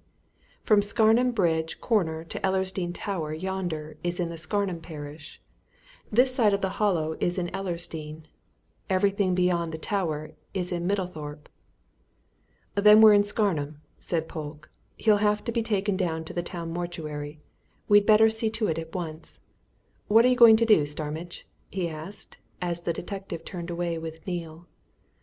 "I'll take this short cut back," said Starmidge. "I want to go to the post office. Yes, sir," he went on, as he and Neale slowly walked towards Betty. "I say he knew him. He knew him, Mr. Neale knew him as soon as he ever clapped eyes on him." "You're very certain about it," said Neale. "Dead certain!" exclaimed the detective. "I was watching him purposely. I've taught myself to watch men. The slightest quiver of a lip, the least bit of light in an eye, the merest twitch of a little finger ah, don't I know 'em all, and know what they mean! And when Gabriel Chestermarke stepped up to look at that body, I was watching that face of his as I've never watched mortal man before." "And you saw what?" asked Neale. "I saw recognition," said Starmidge. "Recognition, sir! I'll stake my reputation as a detective officer that Mr. Gabriel Chestermarke has seen that dead man before. He mayn't know him personally he may never have spoken to him but he knew him he'd seen him." "Will your conviction of that help at all?" inquired Neale. "It'll help me," replied the detective quickly. "I'm gradually getting some ideas. But I shan't tell Polke, nor anybody else, of it. You can tell Miss Fosdyke if you like she'll understand. Women have more intuition than men. Now, I'm off. I want to get a wire to London. Look here drop in at the police station when you get back. We shall examine Hollis's clothing, you know, and there may be some clue to Horbury." He hurried off towards the town, and Neale rejoined Betty. and as they slowly followed the detective, he told her what Starmidge had just said with such evident belief, and Betty understood, as Starmidge had prophesied, and she grew more thoughtful than ever. "When are we going to find a way out of all this miserable business?" she suddenly exclaimed. "Are we any nearer a solution because of what just happened? Does that help us to finding out what's become of my uncle?" "I suppose one thing's sure to lead to another," said Neale. "That seems to be the detective's notion, anyhow. If Starmidge is so certain that Gabriel Chestermarke knew Hollis, he'll work that for all it's worth. It's my opinion, whatever that's worth, that Hollis came down here to see the Chestermarkes. Did he see them? There's the problem.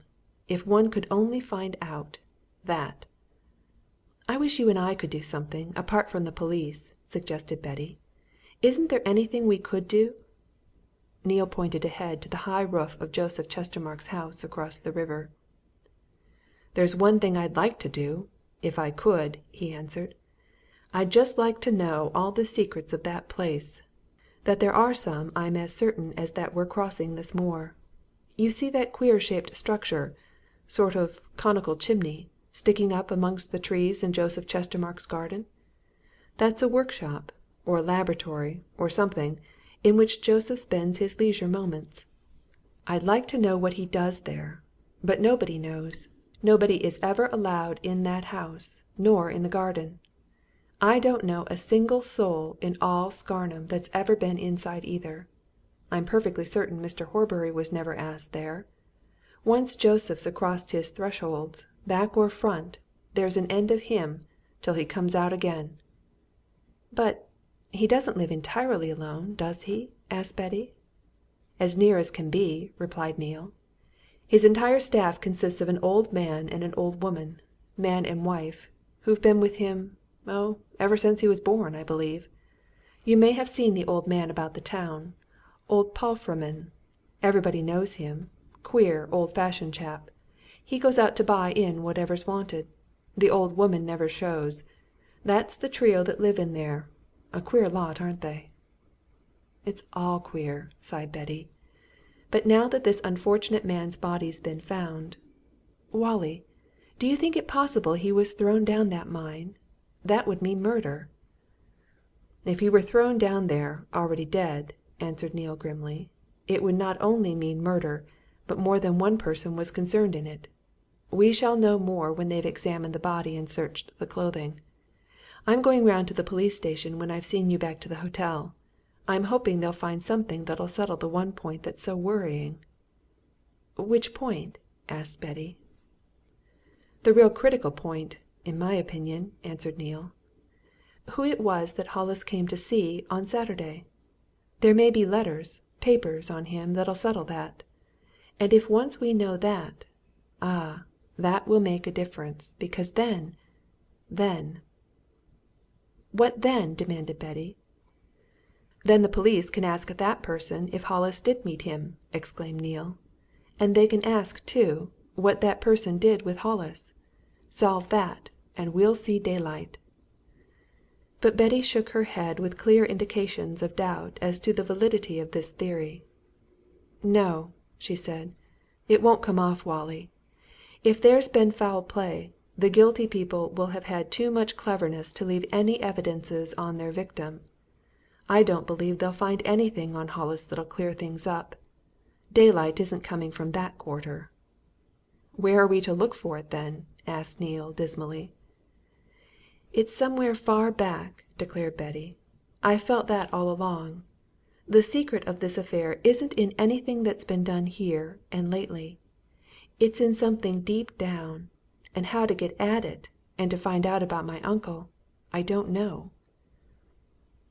Neale felt it worse than idle to offer more theories. Speculation was becoming useless. He left Betty at the Scarnham Arms and went round to the police station to meet Starmidge. Together they went over to the mortuary, and before noon they knew all that medical examination and careful searching could tell them about the dead man. Hollis, said the police surgeon and another medical man who had been called in to assist him, bore no marks of violence other than those which were inevitable in the case of a man who had fallen 70 feet. His neck was broken. He must have died instantaneously. There was nothing to show that there had been any struggle previous to his fall. Had such a struggle taken place, the doctors would have expected to find certain signs and traces of it on the body. There were none. Everything seemed to point to the theory that he had leaned over the insecure fencing of the old shaft to look into its depths, probably to drop stones into them, that the loose, unmortared parapet had given way with his weight, and that he had plunged headlong to the bottom. He might have been pushed in, from behind, of course, but that was conjecture.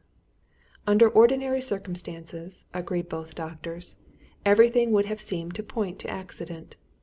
And one of them suggested that it was very probable that what really had happened was this: Hollis, on his way to call on some person in the neighbourhood, or on his return from such a call, had crossed the moor, been attracted by inquisitiveness to the old mine, had leaned over its parapet and fallen in. Accident. It all looked like sheer accident. In one of the rooms at the police station, Neale anxiously watched Polke and Starmidge examine the dead man's clothing and personal effects. The detective rapidly laid aside certain articles of the sort which he evidently expected to find: a purse, a cigar case, the usual small things found in a well-to-do man's pockets, a watch and a chain, a ring or two. He gave no particular attention to any of these beyond ascertaining that there was a good deal of loose money in the purse, some 12 or 15 pounds in gold, and pointing out that the watch had stopped at 10 minutes to 8. "That shows the time of the accident," he remarked. "Are you sure?" suggested Polke doubtfully. "It may merely mean that the watch ran itself out then." Starmidge picked up the watch, a stem winder, and examined it. "No," he said. "It's broken by the fall. See there the spring snapped. 10 minutes to 8, Saturday night, Mr. Polke. That's when this affair happened.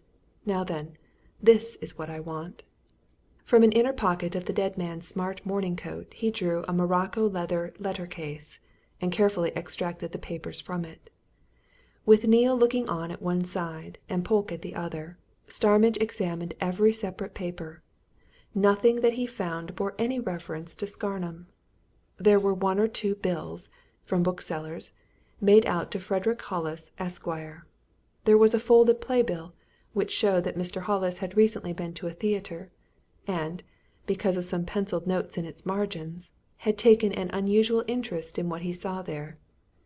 There were 2 or 3 letters from correspondents who evidently shared with Mr. Hollis a taste for collecting old books and engravings.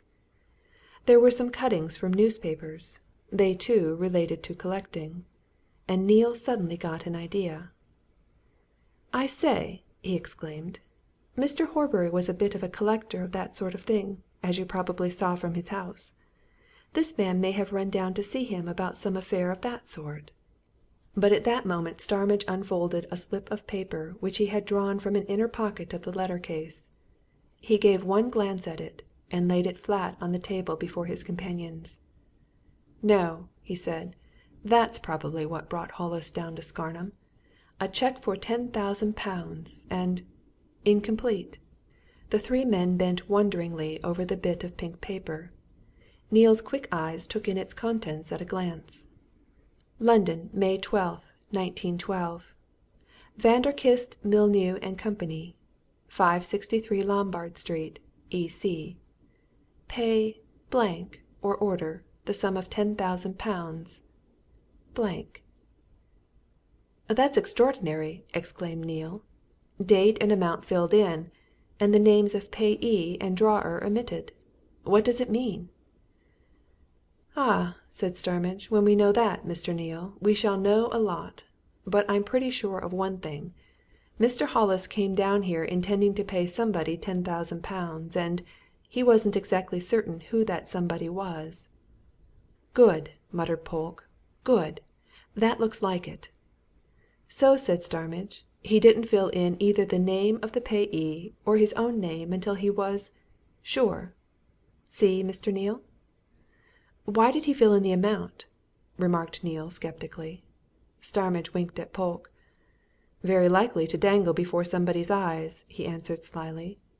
Can't you reconstruct the scene, Mr. Neale? Here you are, says Hollis, showing this cheque. 10,000 of the very best, lying to be picked up at my banker's. Say the word and I'll fill in your name and mine. Lay you a pound to a penny that's been it, gentlemen. Good, repeated Polke. Good, sergeant.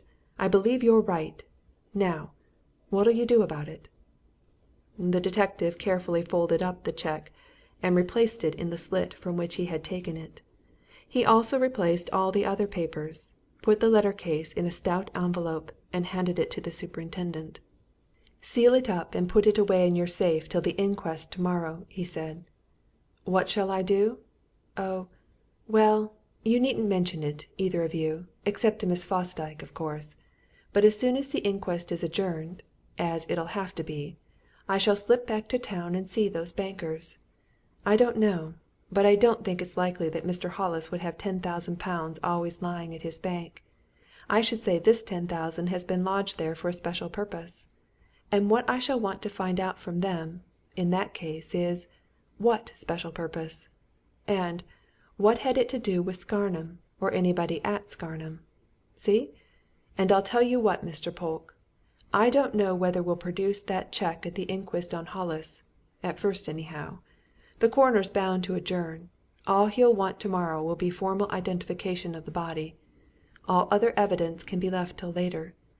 I've wired for Simmons. He'll be able to identify. No, we'll keep this cheque business back till I've been to London. I shall find out something from Vanderkiste. They're highly respectable private bankers, and they'll tell me. At that moment a policeman entered the room and presented Polke with a card. Gentleman's just come in, sir, he said. Wants to see you particular. Polke glanced at the card and read the name aloud, with a start of surprise. Mr. Leonard Hollis. End of chapter 18.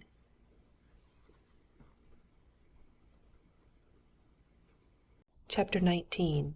The Dead Man's Brother.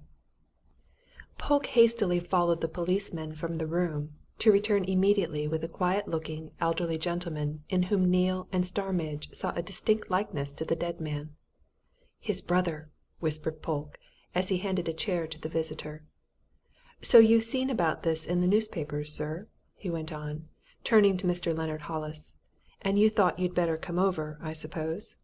I have not only read about it in the newspapers, answered the visitor, but I last night, very late, received a telegram from my brother's clerk, Mr. Simmons, who evidently found my address at my brother's rooms.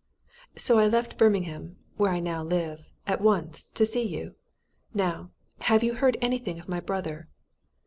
Polke shook his head solemnly and warningly. I'm sorry to say we have, sir, he replied. You'd better prepare yourself for the worst news, Mr. Hollis.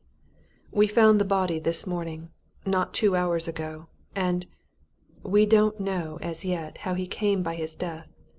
The doctors say it may have been pure accident. Let's hope it was. But there are strange circumstances, sir, very strange. Hollis quietly rose from his chair. I suppose I can see him? He asked.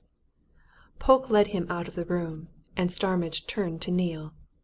We're gradually getting at something, Mr. Neale, he said. All this leads somewhere, you know. Now, since we've found that incomplete cheque, there's a question I wanted to ask you. You've left Chestermarke's bank now, and under the circumstances we're working in, you needn't have any delicacy about answering questions about them.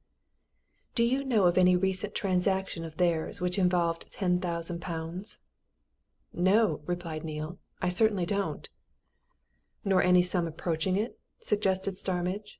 Or exceeding it? Nothing whatever, reiterated Neale. I know of all recent banking transactions at Chestermarke's, and I can't think, I've been thinking since we saw that cheque, of anything that cheque had to do with. Well, it's a queer thing, remarked the detective meditatively.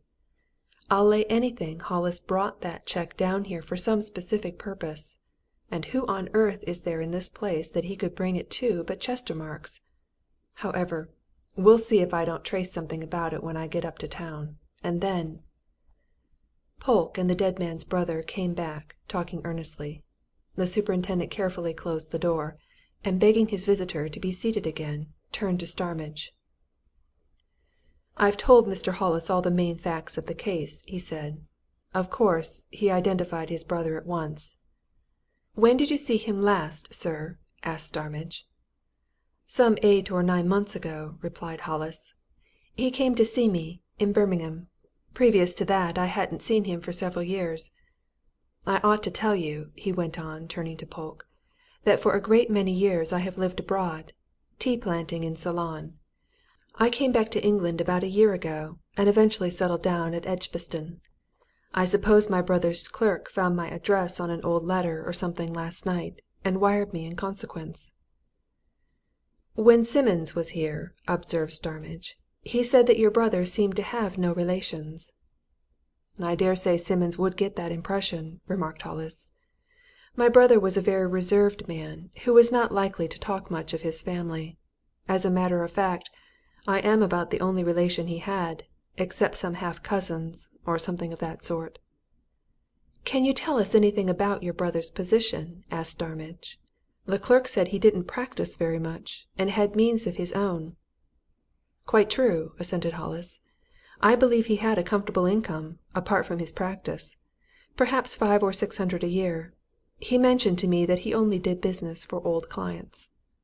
"Do you think he'd be likely to have a sum of £10,000 lying at his bankers?" inquired Starmidge. Hollis looked sharply at the detective, and then shook his head. "Not unless it was there for some special purpose," he answered. "He might have had such a sum if he'd been selling out securities for reinvestment.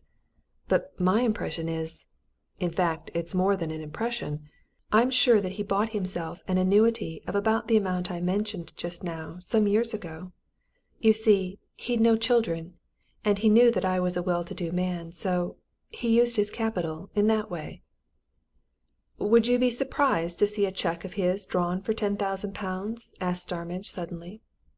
"Frankly, I should," replied Hollis with a smile. "That is, if it was on his private account." "Do you happen to know who kept his private account?" inquired Starmidge.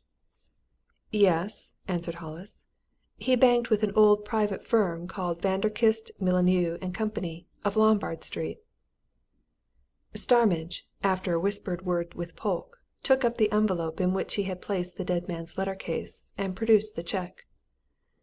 "Look at that, sir," he said, laying it down before the visitor. "Is that your brother's handwriting?" "His handwriting? Oh, yes!" exclaimed Hollis. "Most certainly. But there's no signature." "No, and there's no name of any payee," said Starmidge. "That's where the mystery comes in.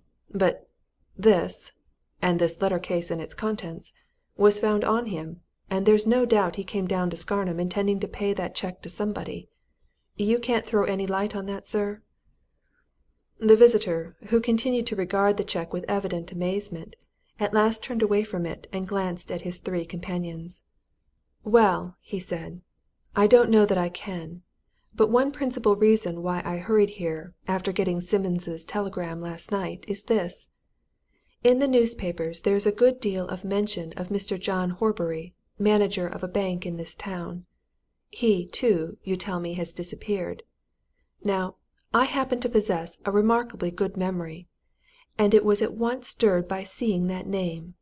My brother Frederick and I were at school together at Selburgh Grammar School, you know, quite 35 or 6 years ago. One of our schoolmates was a John Horbury, and he came from this place, Scarnham." The three listeners looked at each other, and Neale started, as if at some sudden remembrance, and he spoke quickly. "I've heard Mr. Horbury speak of his school days at Selburgh," he said. "And, now I come to think of it, he had some books with the school coat of arms on the sides prizes." "Just so," remarked Hollis. "I remember Jack Horbury very well indeed, though I never saw him after I left school, nor heard of him either, until I saw all this news about him in the papers. Of course, your missing bank manager is the John Horbury my brother and I were at school with, and I take it that the reason my brother came down to Scarnham last Saturday was to see John Horbury." Starmidge had been listening to all this with close attention. He was now more than ever convinced that he was at last on some track, but so far he could not see many steps ahead. Nevertheless, his next step was clearly enough discernible. "You say you saw your brother some 8 or 9 months ago, sir?" he remarked. "Did he mention Mr. Horbury to you at that time?" "No, he didn't," replied Hollis. "Did he ever recently, I mean ever mention his name to you in a letter?" asked Starmidge. "No, never. I don't know," said Hollis, "that he or I ever spoke to each other of John Horbury from the time we left school. John Horbury was not, as it were, a very particular chum of ours. We knew him as we knew 100 other boys. As I have already told you, the two names, Horbury, Scarnham, in the newspapers yesterday, immediately recalled John Horbury, our schoolmate, to me. Up to then, I don't suppose I'd ever thought of him for years, and I don't suppose he'd ever thought of me or my brother. Yet, I feel sure my brother came here to see him for business reasons, I suppose."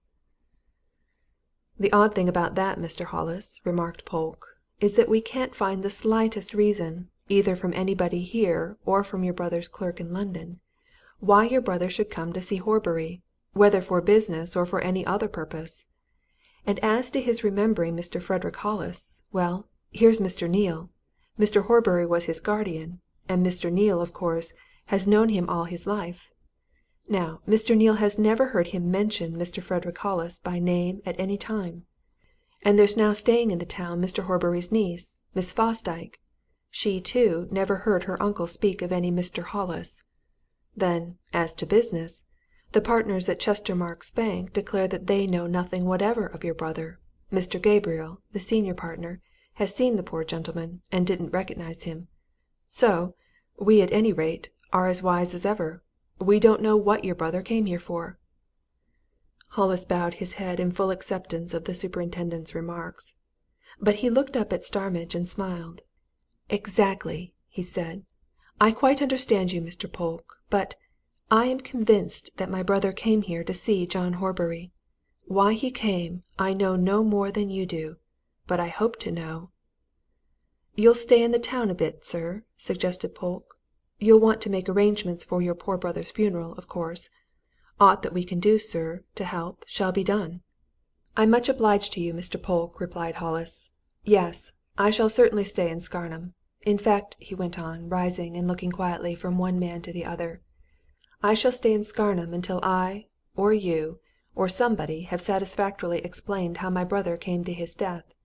I shall spare neither effort nor money to get at the truth. That's my determination."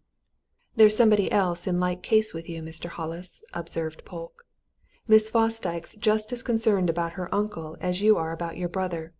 She declares she'll spend a fortune on finding him, or finding out what's happened to him. It was Miss Fosdyke insisted on having Detective Sergeant Starmidge down at once." Hollis quietly scrutinized the detective. "Well?" he asked. "And what do you make of it?" But Starmidge was not in the mood for saying anything more just then, and he put his questioner off, asking him, at the same time, to keep the matter of the cheque to himself. Presently Hollis went away with Neale, to whom he wished to talk, and Starmidge, after a period of what seemed to be profound thought, turned to Polke. "Superintendent," he said earnestly, "with your leave, I'd like to try an experiment." "What experiment?" demanded Polke. Starmidge pointed to the £10,000 cheque, which was still lying on the table. "I'd like to take that cheque across to Chestermarke's Bank and show it to the partners," he answered. "Good heavens! Why?" exclaimed Polke. "I thought you didn't want anybody to know about it." "Never mind I have an idea," said the detective. "I'd just like them to see it, anyway, and," he added with a wink, "I'd like to see them when they do see it." "You know best," said Polke. "If you think it well, do it." Starmidge put the cheque in an envelope and walked over to the bank. He was shown into the partners' room almost immediately, and the two men glanced at him with evident curiosity. "Sorry to trouble you, gentlemen," said Starmidge in his politest manner. "There is a little matter you might help us in. We've been searching this unfortunate gentleman's clothing, you know, for papers and so on, and in his letter case we found this." He had the cheque ready behind his back, and he suddenly brought it forward, and laid it immediately before the partners, on Gabriel's desk, at the same time stepping back so that he could observe both men. "Queer, isn't it, gentlemen?" he remarked quietly.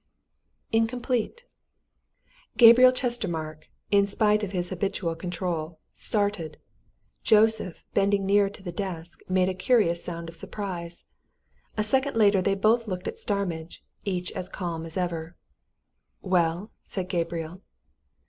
"You don't know anything about that, gentlemen?" asked Starmidge, affecting great innocence. "Nothing!" answered Gabriel. "Of course not!" murmured Joseph, a little derisively. "I thought you might recognize that handwriting," suggested Starmidge, using one of his previously invented excuses. "No," replied Gabriel. "Don't know it." "From Adam's writing," added Joseph. "You know the name of the bankers, I suppose, gentlemen?" asked the detective. "Vanderkiste? Oh, yes," assented Gabriel. "Well-known City firm. But I don't think we've ever done business with them," he added, turning to his nephew. "Never," replied Joseph. "In my time, at any rate." Starmidge picked up the cheque and carefully replaced it in its envelope. "Much obliged to you, gentlemen," he said, retreating towards the door. "Oh, you'll be interested in hearing, no doubt, that the dead man's brother, Mr. Leonard Hollis, of Birmingham, has come. He's identified the body." "And what does he think or suggest?" asked Joseph, glancing out of the corners of his eyes at Starmidge. "Has he any suggestions or ideas?" "He thinks his brother came here to meet Mr. Horbury," answered Starmidge.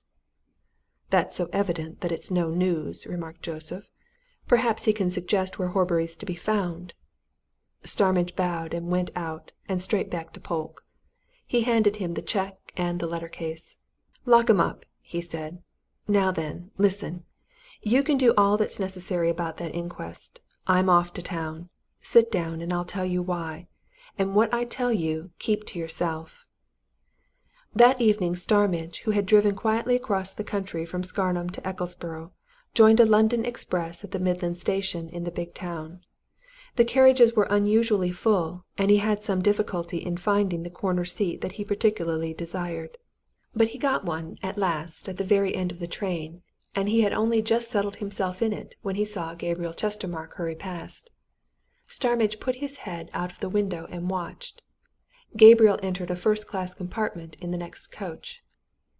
"First stop Nottingham," mused the detective, and he pulled a sheaf of telegraph forms out of his pocket, and leisurely began to write a message which before he signed his name to it had run into many words.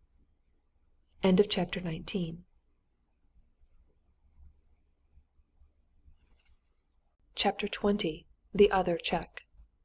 Starmidge sent off his telegram when the train stopped at Nottingham, and thereafter went to sleep, secure in the knowledge that it would be promptly acted upon by its recipients.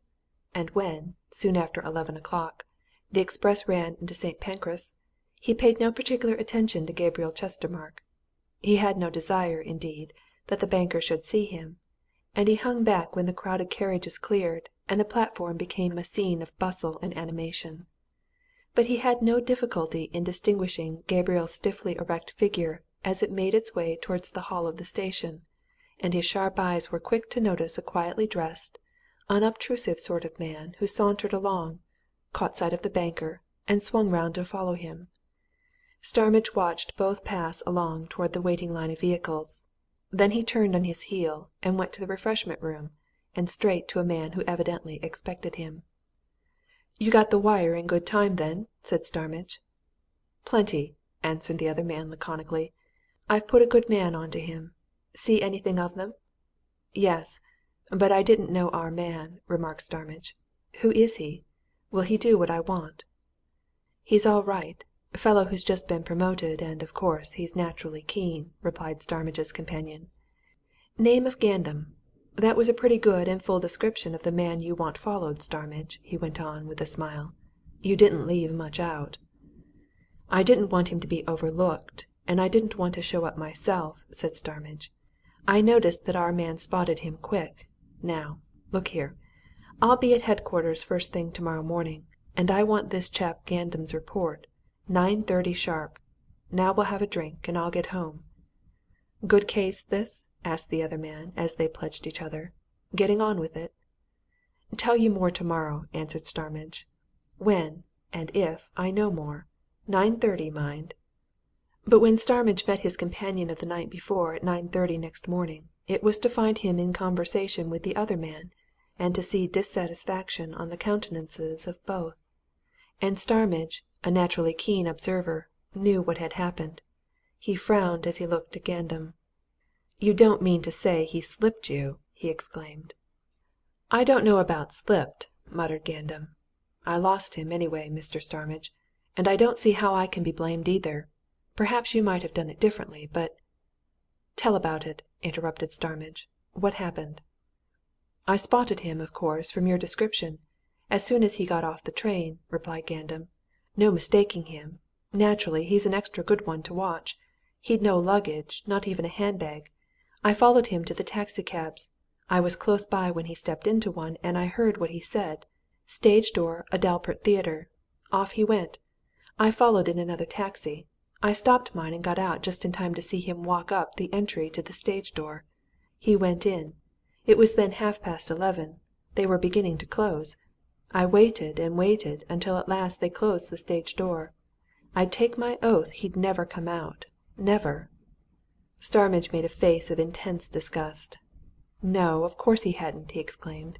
"He'd gone out at the front. I suppose that never struck you? I know that stage door of the Adalbert it's up a passage. If you'd stood at the end of that passage, man, you could have kept an eye on the front and stage door at the same time. But of course it never struck you that a man could go in at the back of a place and come out at the front, did it? Well, that's off for the present, and so am I." Vexed and disappointed that Gabriel Chestermarke had not been tracked to wherever he was staying in London, Starmidge went out, hailed a taxi cab, and was driven down to the City. He did not particularly concern himself about Gabriel's visit to the stage door of the Adalbert Theatre. It was something, after all, to know he had gone there. If need arose, he might be traced from that theatre, in which, very possibly, he had some financial interest. What Starmidge had desired to ascertain was the banker's London address. He had already learned in Scarnham that Gabriel Chestermarke was constantly in London for days at a time. He must have some permanent address at which he could be found, and Starmidge foresaw that he might wish to find him, perhaps in a hurry. But just then his chief concern was with another banking firm, Vanderkiste's. He walked slowly along Lombard Street until he came to the house, a quiet, sober, eminently respectable looking old business place, quite unlike the palatial affairs in which the great banking corporations of modern origin carry on their transactions. There was no display of marble and plaster and plate glass and mahogany and heavy plethoric fittings. A modest brass plate affixed to the door was the only sign and announcement that banking business was carried on within. Equally old-fashioned and modest was the interior, and Starmidge was quick to notice that the clerks were all elderly or middle-aged men, solemn and grave as undertakers. The presentation of the detective's official card procured him speedy entrance to a parlour in which sat two old gentlemen, who were evidently greatly surprised to see him. They were so much surprised, indeed, as to be almost childishly interested, and Starmidge had never had such attentive listeners in his life as these two elderly City men, to whom crime and detection were as unfamiliar as higher finance was to their visitor. They followed Starmidge's story point by point, nodding every now and then as he drew their attention to particular passages, and the detective saw that they comprehended all he said. He made an end at last, and Mr. Vanderkiste, a white-bearded, benevolent-looking gentleman, looked at Mr. Mullineau, a little rosy-faced man, and shook his head. "It would be an unusual thing, certainly," he observed, "for Mr. Frederick Hollis to have £10,000 laying here to his credit. Mr. Hollis was an old customer we knew him very well, but he didn't keep a lot of money here. We knew his circumstances. He bought himself a very nice annuity some years ago, and it was paid to his account here twice a year. But £10,000!" Mr. Mullineau leaned forward. "We don't know if Frederick Hollis paid any large amount in lately, you know," he observed. "Hadn't you better summon Linthwaite?" "Our manager," remarked Mr. Vanderkiste, as he touched a bell. "Ah, yes, of course he'll know. Mr. Linthwaite," he continued, as another elderly man entered the room, "can you tell us what Mr. Frederick Hollis's balance in our hands is?" "I have just been looking it up, sir," replied the manager, "in consequence of this sad news in the papers. 10,879.54, Mr. Vanderkiste." £10,879 5 shillings and fourpence, repeated Mr. Vanderkiste. "Ah! An unusually large amount, I think, Mr. Linthwaite." "Just so, sir," agreed the manager. "The reason is that rather more than a week ago Mr. Hollis called here himself with a cheque for £10,000, which he paid into his account, explaining to me that it had been handed to him for a special purpose, and that he should draw a cheque for his own against it, for the very same amount, very shortly." "Ah!" remarked Mr. Vanderkiste. "Has the cheque which he paid in been cleared?" "We cleared it at once," replied the manager. "Oh, yes!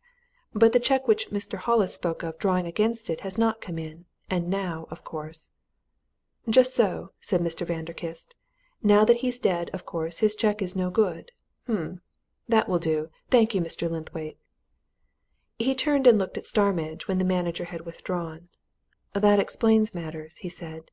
"The £10,000 had been paid to Mr. Frederick Hollis for a special purpose." "But by whom?" asked Starmidge. "That's precisely what I want to know. The knowledge will help me I don't know how much it mayn't help me. For there's no doubt about it, gentlemen Hollis went down to Scarnham to pay £10,000 to somebody on somebody else's account. He was, I am sure, as it were, ambassador for somebody. Who was, and is, that somebody? Almost certainly the person who gave Hollis the cheque your manager has just mentioned, and whose £10,000 is, as a matter of fact, still lying in your hands. Who is that person? What bank was the cheque drawn on? Let me have an answer to both questions, and " The two old gentlemen exchanged looks, and Mr. Mullineau quietly rose and left the room. In his absence Mr. Vanderkiste shook his head at the detective. "A very, very queer case, officer," he remarked. "An extraordinary case, sir," agreed Starmidge. "Before we get to the end of it, there'll be some strange revelations, Mr. Vanderkiste."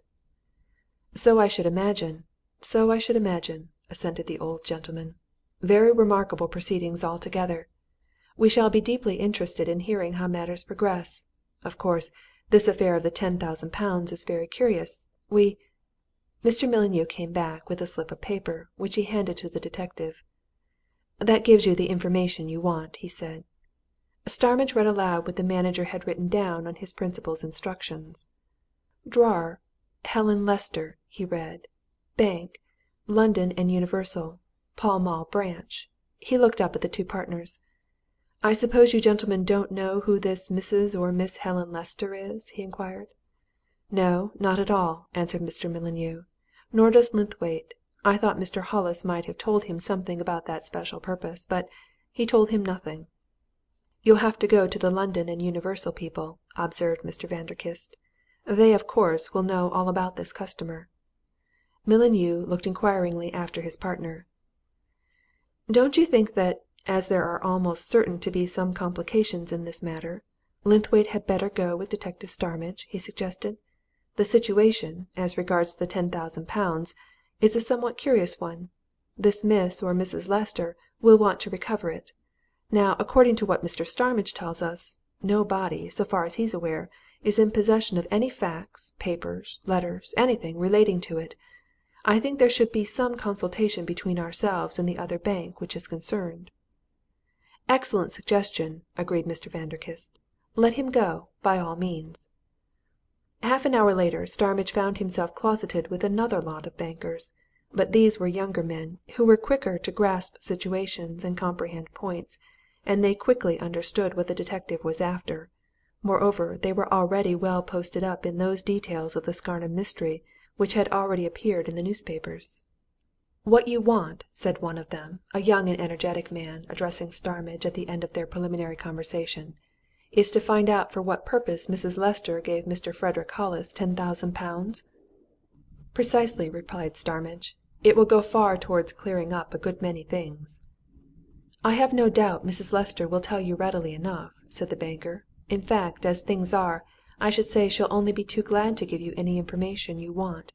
That £10,000 being in Messrs. Vanderkiste's hands, in Hollis's name, and Hollis being dead, there will be bother not serious, of course, but still formal bother about recovering it. Very well. Mrs. Lester, who, I may tell you, is a wealthy customer of ours, lives in the country as a rule, and I happen to know she's there now. I'll write down her address. Tell her, by all means, that you have been to see us on the matter." Starmidge left Mr. Linthwaite talking with the London and Universal people. He himself, now that he had got the desired information, had no more to say.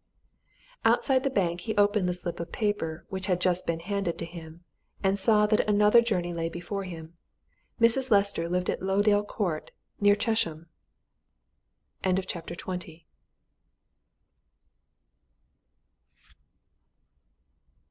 21. About cent per cent. Starmidge, lingering a moment on the steps of the bank, to consider whether he would go straight to Chesham or repair to headquarters for a consultation with his superior, was suddenly joined by the manager who had just given him his information. "You are going down to Lowdale Court?" asked the manager. "During the morning, yes," answered Starmidge. "If it will be of any help to you," said the manager, "I'll ring up Mrs. Lester on the telephone and let her know you're coming. She's rather a nervous woman, and it will pave the way for you if I give you a sort of introduction. Besides," he paused, and looked at the detective with an inquiring air, "don't you think Mrs. Lester had better be warned, at once, not to speak of this matter until she's seen you?" "You think she may be approached?" asked Starmidge. The manager wagged his head and smiled knowingly. "I think there's something so very queer about this affair that Mrs. Lester ought to be seen at once," he said. "She shall be," answered Starmidge. "Tell her I'll be down there within 2 hours. I'll motor there. Thank you for your suggestion. Now I'll just run to headquarters, and then be straight off." He hailed a passing taxi cab and drove to New Scotland Yard, where he was presently closeted with a high personage in deep and serious consultation, the result of which was that by 12 o'clock Starmidge and a fellow officer, one Easleby, in whom he had great confidence, were spinning away towards the beech-clad hills of Buckinghamshire, and discussing the features and probabilities of the queer business which took them there. Before 2, they were in the pleasant valley which lies between Chenies and Chesham, and pulling up at the door of a fine old Jacobean house, which, set in the midst of delightful lawns and gardens, looked down on the windings of the river Chess. And practical as both men were, and well experienced in their profession, it struck both as strange that they should come to such a quiet and innocent-looking place to seek some explanation of a mystery which surely had some connection with crime. The two detectives were immediately shown into a morning-room in which sat a little, middle-aged lady in a widow's cap and weeds, who looked at her visitors half timidly, half welcomingly. She sat by a small table on which lay a heap of newspapers, and Starmidge's sharp eyes saw at once that she had been reading the published details of the Scarnham affair. "You have no doubt been informed by your bankers that we were coming, ma'am?" began Starmidge, when he and Easleby had seated themselves near Mrs. Lester. "The manager there was good enough to say he'd telephone you." Mrs. Lester, who had been curiously inspecting her callers and appeared somewhat relieved to find that they were quite ordinary-looking beings, entirely unlike her own preconceived notions of detectives, bowed her head. "Yes," she answered. "My bankers telephoned that an officer from Scotland Yard would call on me this morning, and that I was to speak freely to him, and in confidence, but I really don't quite know what it is that I am to talk to you about, though I suppose I can guess." "This, ma'am," answered Starmidge, bending towards the pile of newspapers and tapping a staring headline with his finger. "I see you've been reading it up. I have been in charge of this affair since Monday last, and I came up to town last night about it, specially. You will have read in this morning's paper that the body of Mr. Frederick Hollis was found at Scarnham yesterday?" "Yes," said Mrs. Lester, with a sigh. "I have read of that. Of course, I knew Mr. Hollis. He was an old friend of my husband. I saw him last week. But what took Mr. Hollis down to Scarnham? I have been in the habit of seeing Mr. Hollis constantly, regularly, but I never even heard him mention Scarnham, nor any person living at Scarnham. There are many persons mentioned in these newspaper accounts," continued Mrs. Lester, "in connection with this affair whose names I never heard before, yet they are mentioned as if Mr. Hollis had something to do with them. Why did he go there?" "That, ma'am, is precisely what we want to find out from you," replied Starmidge, with a side glance at his fellow detective. "It's just what we've come for." He was watching Mrs. Lester very closely as he spoke, and he saw that up to that moment she had certainly no explanation in her own mind as to the reason of this police visit. "But what can I tell you?" she exclaimed. "As I have said, I don't know why Frederick Hollis went to Scarnham. He never mentioned Scarnham to me when he was here last week."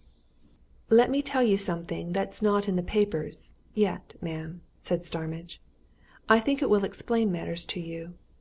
When we examined Mr. Hollis's effects at Scarnham yesterday morning, after the finding of his body, we found in his letter case a cheque for £10,000. Starmidge stopped suddenly. Mrs. Lester had started, and her pale face had grown paler. Her eyes dilated as she looked at the two men. "A cheque!" she exclaimed. "For £10,000 on him? And whose cheque?" "It was a very curious cheque, ma'am," replied Starmidge. "It was drawn on Mr. Hollis's bankers, Vanderkiste, Mullineau and Company, of Lombard Street. It was dated. It was filled in for £10,000, in words and figures. But it was not signed, and it was not made out to anybody. No name of payee, you understand, ma'am. No name of payer. But it is very evident that Mr. Hollis made out that cheque intending to pay it to somebody. What we want to know is, who is, or was, that somebody? I came up to town to try to find that out. I went to Mr. Hollis's bankers this morning. They told me that last week Mr. Hollis paid into his account there a cheque for £10,000, drawn by Helen Lester, and told their manager that he should be drawing a cheque for his own against it in a day or two. I then went to your bank, ma'am, saw your bankers, and got your address. Now, Mrs. Lester, there's no doubt whatever that the cheque which we found on Mr. Hollis is the cheque he spoke of to Vanderkiste's manager. And we want you, if you please, to tell us two things. For what purpose did you give Mr. Hollis £10,000? To whom was he to pay it? Tell us, ma'am, and we shall have gone a long way to clearing this affair. And it's more serious than you'd think." Mrs. Lester, who had listened to Starmidge with absorbed and almost frightened attention, looked anxiously at both men before she replied to the detective's direct inquiry. "You will respect my confidence, of course?" she asked at last. "Whatever I say to you will be kept in strict confidence?" "Whatever you tell us, Mrs. Lester," answered Starmidge, "we shall have to report to our superiors at the Criminal Investigation Department. You may rely on their discretion, fully. But if there is any secret in this, ma'am, it will all have to come out, now that it's an affair of police investigation. Far better tell us here, and now." "There'll be no publication of anything without Mrs. Lester's knowledge and consent," remarked Easleby, who guessed at the reason of the lady's diffidence. "This is a private matter, so far. All that she can tell us will be for police information, only." "I shall have to mention the affairs of some other person," said Mrs. Lester. "But I suppose it's absolutely necessary? Now that you know what you do, for instance, I suppose I could be made to give evidence, eh?" "I'm afraid you're quite right, ma'am," admitted Starmidge. "The mystery of Mr. Hollis's death will certainly have to be cleared up. Now that this cheque affair is out, you could be called as a witness at the inquest. Better tell us, ma'am, and leave things to us." Mrs. Lester, after a moment's reflection, looked steadily at her visitors. "Very well," she answered. "I suppose I had better. Indeed, I have been feeling, ever since my bankers rang me up this morning, that I should have to tell you, though I still can't see how anything that I can tell you has to do, that is precisely, with Mr. Hollis's visit to Scarnham. Yet, it may, perhaps must have. The fact is, I recently called in Mr. Hollis, as an old friend, to give me some advice. I must tell you that my husband died last year, now about 8 months ago. We have an only son, who is an officer in the army." "You had better give us his name and regiment, ma'am," suggested Starmidge. Mrs. Lester hesitated a little. "Very well," she said at last. "He is Lieutenant Guy Lester, of the 55th Lancers. Stationed where? At present at Maychester. Now I have got to tell you what is both painful and unpleasant for me to tell. My husband, though a very kind father, was a very strict one. When our son went into the army, his father made him a certain yearly allowance which he himself considered a very handsome one. But my husband," continued Mrs. Lester with a faint smile, "had been engaged in commercial pursuits all his life, until a year or two before his death, and he did not know that the expenses and the style of living in a crack cavalry regiment are what they are. More than once Guy asked his father to increase his allowance, considerably.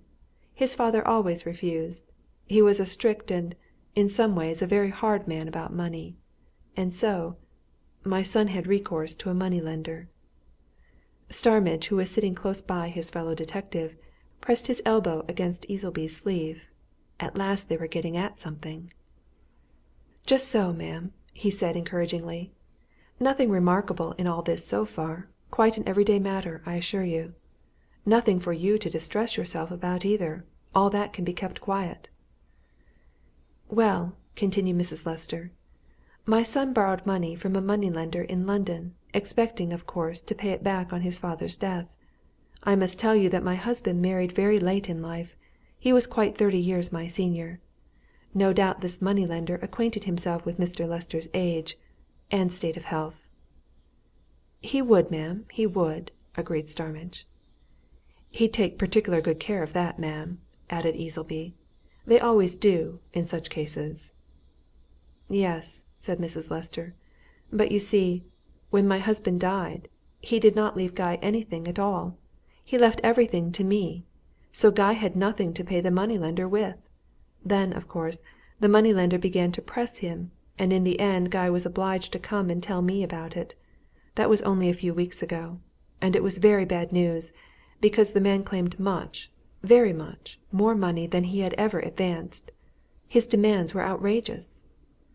Starmidge gave Mrs. Lester a keen glance, and realized an idea of her innocence in financial matters.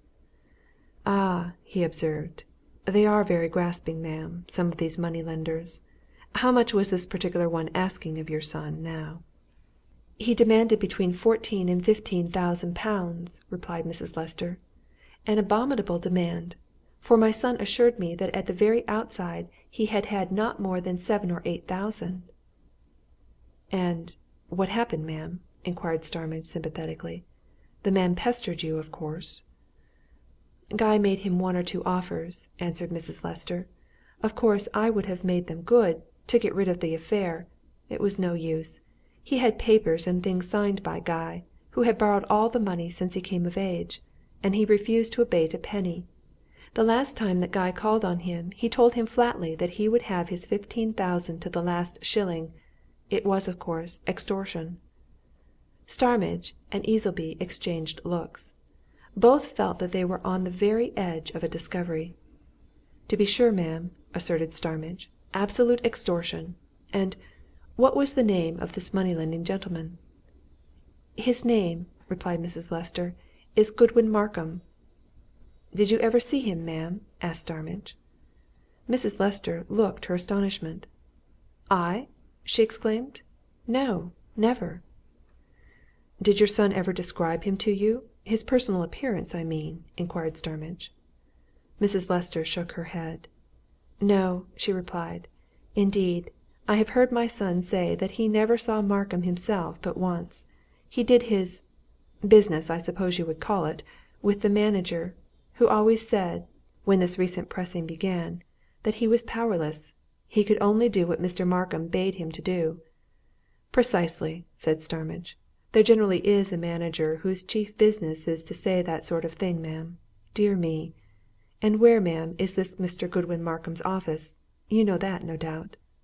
"Oh, yes, it is in Conduit Street, off New Bond Street," replied Mrs. Lester. "Of course you never went there?" asked Starmidge. "No, of course not. All was done through your son, until you called in Mr. Hollis. Now, when did you call in Mr. Hollis, Mrs. Lester? The date's important." "About a fortnight ago," replied Mrs. Lester. "I sent for him. I told him all about it. I asked his advice. At his suggestion I gave him a cheque for £10,000. He said he would make an endeavour to settle the whole thing for that amount, and have everything cleared up.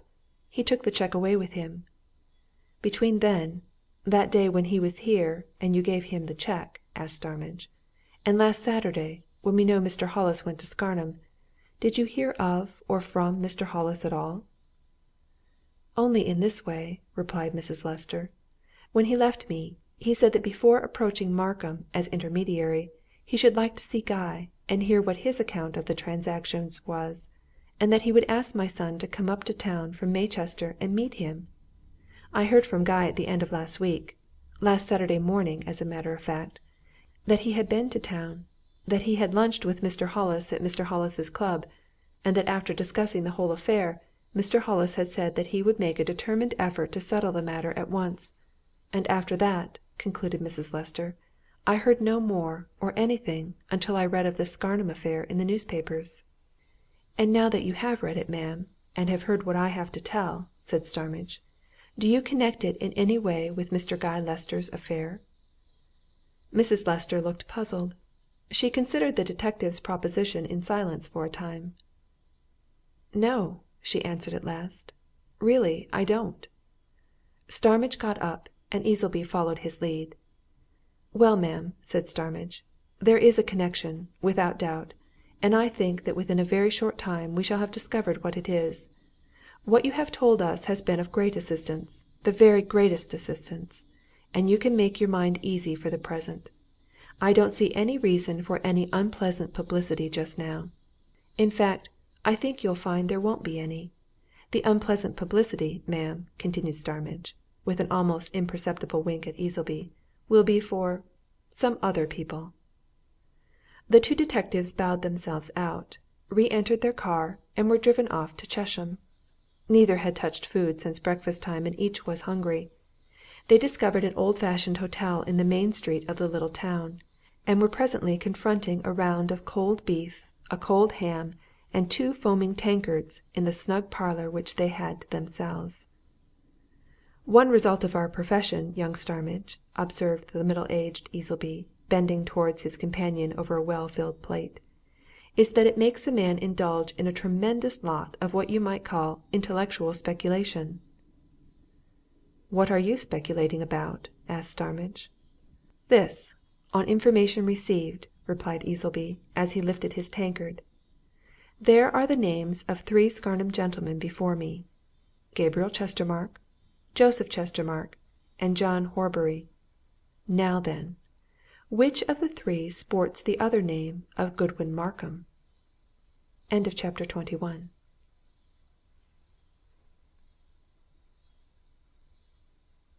Chapter 22. Speculation and Certainty.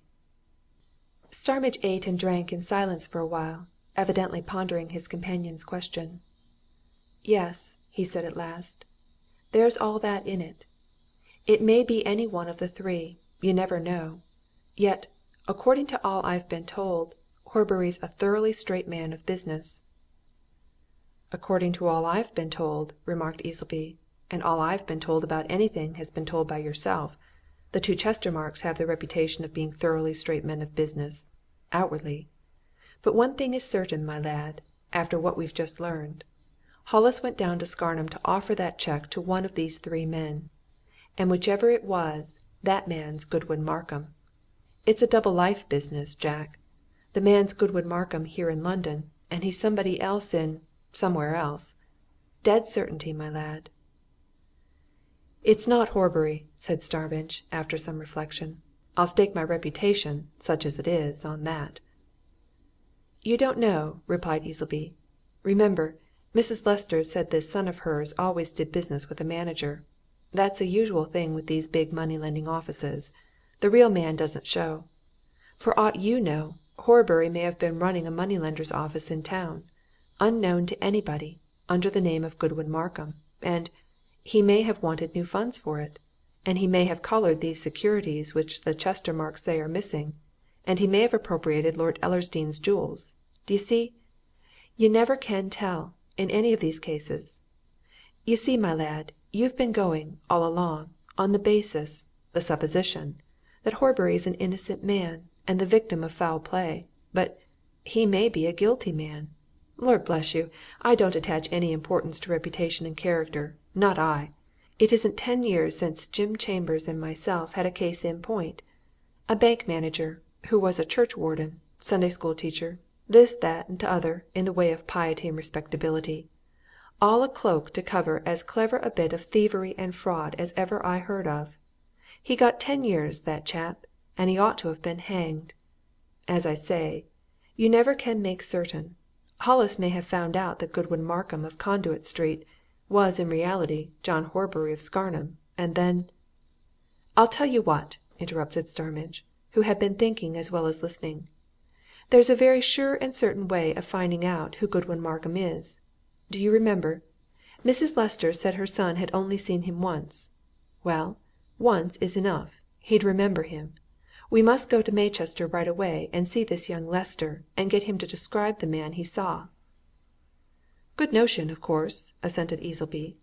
"Where is Maychester, now?" "Essex," replied Starmidge. "That would certainly be a solver," said Easleby. "But there's something else we could do, following up your special line of thought. Now, honour bright, which of these men do you take Goodwin Markham to be?" "Gabriel Chestermarke," answered Starmidge promptly. "It's established that he's constantly in London as much in London as in Scarnham. Gabriel Chestermarke, certainly, with, no doubt, Joseph in collusion. The probability is that they run the money lending office in Conduit Street under the name of Goodwin Markham. They're within the law." "What about the Money Lenders Act?" asked Easleby. "Compulsory registration, you know." "It's this way," explained Starmidge. "The object of that Act was to enable a borrower to know for certain who it was that was lending him the money he borrowed, so registration was made compulsory. But, as in the case of many another Act of Parliament, Easleby, evasion is not only possible, but easy.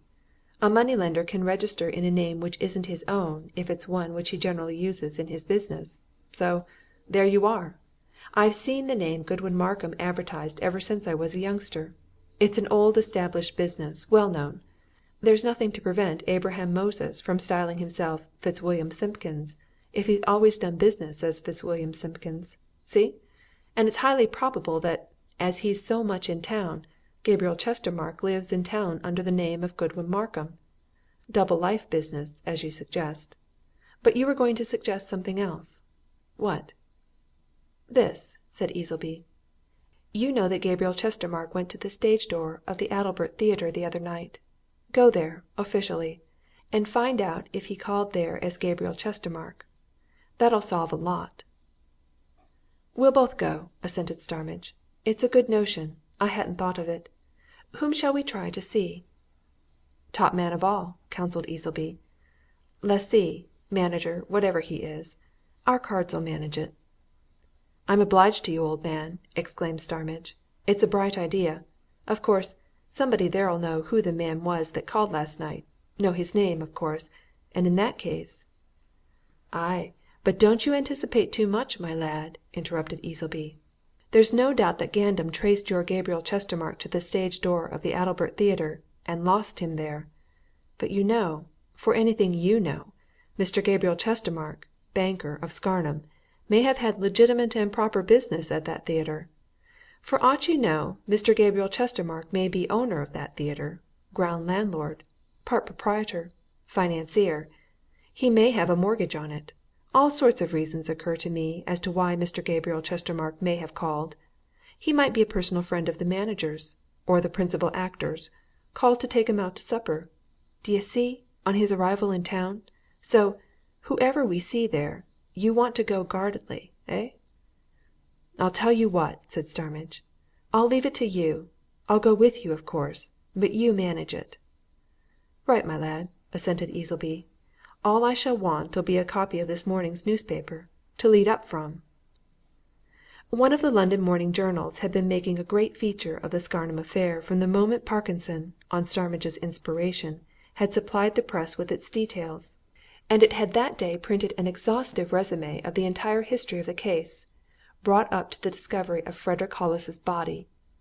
Easleby bought a copy of this issue as soon as he and Starmidge returned to town, and carefully blue-pencilled the cross-headed columns and the staring capitals above them.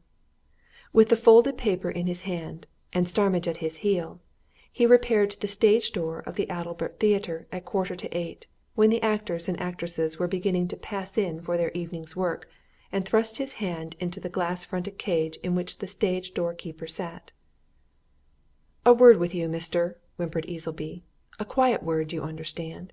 Me and my friend here are from the Yard New Scotland Yard, you know and we've an inquiry to make. Our cards, d'ye see? I shall ask you to take 'em inside in a minute, but first, a word with you. Do you remember a gentleman coming here last night, late, who nodded to you and walked straight in? Little stiffly built gentleman? Very pale face holds himself well up, what?" "I know him," answered the door-keeper, much impressed by the official cards which Easleby held before his nose. "Seen him here many a time, but I don't know his name. He's a friend of Mr. Castlemayne's, and he's the entry. D'ye see? Walks in, as he likes." "Ah, just so. And who may Mr. Castlemayne be, now?" asked Ellersdeane confidentially. "Mr. Castlemayne?" replied the door-keeper. "Why, he's the lessee, of course the boss."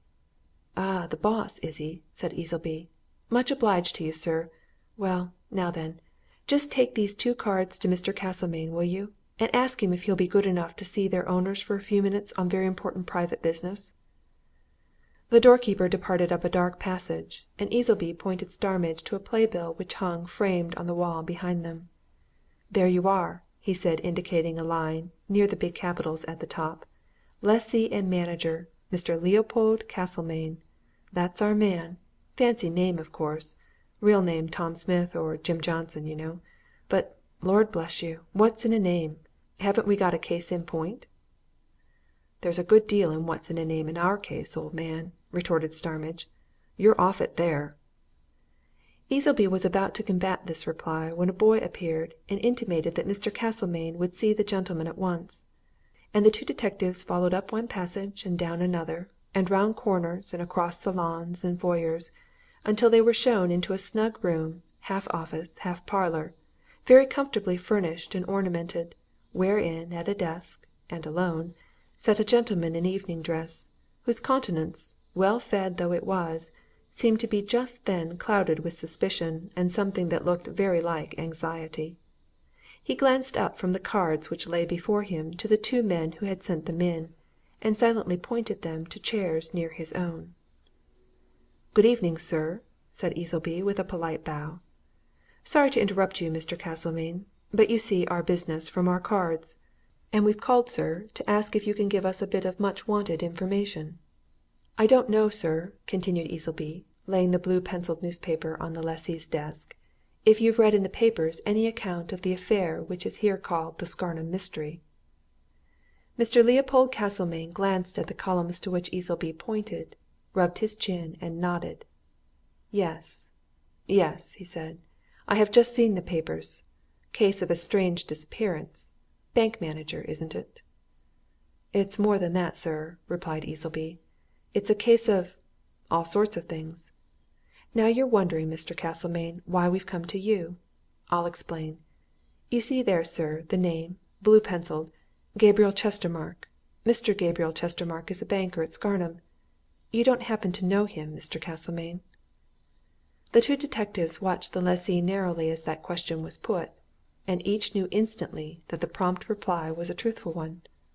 Never heard of him in my life," said Mr. Castlemayne. "Thank you, sir," said Easleby. "Just so. Well, sir, my friend here, Detective Sergeant Starmidge, has been down at Scarnham in charge of this case from the first, and he's formed some ideas about this Mr. Gabriel Chestermarke. Last night, Gabriel Chestermarke travelled up to town from Ecclesborough. Mr. Starmidge arranged for him to be shadowed when he arrived at St. Pancras. A man of ours, not quite as experienced as he might be, you understand, sir, did shadow him, and lost him. He lost him here, at your theatre, Mr. Castlemayne." "Ah!" said the lessee, half indifferently. "Got amongst the audience, I suppose?" "No, sir," replied Easleby. "Mr. Gabriel Chestermarke, sir, entered your stage door at about 11:30, walked straight in, but he never came out of that door, so he must have left by another exit." Mr. Leopold Castlemayne suddenly sat up very erect and rigid. His face flushed a little, his lips parted. He looked from one man to the other. "Mr. Gabriel Chestermarke," he said, "entered my stage door 11:30 last night here? Describe him." Easleby glanced at Starmidge, and Starmidge, as if he were describing a picture, gave a full and accurate account of Mr. Gabriel Chestermarke's appearance from head to foot. The lessee suddenly jumped up from his chair, walked over to a door, opened it, and looked into an inner room. Evidently satisfied, he closed the door again, came back and seated himself, thrust his hands in his pockets, and looked at the detectives. "All in confidence? Strict confidence?" he said. "All right, then. I understand. I tell you I don't know any Gabriel Chestermarke, banker, of Scarnham. The man you've described, the man who came here last night, is Godwin Markham, the Conduit Street moneylender. Damn him!" End of chapter 22.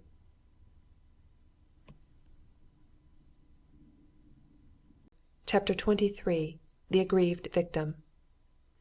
If Mr. Leopold Castlemayne's last word was expressive, his next actions were suggestive and significant.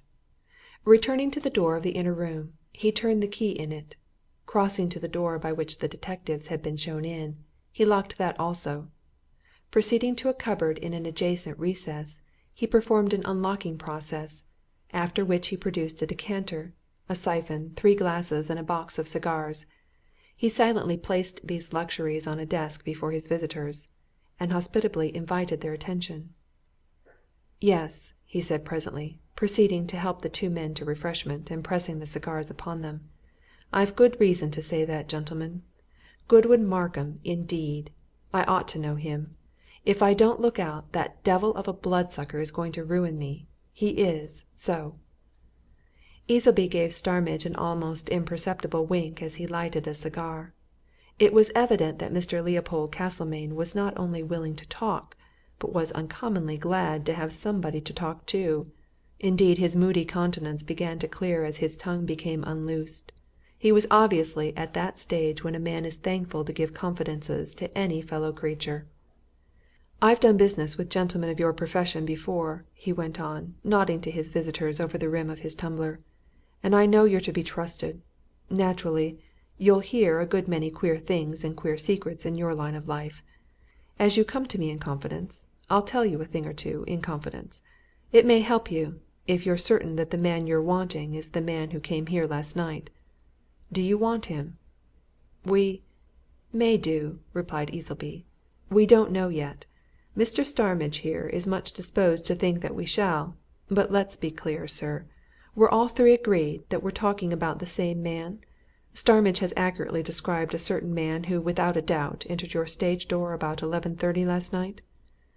"And left with me by the box office door in the front street a few minutes later," murmured the lessee. "That's how it was." "Just so," agreed Easleby.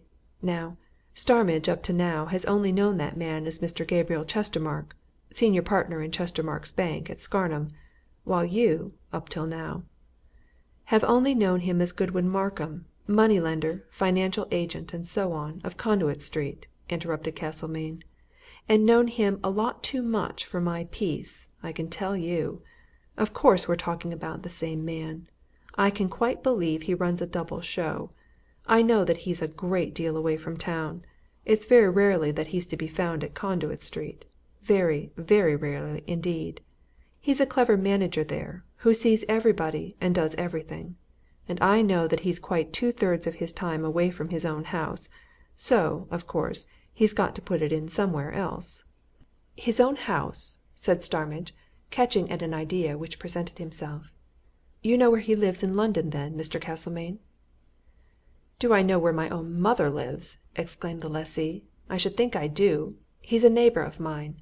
Lives close by me, up Primrose Hill way. Nice little bachelor establishment he has. Oakfield Villa. Spent many an evening there with him Sunday evenings, of course. Oh, yes, I know all about him, as Goodwin Markham. Bless me! So he's a country banker, is he? And mixed up in this affair, eh? Gosh, I hope you'll find out that he murdered his manager, and that you'll be able to hang him. I'd treat the town to a free show if you could hang him in public on my stage. I would indeed." "You were going to tell us something, sir," suggested Easleby. "Something that you thought might help us." "I hope it will help you and me too," responded Castlemayne, who was obviously incensed and truculent. "'Pon my honour, when I got your cards, I wondered if I'd been sleepwalking last night, and had gone and done for this man. I really did. It was all I could do to keep from punching his nose last night in the open street, and I left him feeling very bad indeed. It's this way. I dare say you know that men like me, in this business, want a bit of financing when we start. All right, we do, like most other people. Now, when I thought of taking up the lease of this spot, a few years ago, I wanted money. I knew this man Markham as a neighbour, and I mentioned the matter to him, not knowing then that he was the Markham of Conduit Street. He let me know who he was, then, and he offered to do things privately.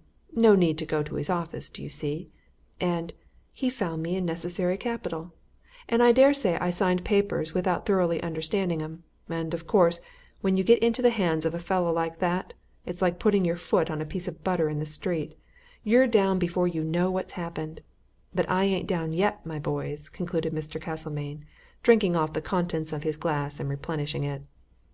"And damn me if I'm going to be, without a bit of fight for it, that I ain't." "Putting some pressure on you, I suppose, sir?" suggested Ellersby, who knew that their host would tell anything and everything if left to himself. "Wants his pound of flesh, no doubt." This Shakespearean allusion appeared to be lost on the lessee, but he evidently understood what pressure meant. "Pressure!" he exclaimed. "Yah, there's nothing would suit that fellow better than to have one of his victims under one of these steam hammers that they have nowadays, and to bring it down on him till he'd crush the very last drop of blood out of his toes. Pressure! I'll tell you. This place didn't do well at first. Everybody in town, in our line anyway, knows that. But even in these days I paid him his interest regular, down on the nail, mind, as prompt as the date came round. But now things are different. I'm doing well. In a bit I could pay my gentleman off, though not just yet. But there's big money ahead. This house has caught on, got a reputation, become popular. And now what d'ye think my lord wants? What's he screwing me for? Turns out that in one of those confidential papers I signed there's a clause that if I didn't repay him by a certain date I should surrender my lease to him. I no doubt signed it, not quite understanding. But damn me if he didn't keep it dark till the date was expired.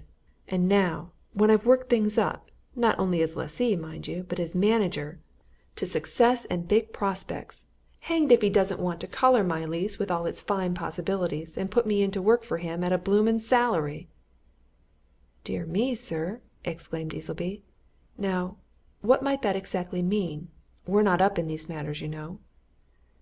"Mean?" vociferated the lessee. "It'd mean this. I've paid that man as much in interest as the original loan was. He now wants my lease, all my interest, and my chances of reward. This lease is worth many a thousand a year now.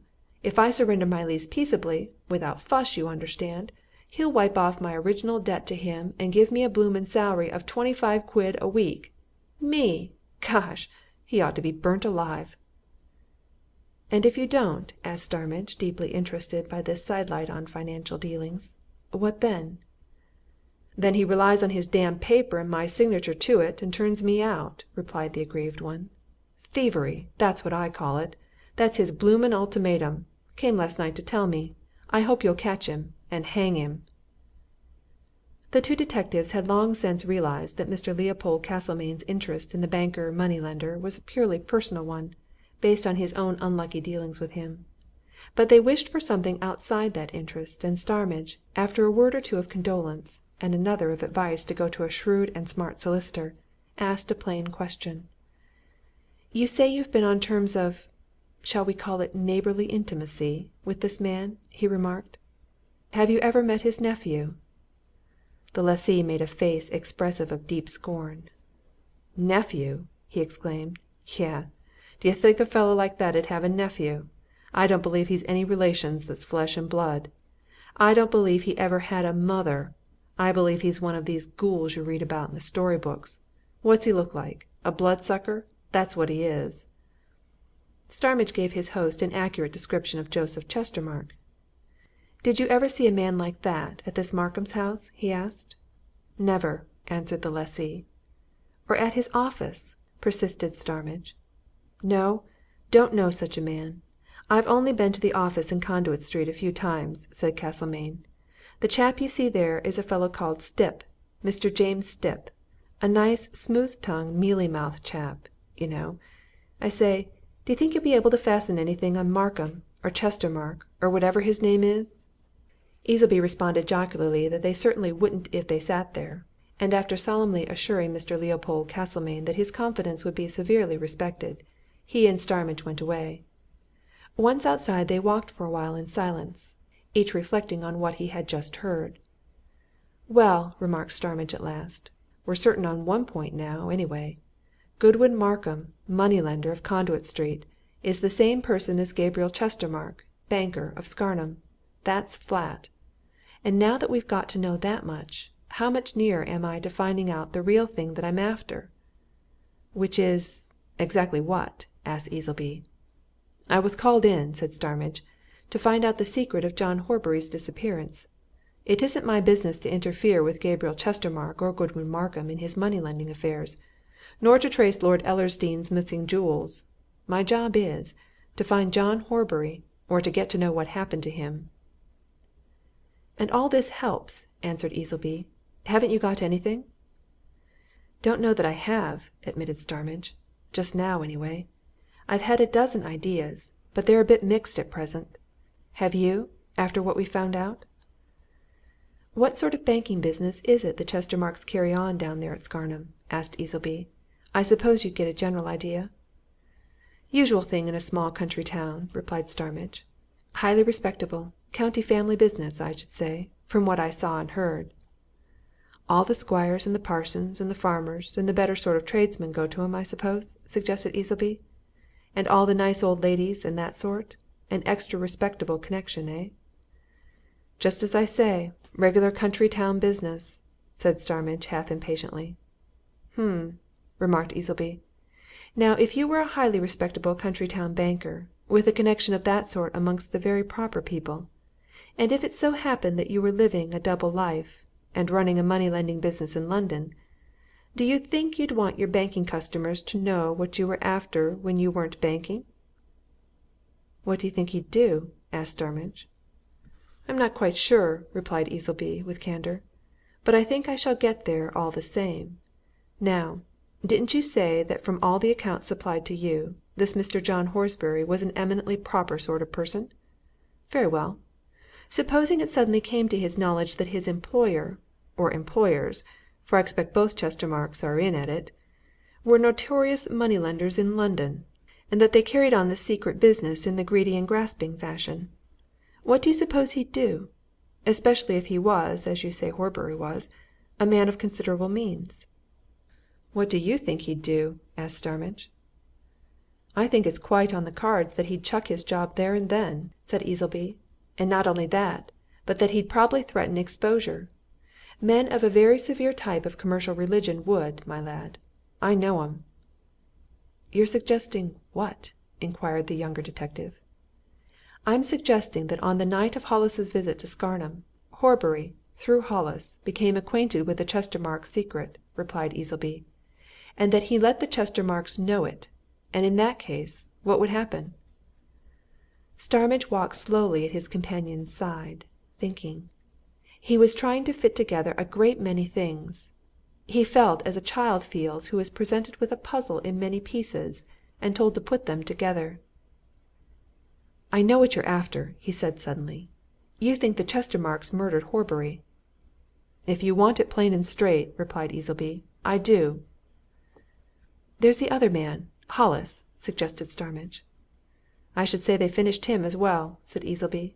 "Easy enough job, that, on the evidence. Supposing one of 'em took Hollis off, alone, across that moor you've told me about, and induced him to look into that old lead mine. What easier than to push him into it? Meanwhile the other could settle Horbury. Murder, my lad that's what it all comes to. I've known men murder for less than that." Again Starmidge reflected in silence. "There's only one thing that puzzles me on that point," he said eventually. "It's not a puzzle, either. It's a doubt. Do you think the Chestermarkes, or we'll say Gabriel, as we're certain about him, do you think Gabriel would be so keen about keeping his secret as to go to that length? Do you think he's cultivated it as a secret, and that it's been a real important secret?" "We can soon solve that," answered Easleby. "At least, tomorrow morning." "How?" demanded Starmidge. "By calling," said Easleby, "on Mr. Godwin Markham, in Conduit Street."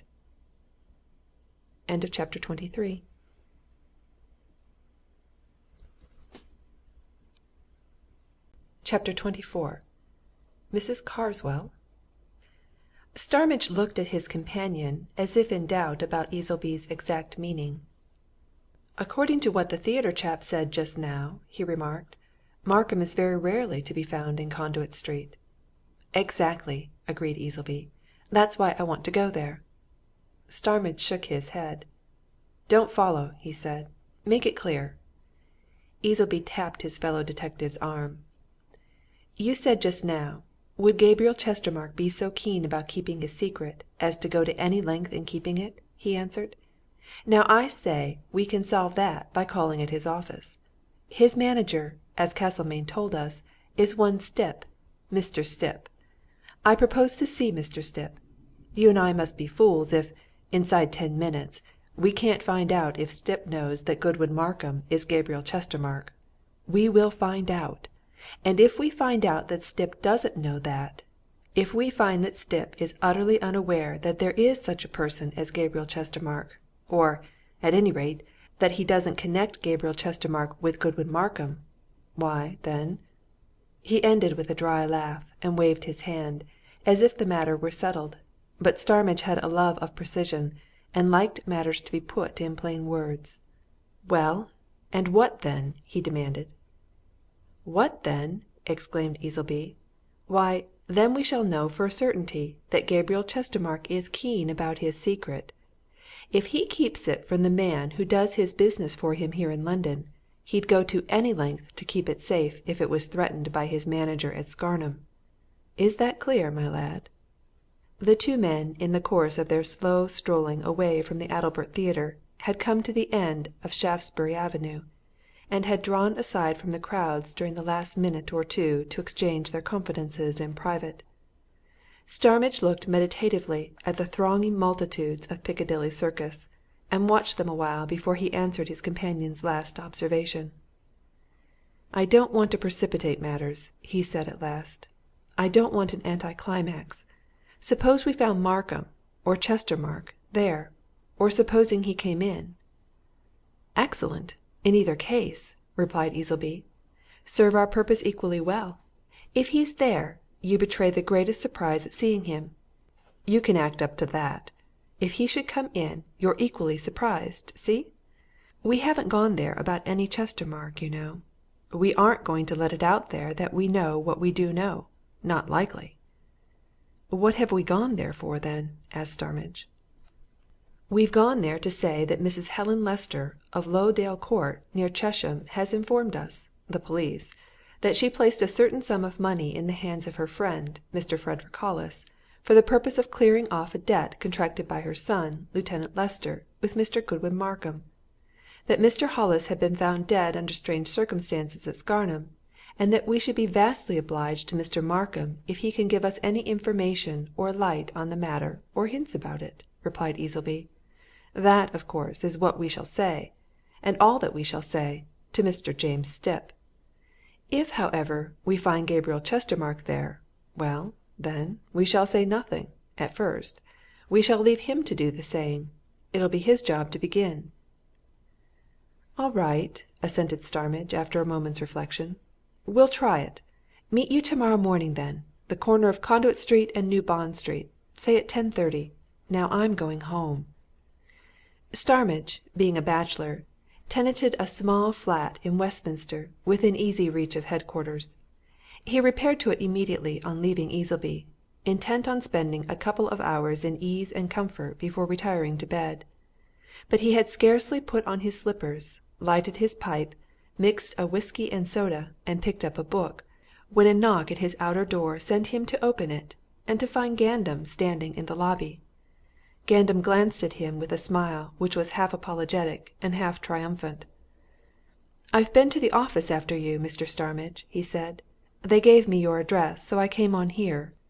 Starmidge saw that the man was full of news, and he motioned him to enter and led him to his sitting room. "You've heard something, then?" he asked. "Seen something, Mr. Starmidge," answered Gandam, taking the chair which Starmidge pointed to. "I'm afraid I didn't hear anything. I wish I had." Starmidge gave his visitor a drink and dropped into his own easy-chair again. "Chestermarke, of course," he suggested. "Well, what?" "I happened to catch sight of him this evening," replied Gandam. "Sheer accident it was, but there's no mistaking him. 6:30 I was coming along Piccadilly, and I saw him leaving the Camellia Club. He " "What sort of club's that, now?" asked Starmidge. "Social club men about town, sporting men, actors, journalists, so on," replied Gandam. "I know a bit about it had a case relating to it not long ago.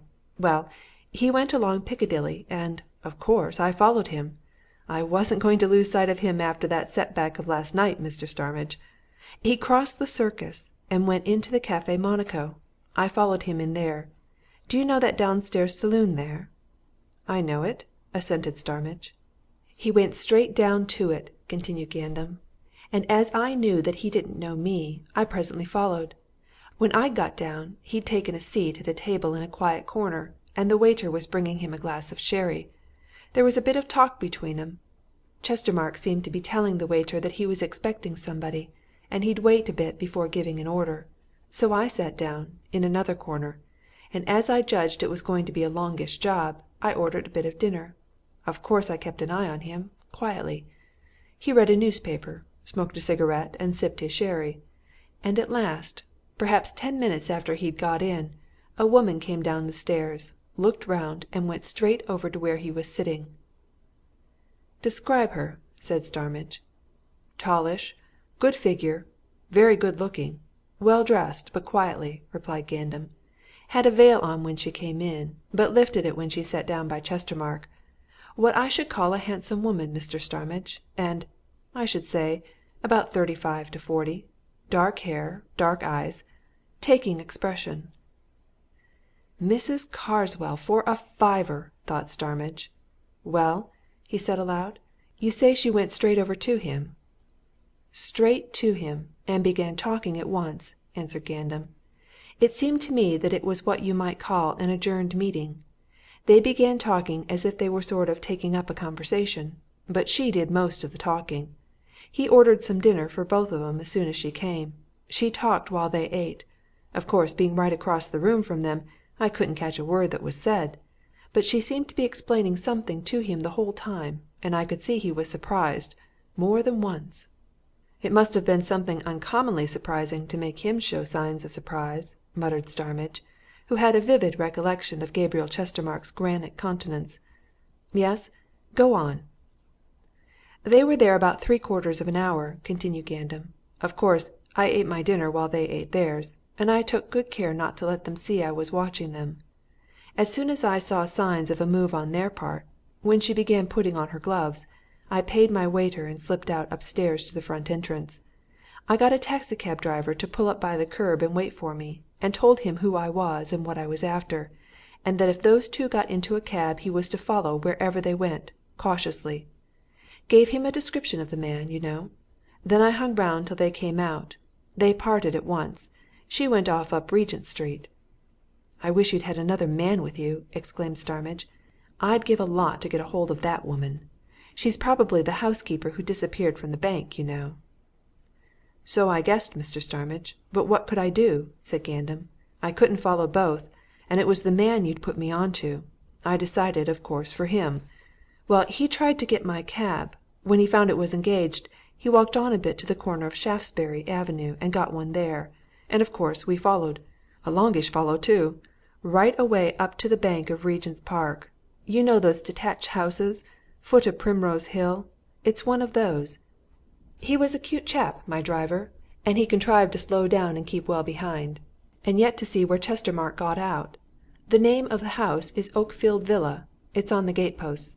Of course, I made sure. I sent my man off, and then I hung round some time, passing and repassing once or twice, and I saw Chestermarke in a front room. The blinds were not drawn, and he was in a smoking cap and jacket, so I reckoned he was safe for the night. But I can watch the house all night if you think it's necessary, you know, Mr. Starmidge."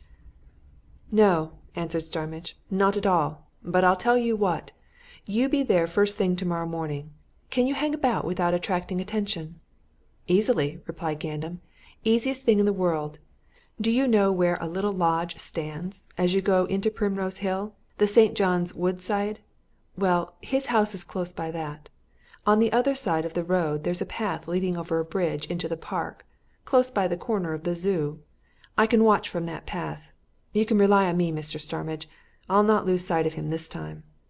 Starmidge saw that the man was deeply anxious to atone for his mistake of the previous night, and he nodded assent. "All right," he said. "But take another man with you. Two are better than one in a job like that, and Chestermarke might be meeting that woman again. Watch the house carefully tomorrow morning from first thing. Follow him wherever he goes. If he should meet the woman, and they part after meeting, one of you follow her.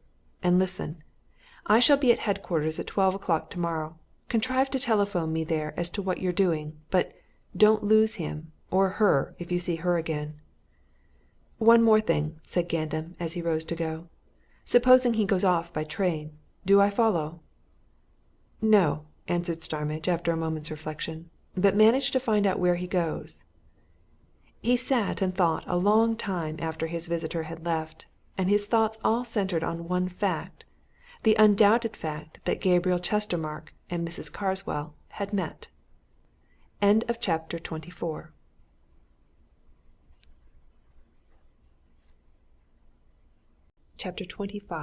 The Portrait. The offices of Mr. Godwin Markham, at which the two detectives presented themselves soon after 10:30 next morning, were by no means extensive in size or palatial in appearance. They were situated on the second floor of a building in Conduit Street, and apparently consisted of no more than 2 rooms, which, if not exactly shabby, were somewhat well worn as to furniture and fittings. It was evident, too, that Mr. Godwin Markham's clerical staff was not extensive. There was a young man clerk and a young woman clerk in the outer office. The first was turning over a pile of circulars at the counter. The second, seated at a typewriter, was taking down a letter which was being dictated to her by a man who, still hatted and overcoated, had evidently just arrived, and was leaning against the mantelpiece with his hands in his pockets. He was a very ordinary, plain-countenanced, sandy-haired, quite commercial-looking man, this, who might have been anything from a stock exchange clerk to a suburban house agent. But there was a sudden alertness in his eye as he turned it on the visitors, which showed them that he was well equipped in mental acuteness, and probably as alert as his features were commonplace.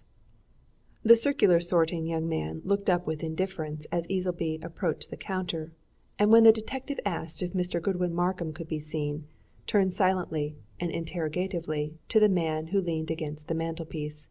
He, interrupting his dictation, came forward again, narrowly but continually eyeing the 2 men.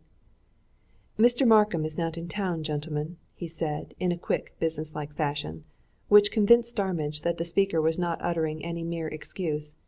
He was here yesterday for an hour or two, but he will be away for some days now. Can I do anything for you? His manager." Easleby handed over the 2 professional cards which he had in readiness, and leaned across the counter. "A word or two in private," he whispered confidentially. "Business matter." Starmidge, watching Mr. James Stipp's face closely as he looked at the cards, saw that he was not the sort of man to be taken unawares. There was not the faintest flicker of an eyelid, not a motion of the lips, not the tiniest start of surprise, no show of unusual interest on the manager's part. He nodded, opened a door in the counter, and waved the 2 detectives towards the inner room. "Be seated, gentlemen," he said, following them inside. "You'll excuse me a minute important letter to get off. I won't keep you long." He closed the door upon them, and Starmidge and Easleby glanced round before taking the chairs to which Mr. Stipp had pointed. There was little to see. A big, roomy desk, Middle Victorian in style, some heavy Middle Victorian chairs, a well-worn carpet and rug, a bookcase filled with peerages, baronetages, county directories, army lists, navy lists, and other similar volumes of reference to high life, a map or 2 on the walls, a heavy safe in a corner. These things were all there was to look at. Except one thing, which Starmidge was quick to see. Over the mantelpiece, with an almanac on one side of it and an interest table on the other, hung a somewhat faded photograph of Gabriel Chestermarke. The younger detective tapped his companion's arm and silently indicated this grim counterfeit of the man in whose doings they were so keenly interested just then. "That's the man," he whispered. "Chestermarke. Gabriel." Easleby opened mouth and eyes and stared with eager interest. "Egad!" he muttered. "That's lucky. Makes it all the easier. I'll lay you anything you like, my lad, this manager doesn't know anything not a thing about the double identity business. We shall soon find out. Leave it to me, at first, anyway. A few plain questions." Mr. Stipp came bustling in, closing the door behind him. He took off overcoat and hat, ran his fingers through his light hair, and, seating himself, glanced smilingly at his visitors. "Well, gentlemen," he demanded, "what can I do for you now? Want to make some inquiries?" "Just a few small inquiries, sir," replied Easleby. "I haven't the pleasure of knowing your name. Mr. " "Stipp's my name, sir," answered the manager promptly. "Stipp James Stipp." "Thank you, sir," said Easleby, with great politeness. "Well, Mr. Stipp, you see from our cards who we are. We've called on you, as representing Mr. Godwin Markham, on behalf informally, Mr. Stipp of Mrs. Lester, of Lowdale Court, Chesham." Mr. Stipp's face showed a little surprise at this announcement, and he glanced from one man to the other as if he were puzzled. "Oh!" he said. "Dear me! Why, what has Mrs. Lester called you in for?" Easleby, who had brought another marked newspaper with him, laid it on the manager's desk. "You've no doubt read of this Scarnham affair, Mr. Stipp?" he asked, pointing to his own blue pencillings. "Most people have, I think. Or perhaps it escaped your notice." "Hardly could," answered Mr. Stipp, with a friendly smile. "Yes, I've read it. Most extraordinary. One of the most puzzling cases I ever did read. Are you in at it? But this call hasn't anything to do with that, surely? If it has, what?" "This much," answered Easleby.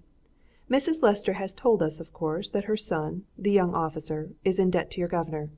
Well, last week, Mrs. Lester handed a certain sum of money to the Mr. Frederick Hollis who's been found dead at Scarnham, to be applied to the settlement of her son's liability in that respect."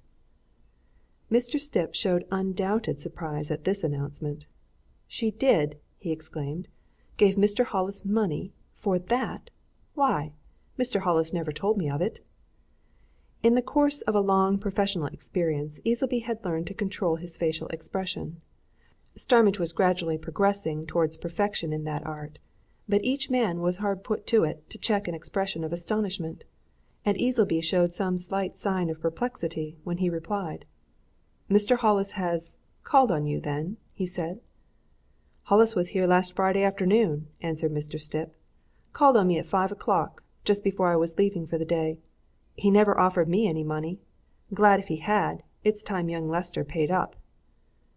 "What did Hollis come for, then, if that's a fair question?" asked Easleby. "He came, I should say, to take a look at us, and find out who he'd got to deal with," replied the manager, smiling. "In plain language, to make an inquiry or two. He told me he'd been empowered by Mrs. Lester to deal with us, and he wanted the particulars of what we'd advanced to her son, and he got them, from me. But he never made me any offer. He just found out what he wanted to know, and went away." "And, evidently, next day travelled to Scarnham," observed Easleby. "Now, Mr. Stipp, have you any idea whether his visit to Scarnham was in connection with the money affair of yours and young Lester's?" Again the look of undoubted surprise. Again the appearance of genuine perplexity. "I?" exclaimed Mr. Stipp. "Not the least. Not the ghost of an idea. What could his visit to Scarnham have to do with us? Nothing that I know of, anyway." "You don't think it rather remarkable that Mr. Hollis should go down there the very day after he called on you?" asked Starmidge, putting in a question for the first time. "Why should I?" asked Mr. Stipp. "What do I know about him and his arrangements? He never mentioned Scarnham to me." Easleby laid a finger on the marked newspaper. "You see some names of Scarnham people there, Mr. Stipp," he observed. "Those names Horbury, Chestermarke. You don't happen to know 'em?" "I don't know 'em," replied the manager, with obvious sincerity. "Banking people, all of them, aren't they? I might have heard their names, in a business way, some time, but I don't recall them at all." "You said that Mr. Markham was here yesterday," suggested Starmidge. "Did you tell him you'll excuse my asking, but it's important did you tell him that Hollis had called last Friday on behalf of Mrs. Lester?" "I just mentioned it," replied Mr. Stipp. "He took no particular notice, except to say that what we claim from young Lester will have to be paid." "You don't know if he knew Hollis?" inquired Starmidge. The manager shook his head in a fashion which seemed to indicate that Hollis's case was no particular business of either his or his principal's. "I don't think he did," he answered. "Never said so, anyhow. But, I say you'll excuse me, now what is it you're trying to get at? Do you think Hollis went to Scarnham on this business of young Lester's? And if you do, why?" Easleby rose, and Starmidge followed his example. "We don't know yet, exactly, why Hollis went to Scarnham," said the elder detective. "We hoped you could help us, but as you can't, well, we're much obliged, Mr. Stipp. That your governor over the chimney-piece there?" "Taken a few years ago," replied Mr. Stipp carelessly. "I say, you don't know what Hollis was empowered to offer us, do you?"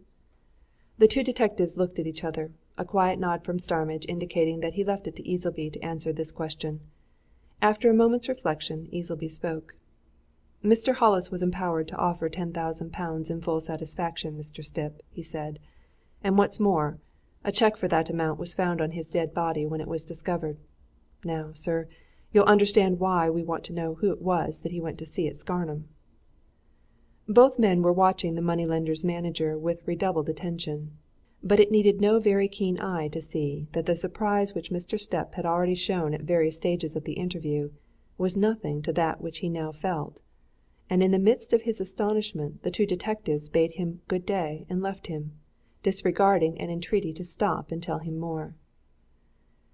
"My lad," said Easleby, when he and Starmidge were out in the street again, "that chap has no more conception that his master is Gabriel Chestermarke than we had, 24 hours since, that Gabriel Chestermarke and Godwin Markham are one and the same man. He's a clever chap, this Gabriel, and now you see how important it's been for him to keep his secret. What's next to be done? We ought to keep in touch with him from now." "I'm expecting word from Gandam at noon at headquarters," answered Starmidge, who had already told Easleby of the visit of the previous night. "Let's ride down there and hear if any message has come in." But as their taxi cab turned out of Whitehall into New Scotland Yard, they overtook Gandam, hurrying along. Starmidge stopped the cab and jumped out. "Any news?" he asked sharply. "He's off, Mr. Starmidge," replied Gandam. "I've just come straight from watching him away. He left his house about 9:20, walked to the St. John's Wood station, went down to Baker Street, and on to King's Cross Metropolitan. We followed him, of course. He walked across to St. Pancras and left by the 10:30 express." "Did you manage to find out where he booked for?" demanded Starmidge. "Ecclesborough," answered Gandam. "Heard him. I was close behind." "He was alone, I suppose?" asked Starmidge. "Alone all the time, Mr. Starmidge," assented Gandam. "Never saw a sign of the other party." Starmidge rejoined Easleby. For the last 24 hours he had let his companion supervise matters, but now, having decided on a certain policy, he took affairs into his own hands. "Now then," he said, "he's off, back to Scarnham. A word or two at the office, Easleby, and I'm after him. And you'll come with me."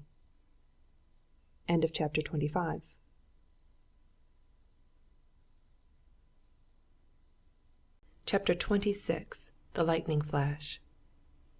At 7:30 that evening, Starmidge and Easleby stepped out of a London express at Ecclesborough, and walked out to the front of the station to get a taxi-cab for Scarnham. The newsboys were rushing across the station square with the latest editions of the evening papers, and Starmidge's quick ear caught the meaning of the unfamiliar North Country shoutings. "Latest about the Scarnham mystery," he said, stopping a lad and taking a couple of papers from him. "Something about the adjourned inquest. Of course, that would be today. Now then, what's this?" He drew aside to a quiet corner of the station portico, and with his companion looking over his shoulder, read aloud a passage from the latest of the two papers. "An important witness gave evidence this afternoon at the adjourned inquest held at Scarnham on the body of Mr. Frederick Hollis, solicitor, of London, who was recently found lying dead at the bottom of one of the old lead mines in Ellersdeane Hollow. It will be remembered that the circumstance of this discovery, already familiar to our readers, allied with the mysterious disappearance of Mr. John Hornbury, and the presumed theft of the Countess of Ellersdeane's jewels, seem to indicate an extraordinary crime, and opinion varies considerably in the Scarnham district as to whether Mr. Hollis, the reason of whose visit to Scarnham is still unexplained, fell into the old mine by accident, or whether he was thrown in. At the beginning of the proceedings this afternoon, a shepherd named James Livesey of Ellersdeane, employed by Mr. Marchant, farmer, of the same place, was immediately called. He stated in answer to questions put by the coroner that, on Monday morning last, he had gone with his employer to an out-of-the-way part of Northumberland to buy new stock, and in consequence of his absence from home had not heard of the Scarnham affair until his return this morning, when, on Mr. Marchant's advice, he had at once called on the coroner's office to volunteer information.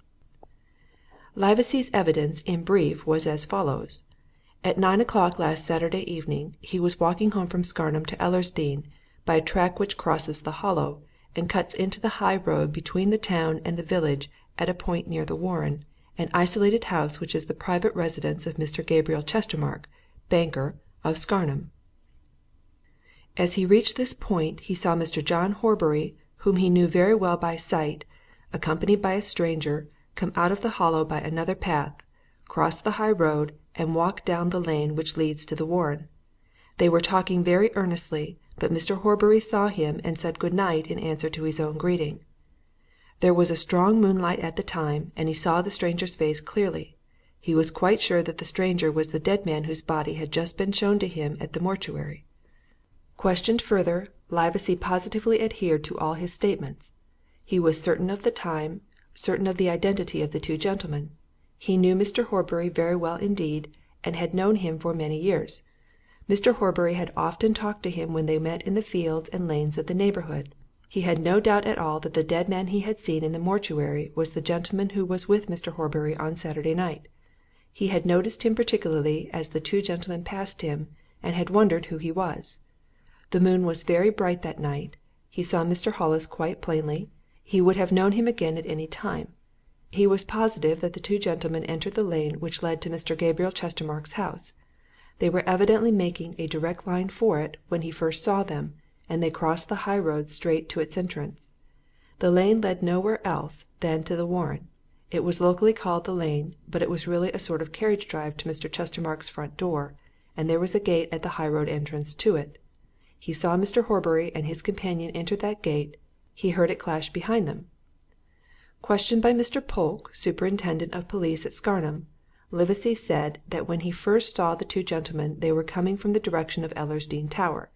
There was a path right across the Hollow, from a point in front of the Warren, to the Tower, and thence to the woods on the Scarnham side. That was the path the two gentlemen were on. He was absolutely certain about the time for two reasons. Just before he saw Mr. Hornbury and his companion, he heard the clock at Scarnham Parish Church strike 9, and after they had passed him, he had gone on to the Green Archer public house, and had noticed that it was 10 minutes past 9 when he entered. Further questioned, he said he saw no one else on the Hollow but the two gentlemen. At the conclusion of Livesey's evidence, the coroner announced to the jury that, having had the gist of the witness's testimony communicated to him earlier in the day, he had sent his officer to request Mr. Gabriel Chestermarke's attendance. The officer, however, had returned to say that Mr. Chestermarke was away on business, and that it was not known when he would be back at the bank. As it was highly important that the jury should know at once if Mr. Horbury and Mr. Hollis called at the Warren on Saturday evening last, he, the coroner, had sent for Mr. Chestermarke's butler, who would doubtless be able to give information on that point. They would adjourn for an hour until the witness attended. "That's the end of it, in that paper," remarked Starmidge. "Let's see if the other has any later news. Ah, here we are. There is more in the stop the press space of this one. Now then." He held the second newspaper half in front of him, half in front of Ellersby, and again rapidly read over the report. Scarnham. Further adjournment. On the coroner's inquiry being resumed at 4 o'clock, Thomas Beavers, butler to Mr. Chestermarke at the Warren, said that so far as he knew, Mr. Horbury did not call on his master on Saturday evening last, nor did any gentleman call who answered the description of Mr. Hollis. It was impossible for anybody to call at the Warren in the ordinary way without his, the butler's, knowledge.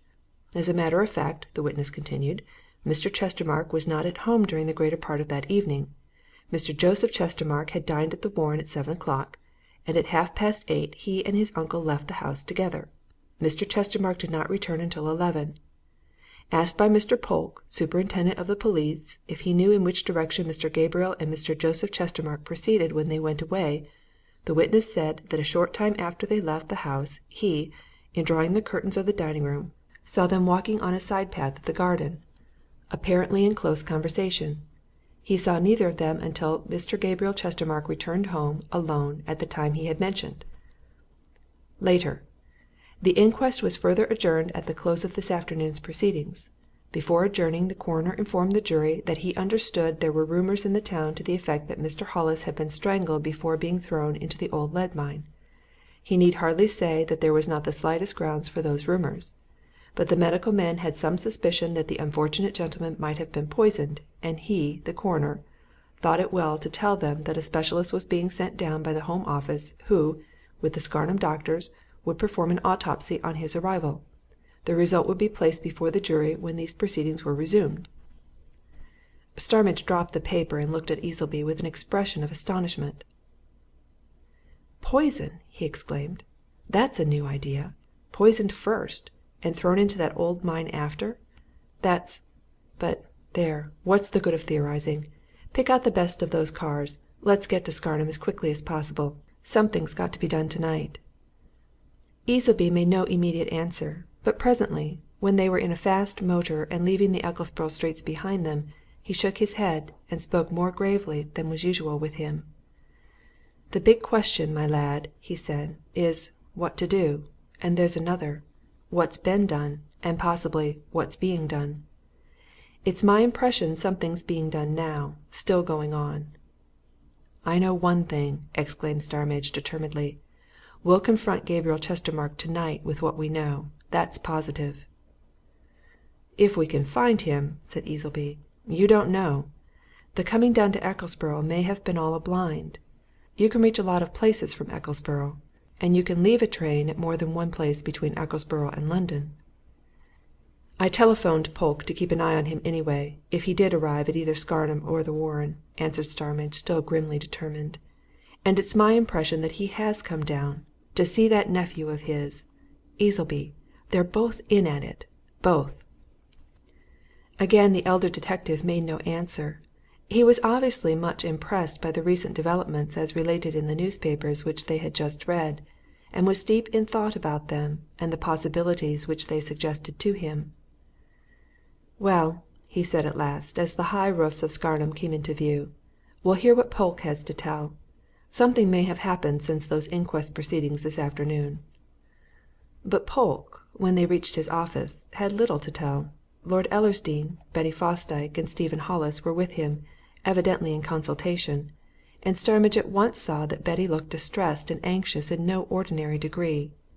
All turned eagerly on the two detectives, but Starmidge addressed himself straight to Polke with one direct inquiry. "Seen him? Heard of him?" he asked. "Not a word," answered Polke. "Nor a sign. If he came down by that train you spoke of, he ought to have been in the town by 4 o'clock at the outside. But he's never been to the bank, and he certainly hadn't arrived at his house 3/4 of an hour ago. And since 10 o'clock this morning t'other's disappeared too." "What, Joseph?" exclaimed Starmidge. "Just so," replied Polke, with the expression of a man who feels that things are getting far too much for individual effort. "He was in the bank at 8 o'clock this morning. One of my men saw him go in by the back way Orchard way, you know. The clerk says he went out that way again at 10, and he's never been seen since." "His house?" said Starmidge. "Have you tried that?" "Know nothing of him there. The old man and old woman say so, at any rate," answered Polke. "He seems to have cleared out. And now here's fresher bother, though I don't know if it's anything to do with this. Mr. Neale's missing. Never been seen since 6 yesterday evening. Miss Fosdyke's anxious." "He was to see me at 9 last night," said Betty. "No one has seen him. His landlady says he never returned home last night. Do you think anything can have happened?" "If anything's happened to Mr. Neale," interrupted Starmidge, "it's all a piece with the rest of it. Now, superintendent," he went on, turning to Polke, "never mind what news I've brought. We've got to find these two Chestermarkes at once. We must go, some of us, to the Warren, some to Cornmarket. See here Easleby and I will go on to the Cornmarket now. You get some of your men and follow. If we hear nothing there, then the Warren. But quick!" The two detectives hurried out of the police station. Lord Ellersdeane and Betty, after a word or two with Polke, followed. Outside, Starmidge and Easleby paused a moment, consulting. The Earl stepped forward to speak to them. "As regards Mr. Neale," he began, "Miss Fosdyke thinks you ought to know that " A sudden searching flash, as of lightning, glared across the open space in front, lighting up the tower of the old church, the high roofs of the ancient houses, and the drifting clouds above them. Then a crash, as of terrible thunder, shook the little town from end to end, and as it died away the street lamps went out, and the tinkle of falling glass sounded on the pavements of the market-place. And in the second of dead silence which followed, a woman's voice, shrill, terrified, shrieking loudly, once, somewhere in the darkness. End of chapter 26.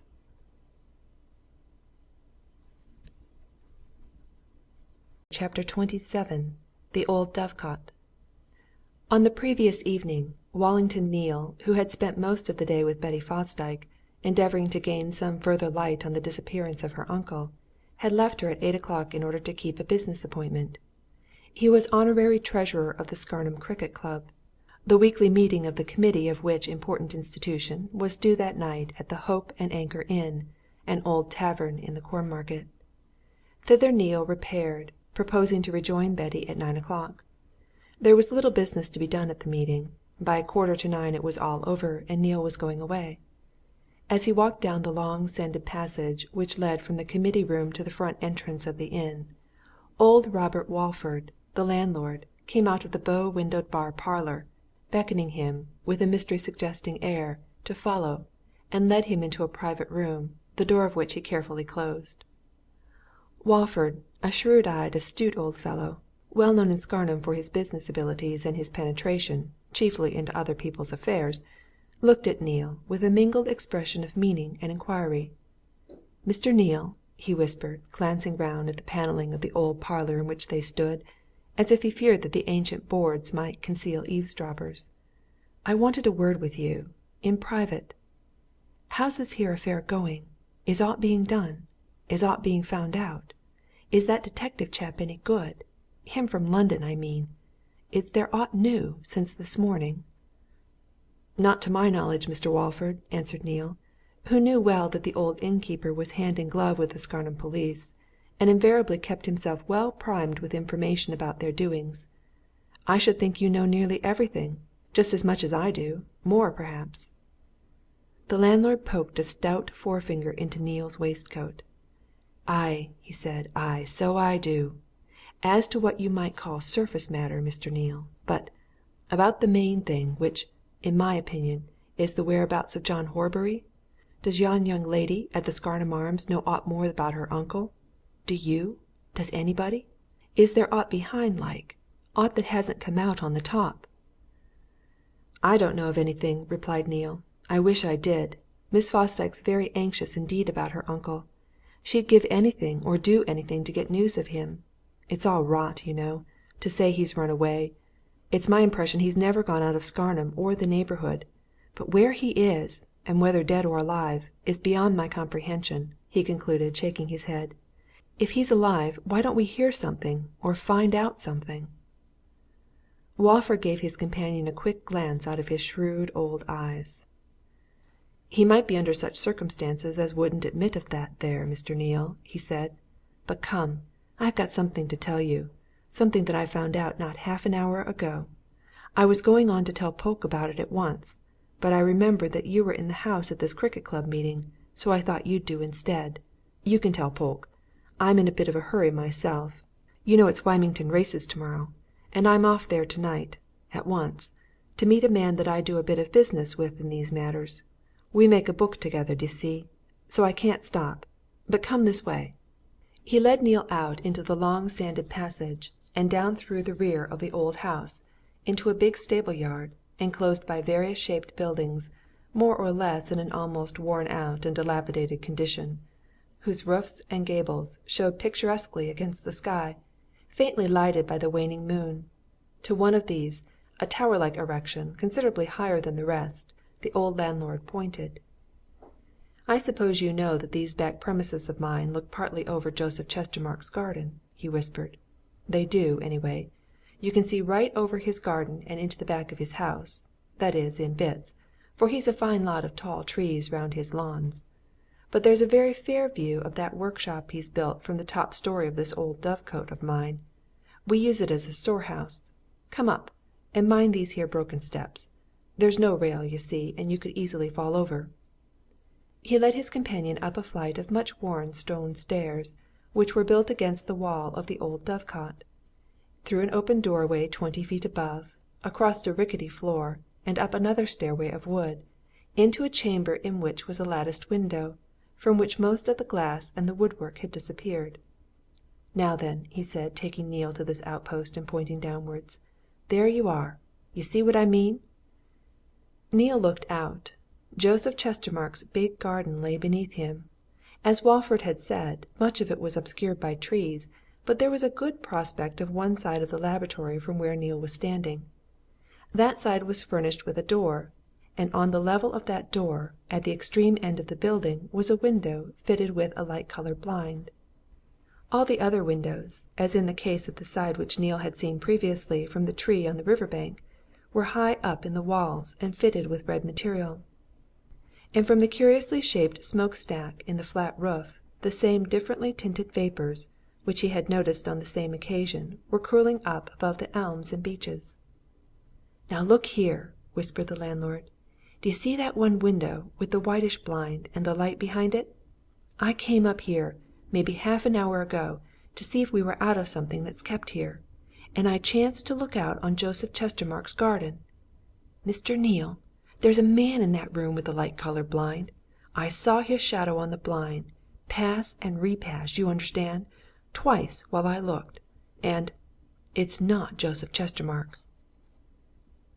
"Could you tell had you any idea whose shadow it was?" demanded Neale eagerly. "No. He passed in a sort of slanting direction, back and forth, just once," answered Walford. "But his build was, I should say, about the like of John Horbury's. Mr. Neale, Horbury might be locked up there. He's a bad 'un, is Joseph Chestermarke. Oh, he's a rank bad 'un, my lad, though most folk don't know it. You don't know what mayn't be happening, or what mayn't have happened in yon place. But look here, I can't stop. Me and Sam Barraclough's going off to Wilmington now in his motor. He'll be waiting at this minute. You do what I say. Stop here and watch a bit. And if you see aught, go to Polke and insist on the police searching that place. That's my advice." "I shall do that in any case after what you've said," muttered Neale, who was staring at the lighted window. "But I'll watch here a bit. You've said nothing of this to anybody else?" "No," replied the landlord. "As I said, I knew you were in the house. Well, I'm off then. Shan't be back till late tomorrow night, and I hope you'll have some news by then, Mr. Neale."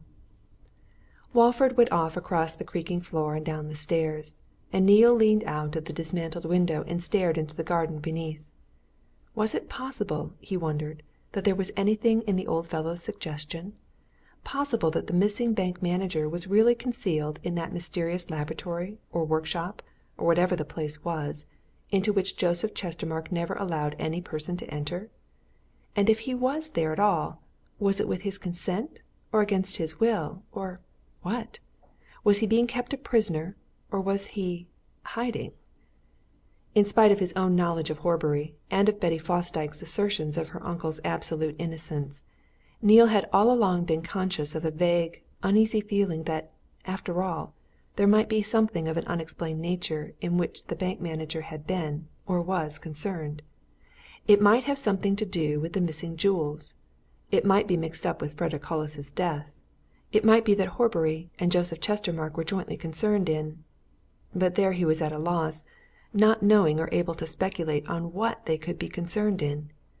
Strange beyond belief it was, nevertheless, that old Rob Walford should think the shadow he had seen to be the missing man's.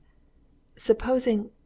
The door of Joseph Chestermarke's laboratory suddenly opened, letting out a glare of light across the lawn in front, and Joseph came out, carrying a sort of sieve-like arrangement full of glowing ashes. He went away to some distant part of the garden with his burden, came back, disappeared, reappeared with more ashes, went again down to the garden, and each time he left the door wide open. A sudden notion, which he neglected to think over, flashed into Neale's mind. He left the upper chamber of the Old Dove-Cot, made his way down the stairs to the yard beneath, turned the corner of the buildings, and by the aid of some loose timber which lay piled against it, climbed to the top of Joseph Chestermarke's wall. A moment of hesitation, and then he quietly dropped to the other side, noiselessly, on the soft mould of the border. From behind a screen of laurel bushes he looked out on the laboratory at close quarters. Joseph was still coming and going with his sieve. Now that Neale saw him at a few yards' distance, he saw that the junior partner and amateur experimenter was evidently cleaning out his furnace. The place into which he threw the ashes was at the far end of the garden. At least 3 minutes was occupied in each journey, and, yielding to a sudden impulse, when Joseph made his next excursion and had his back fairly turned, Neale crossed the lawn in half a dozen agile and stealthy strides, and within a few seconds had slipped within the door and behind it. A moment later, and he knew he was trapped. Joseph came back and did not enter. Neale heard him fling the sieve on the gravel. Then the door was pulled to with a metallic bang from without, and the same action which closed it also cut off the electric light. End of chapter 27.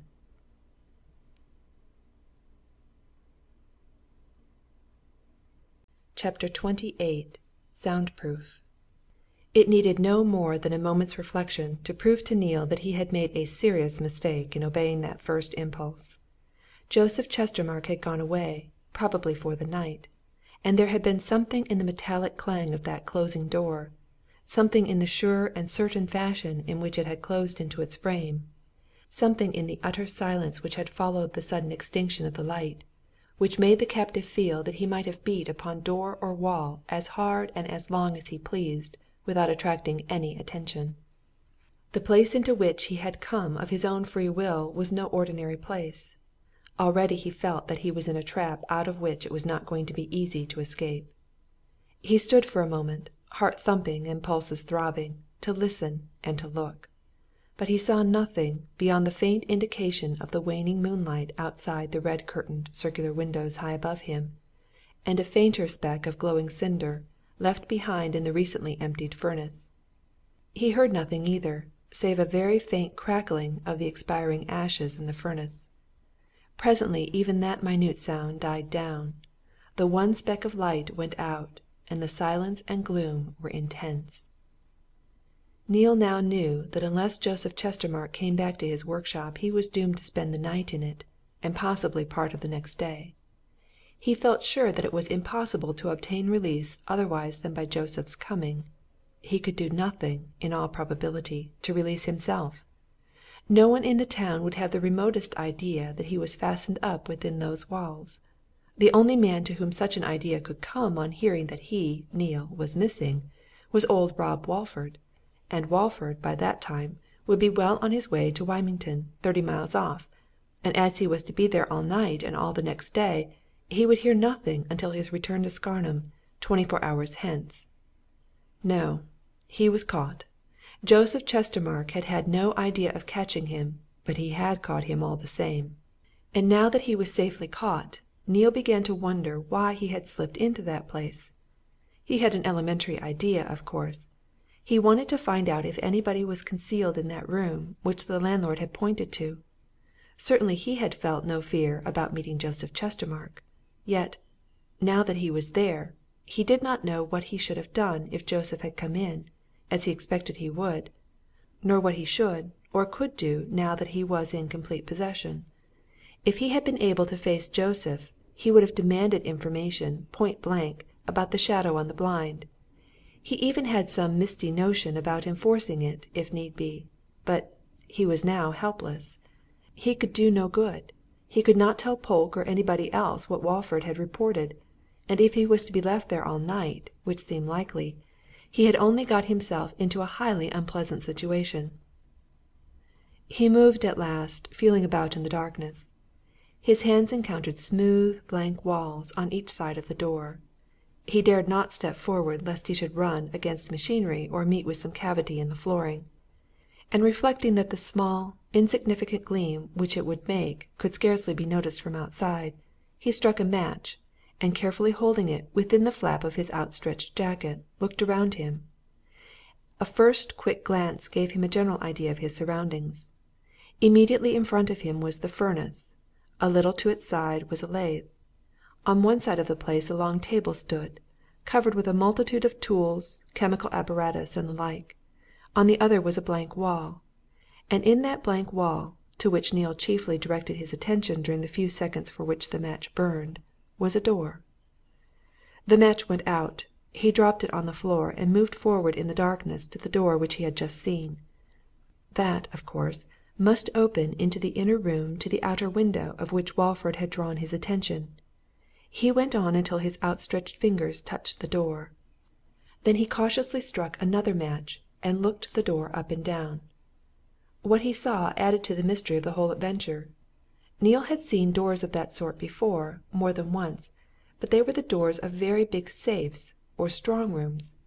Before the second match burned through, he knew that this particular door was of some metal, steel most likely, that it was set into a framework of similar metal, and that the room to which it afforded entrance was probably sound-proof. He struck a third match, and a fourth. By their light he saw that there was but one small keyhole to the door, and he judged from that it was fitted with some patent mechanical lock. There was no way by which he could open it, of course, and though he stood for a long time listening with straining ears against it, he could not detect the slightest sound from whatever chamber or recess lay behind it. If there really was a man in there, thought Neale, he must surely feel himself to be in a living tomb, and after a time, taking the risk of being heard from the outside of the laboratory, he beat heavily upon the door with his fist. No response came. The silence all around him was more oppressive, if possible, than before. The expenditure of more matches enabled Neale to examine further into the conditions of what seemed likely to be his own prison for some hours.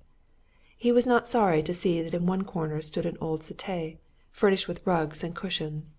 If he was obliged to remain locked up all night, he would, at any rate, be able to get some rest.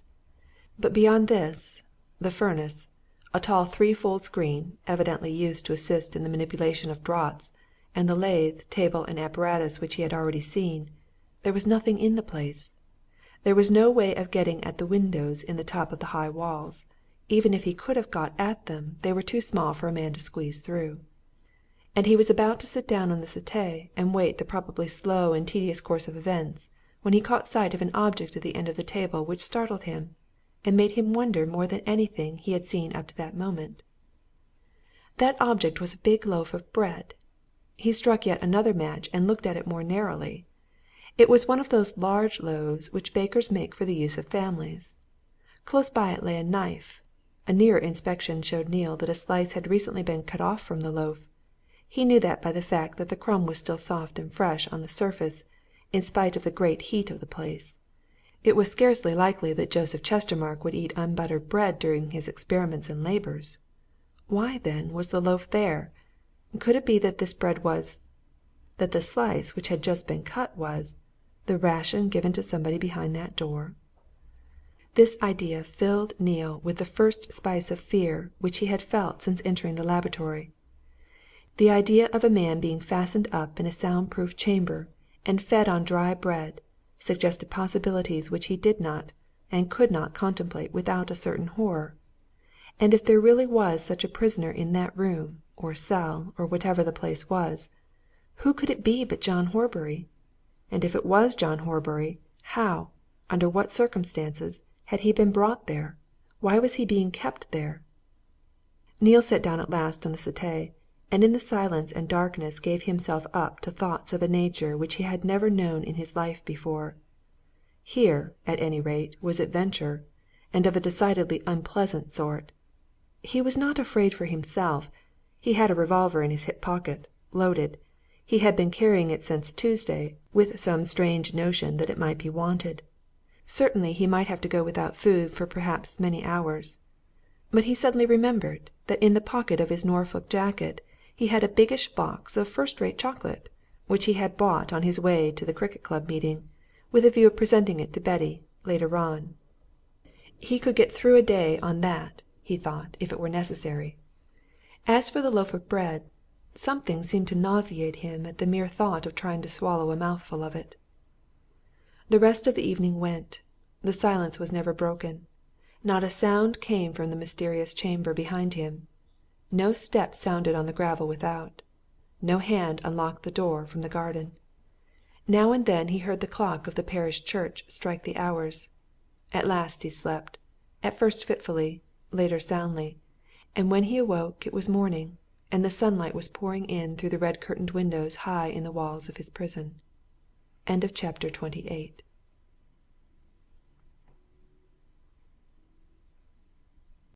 Chapter 29.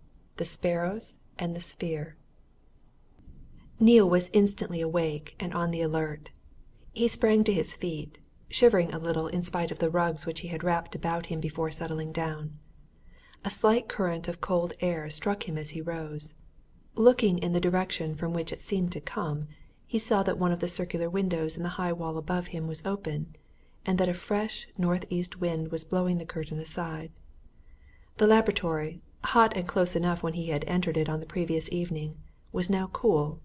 The morning breeze freshened and sharpened his wits. He pulled out his watch, which he had been careful to wind up before lying down. 7 o'clock. In spite of his imprisonment and his unusual couch, he had slept to his accustomed hour of waking. Knowing that Joseph Chestermarke might walk in upon him at any moment, Neale kept himself on the lookout, in readiness to adopt a determined attitude whenever he was discovered. By that time he had come to the conclusion that whatever force would be necessary or not in any meeting with Joseph, it would be no unwise thing to let that worthy see at once that he had to deal with an armed man. He accordingly saw to it that his revolver, already loaded, was easily get-at-able, and the flap of his hip pocket unbuttoned. Under the circumstances, he was not going to be slow in producing that revolver in suggestive, if not precisely menacing, fashion. This done, he opened his box of chocolate, calculated its resources, and ate a modest quantity. And while he ate, he looked about him. In the morning light, everything in his surroundings showed clearly that his cursory inspection of the night before had been productive of definite conclusions. There was no doubt whatever of the character of the mysterious door set so solidly and closely in its framework in the blank wall. The door of the strong-room at Chestermarke's Bank was not more suggestive of security. He went over to the outer door when he had eaten his chocolate, and examined that at his leisure. That, in lesser degree, was set into the wall as strongly as the inner one. He saw no means of opening it from the inside. It was evidently secured by a patent mechanical lock, of which Joseph Chestermarke presumably carried the one key. He turned from it to look more closely at a shelf of books and papers which projected from the wall above the table. Papers and books were all of a scientific nature, most of them relating to experimental chemistry, some to mechanics. He noticed that there were several books on poisons. His glance fell from those books to the various bottles and phials on the table, fashioned of dark-coloured glass and three-cornered in shape, which he supposed to contain poisonous solutions. So Joseph dabbled in toxicology, did he? Thought Neale. In that case, perhaps there was something in the theory which had been gaining ground during the last 24 hours, that Hollis had been poisoned first, and thrown into the old lead mine later on. And what of the somebody, Horbury or whoever it was, that lay behind the grim-looking door? Neale had never heard a sound during the time which had elapsed before he dropped asleep, never a faintest rustle since he had been awake again. Was it possible that a dead man lay there, murdered? A cheerful chirping and twittering in the space behind him caused him to turn sharply, away from the books and bottles. Then he saw that he was no longer alone. Half a score of sparrows, busy, bustling little bodies, had come in by the open window, and were strutting about amongst the grey ashes in front of the furnace. Neale's glance suddenly fell on the loaf of bread, close at hand, on the edge of the table, and of the knife which lay by it. Mechanically, without any other idea than that of feeding the sparrows and diverting himself by watching their antics, he picked up the knife, quietly cut off a half-slice of the loaf, and crumbling it in his fingers, threw the crumbs on the floor. For a minute or two he watched his visitors fighting over this generous dole. Then he turned to the shelf again to take down a book, the title of which had attracted him. Neale was an enthusiastic member of the territorial force, and had already gained his sergeant's stripes in the local battalion. He was accordingly deeply interested in all military matters. This book certainly related to those matters, though in a way with which he was happily as yet unfamiliar, for its title was On the Use of High Explosive in Modern Warfare, and though Neale was no great reader, he was well enough versed in current affairs to know the name of the author, a foreign scientist of world-wide reputation. He opened the book as he stood there, and was soon absorbed in the preface, so absorbed indeed that it was some little time before he became aware that the cheerful twitterings behind him had ceased. It had made a welcome diversion, that innocent chirping of the little brown birds, and when it ceased, he missed it. He turned suddenly, and dropped the book. 7 or 8 of the sparrows were already lying on the floor, motionless. Some lay on their sides, some on their backs. All looked as if they were already dead. 2 were still on their feet. At any other time Neale would have laughed to see the way in which they staggered about, for all the world as if they were drunk. And as he watched, one collapsed. The other, after an ineffective effort to spread its wings, rolled to one side and dropped helplessly. And Neale made another turn, to stare at the loaf of bread and to wonder what devilry lay in it. Poison? Of course it was poison. And what of this man in that jealously guarded room, behind that steel door? Had he also eaten of the loaf? He turned to the sparrows again at last, stood staring at them as if they fascinated him, and eventually went over to the foot of the furnace and picked one up. Then he found, with something of a shock, that the small thing was not dead. The little body was warm with life. He felt the steady, regular beating of the tiny heart. He laid the bird down gently, and picked up its companions one by one, examining each. And each was warm, and the heart of each was beating. The sparrows were not dead, but they were drugged, and they were very fast asleep. Neale now began to develop theories. If a mere tiny crumb of that loaf could put a sparrow, a remarkably vigorous and physically strong little bird, to sleep within a minute or two, what effect would, say, a good thick slice of it produce upon a human being? Anyway, the probability was that the captive in that room was lying in a heavily drugged condition, and that was the reason of his silence. He would wake, and surely some sound, however faint, would come. He himself would wait, listening. The morning wore on. He waited, watched, listened. No one came. Nothing happened. He ate more of his chocolate. He read the book on explosives.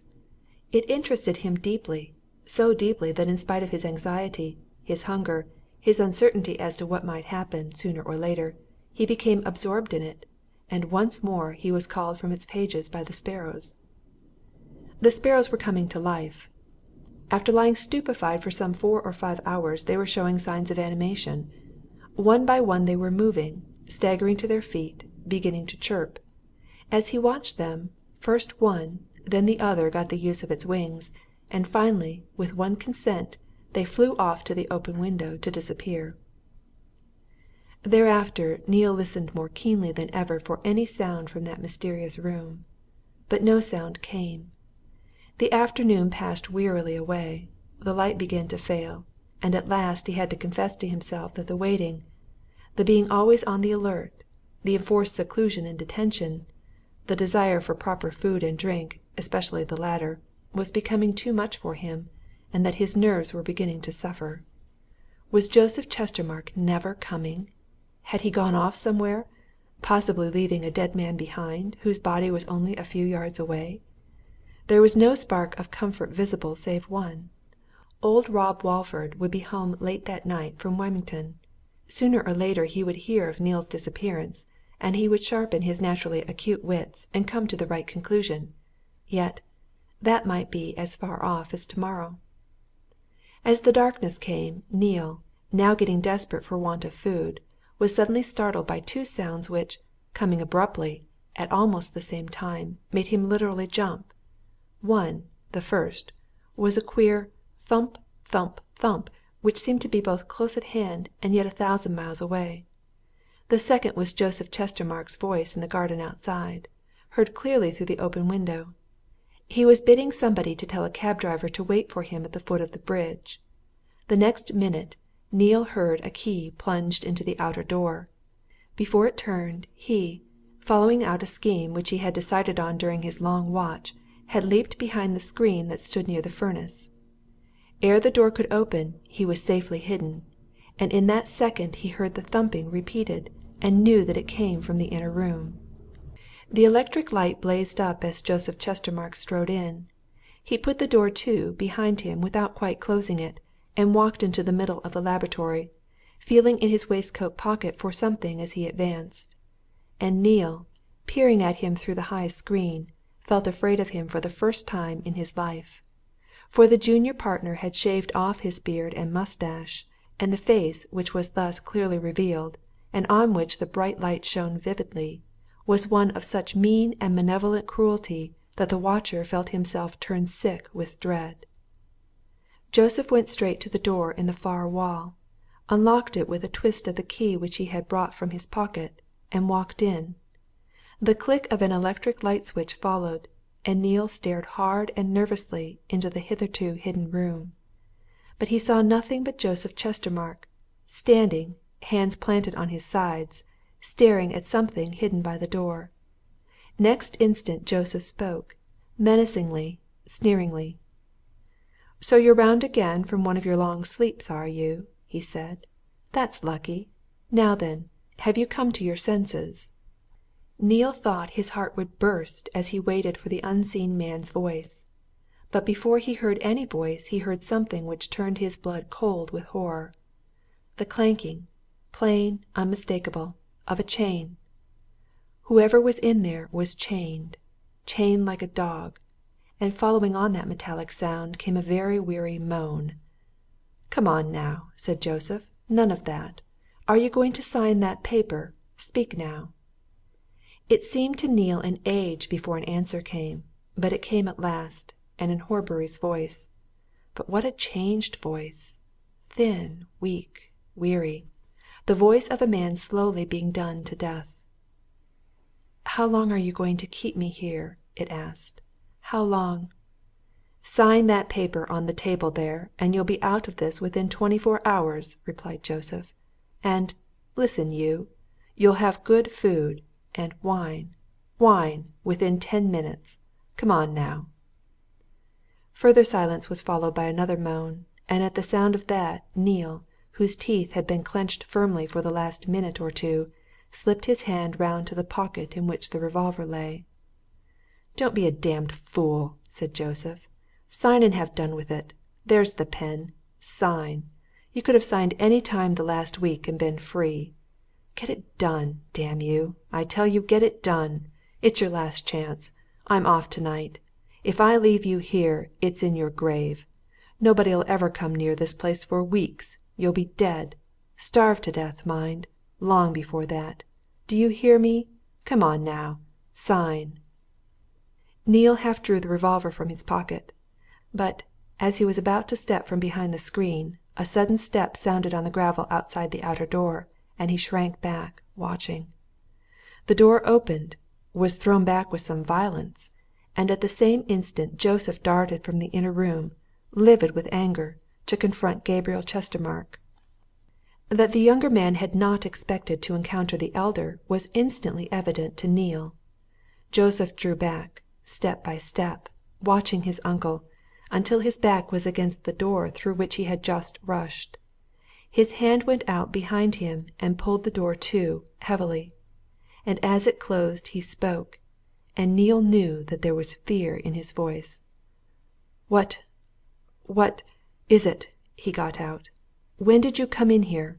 Why—" Gabriel Chestermarke had come to a halt in the middle of the floor, and he was standing very still. His face was paler than ever, and his eyes burned in their deep-set sockets like live coals. And suddenly he lifted a forefinger and pointed it straight at his nephew. "Thief!" he said, with a quietness which was startlingly impressive to the excited spectator. "Thief! Thief and liar! And murderer for aught I know! But you are found out! Scoundrel! You stole those securities! You stole those jewels! Don't trifle! Don't attempt to dispute! I know! You got the jewels last Saturday night. You took those securities at the same time. You may have murdered that man Hollis for anything I know to the contrary. Probably you did. But no fencing with me. Now speak. Where are the jewels? Where are those securities? And where is Horbury? Answer! Without lying! You devil! I tell you I know! I know! I have seen Mrs. Carswell." Gabriel had moved a little as he went on speaking, moved nearer to his nephew, still pointing the incriminating and accusing finger at him. And Joseph had moved too, backward. He was watching his uncle with a queer expression.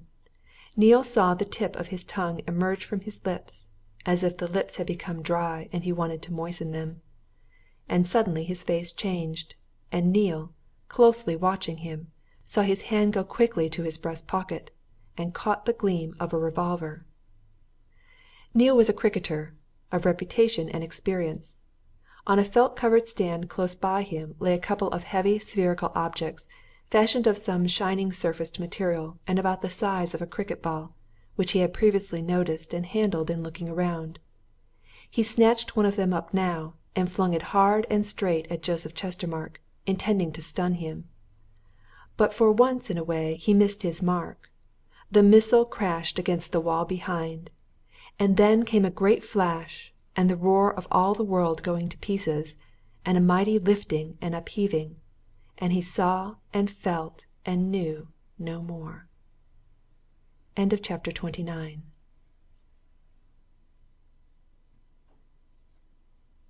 Chapter 30. Wreckage. The four people standing beneath the portico of the police station remained as if spellbound for a full moment after the sudden flash and the sudden roar. Betty Fosdyke unconsciously clutched at Lord Ellersdeane's arm. Lord Ellersdeane spoke, wonderingly. "Thunder?" he exclaimed. "Strange!" Easleby turned sharply from Starmidge, who, holding by one of the pillars, was staring towards the quarter of the market-place from whence the scream of dire fear had come. "That's no thunder, my lord," he said. "That's an explosion, and a terrible one, too. Are there any gasworks close at hand? It was like—" Polke came rushing out of the lobby behind them, followed by some of his men. At the same instant people began running along the pavements, calling to each other. "Did you hear that?" cried the superintendent excitedly. "An explosion! Which direction?" Starmidge suddenly started, as if from a reverie. He put up his hand and wiped something from his cheek, and held the hand out to a shaft of light which came from the open door behind them. A smear of blood lay across his open palm. "A splinter of falling glass," he said quietly. "Come on, all of you. That was an explosion, and I guess where. Get help, Polke. Come on to the Corn Market. Get the firemen out."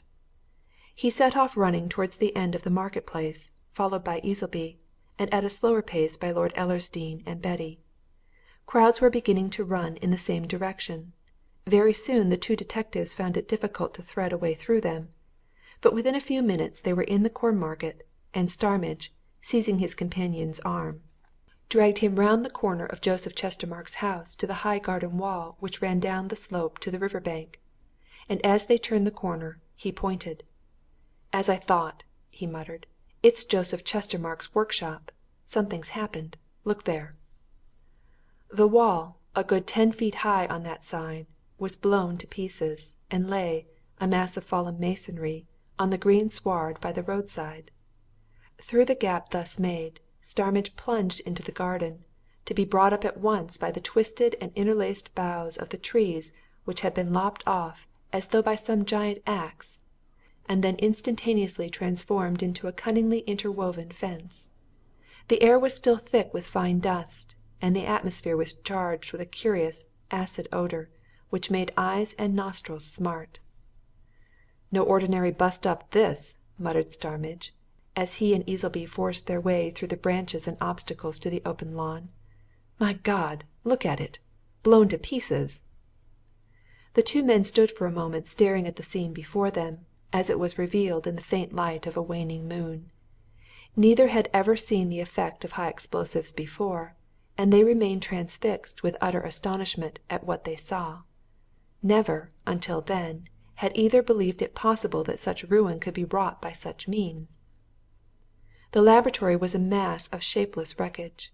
It seemed as if the roof had been blown into the sky, only to collapse again on the shattered walls. The masonry and woodwork lay all over the lawns and gardens, and amidst the surrounding bushes and trees. In the middle of it yawned a black, deep cavity, from the heart of which curled a wisp of yellowish smoke. Between these ruins and the houses a beech tree of considerable size had been completely uprooted, and had crashed down on the lower windows of the house, part of the wall and roof of which had been wrecked.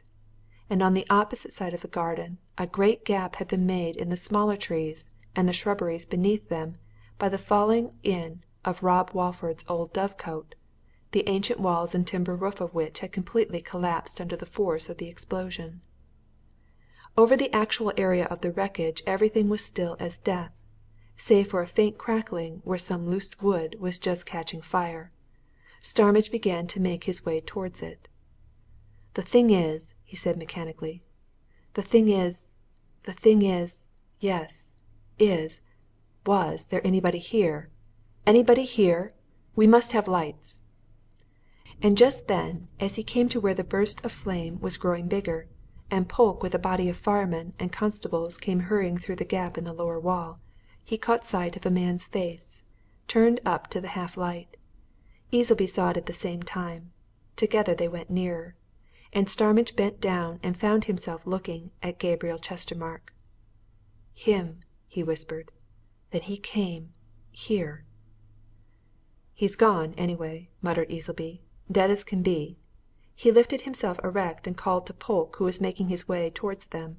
"Bring a lantern," he said. "There's a dead man here." "And keep the crowd out," called Starmidge. "Keep everybody out, while we look around." But at that moment he caught sight of Betty Fosdyke, who with Lord Ellersdeane in close attendance, had made her way into the garden and was clamouring towards him. Starmidge stepped back to her. "Hadn't you better go back?" he urged. "There'll be unpleasant sights. Do go back, amongst the trees, anyway. We've found one dead man already. There'll probably be—" "No," she said firmly. "I won't. Not until I know who's here. Because I'm afraid Mr. Neale may be here. I will stop. I'm not afraid. Whose body have you found?" "Gabriel Chestermarke's," replied Starmidge quietly. "Dead. And whoever's here, Miss Fosdyke, I don't see how he can possibly be alive. Do go back and let us search." But Betty turned away and began to search, climbing from one mass of wreckage to another.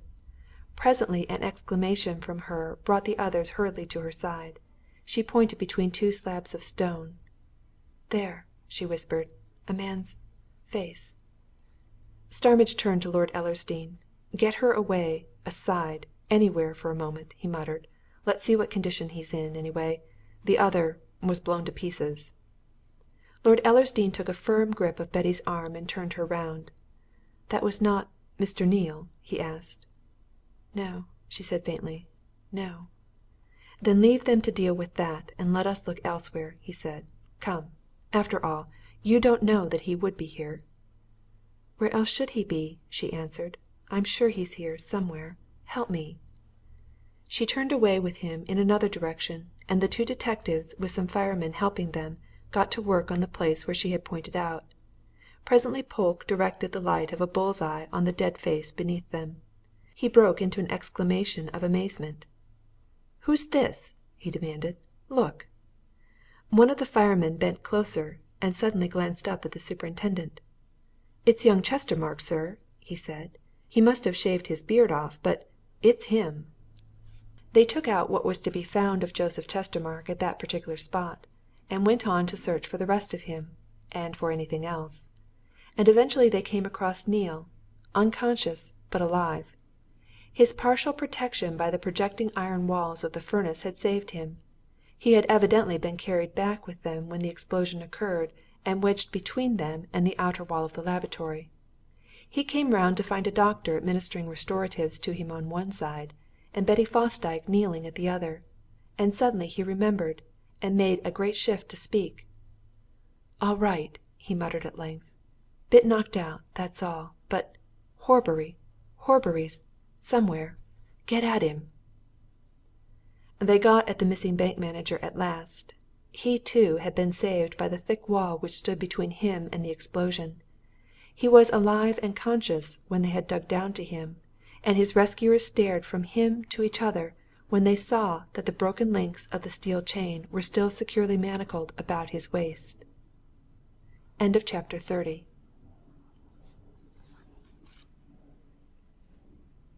Chapter 31. The Prisoner Speaks. It was not until a week later that Neale, with a bandaged head and one arm in a sling, and Betty Fosdyke, inexpressibly thankful that the recent terrible catastrophe had at any rate brought relief in its train, were allowed to visit Horbury for their first interview of more than a few minutes' duration. Neale had made a quick recovery. Beyond the fracture of a small bone in his arm, some cuts on his head, and a general shock to his system, he was little worse for his experience. But the elder victim had suffered more severely. He had suffered, too, from a week's ill treatment and starvation. Nevertheless, he managed an approving smile when the two young people were brought to his bedside, and he looked at them afterwards in a narrow and scrutinizing fashion, which made Betty redden and grow somewhat conscious. "Not more than 3/4 of an hour at the most, the nurse said," she remarked as they sat down at the bedside. "So if you have anything to say, Uncle John, you must get it said within that." "One can say a lot within 3/4 of an hour, my dear," answered the invalid. "There is something I wanted to say," he went on, glancing at Neale. "I suppose there has been an inquest on the two Chestermarkes?" "Adjourned until you're all right," replied Neale. "You and I, of course, are the two important witnesses. You, principally. You know everything. I only came in at the end." "I suppose there are, and have been, all sorts of rumours," said Horbury. "I don't see how anybody but myself could know all that happened in this horrible business. Hollis, for instance have they come up to any conclusion about his death?" "None," replied Neale. "All that's known is that he was found at the bottom of one of the old lead mines. We," he added, nodding at Betty, "were there when he was taken out." Horbury's face clouded. "And I," he said, shaking his head, "was there when but I'll tell you two all about it. I should like to go over it all again, before the inquest is resumed. Not that I've forgotten it," he went on with a shudder. "I will never do that. It's all like a bad dream. You remember the Saturday night when this all began, Neale? If I had had any idea of what was to happen during the next week That night, between 5:30 and 6 o'clock, I was rung up on the telephone. Greatly to my surprise, I found the caller to be Frederick Hollis, an old schoolmate of mine, whom I had only seen once I'll tell you when later since we were all at school together. Hollis said he had come down specially from London to see me. He was at the Station Hotel, about to have some food, and would like to meet me later. He said he had reasons for not coming to the bank house. He wished to meet me in some quiet place about the town. I told him to walk along the riverside at 7:30, and I would meet him. And after I had dined, I went through my garden and orchard to meet him coming along. I took him over the foot-bridge into the woods. Hollis told me an extraordinary story, yet one which did not surprise me as much as you might think. I knew that he was a solicitor in London.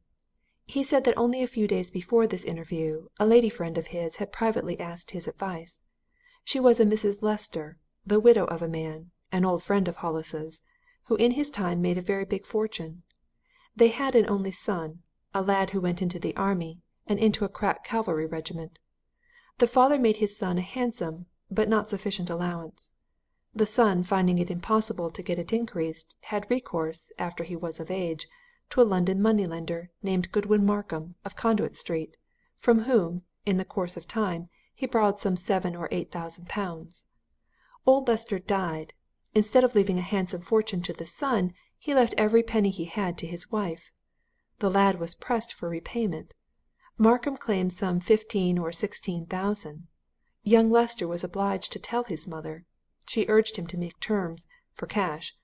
Markham would not abate a penny of his claim, so Mrs. Lester called in Frederick Hollis and asked his advice. At his suggestion, she gave him a cheque for £10,000. He was to see Markham and endeavour to get a settlement for that sum.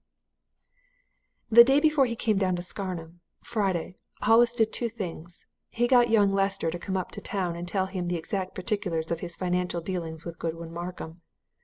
Primed with these, and knowing that the demand was extortionate, he went, alone, to Markham's office in Conduit Street. Markham was away, but Hollis saw the manager, a man named Stipp. He saw something more, too. On Stipp's mantelpiece he saw a portrait which he recognized immediately as one of Gabriel Chestermarke. Now, you want to know how Hollis knew Gabriel Chestermarke. In this way. I told you just now that Hollis and I had only met once since our school days, some few years ago. I think the year before you came to the bank, Neale. Hollis came up north on a holiday.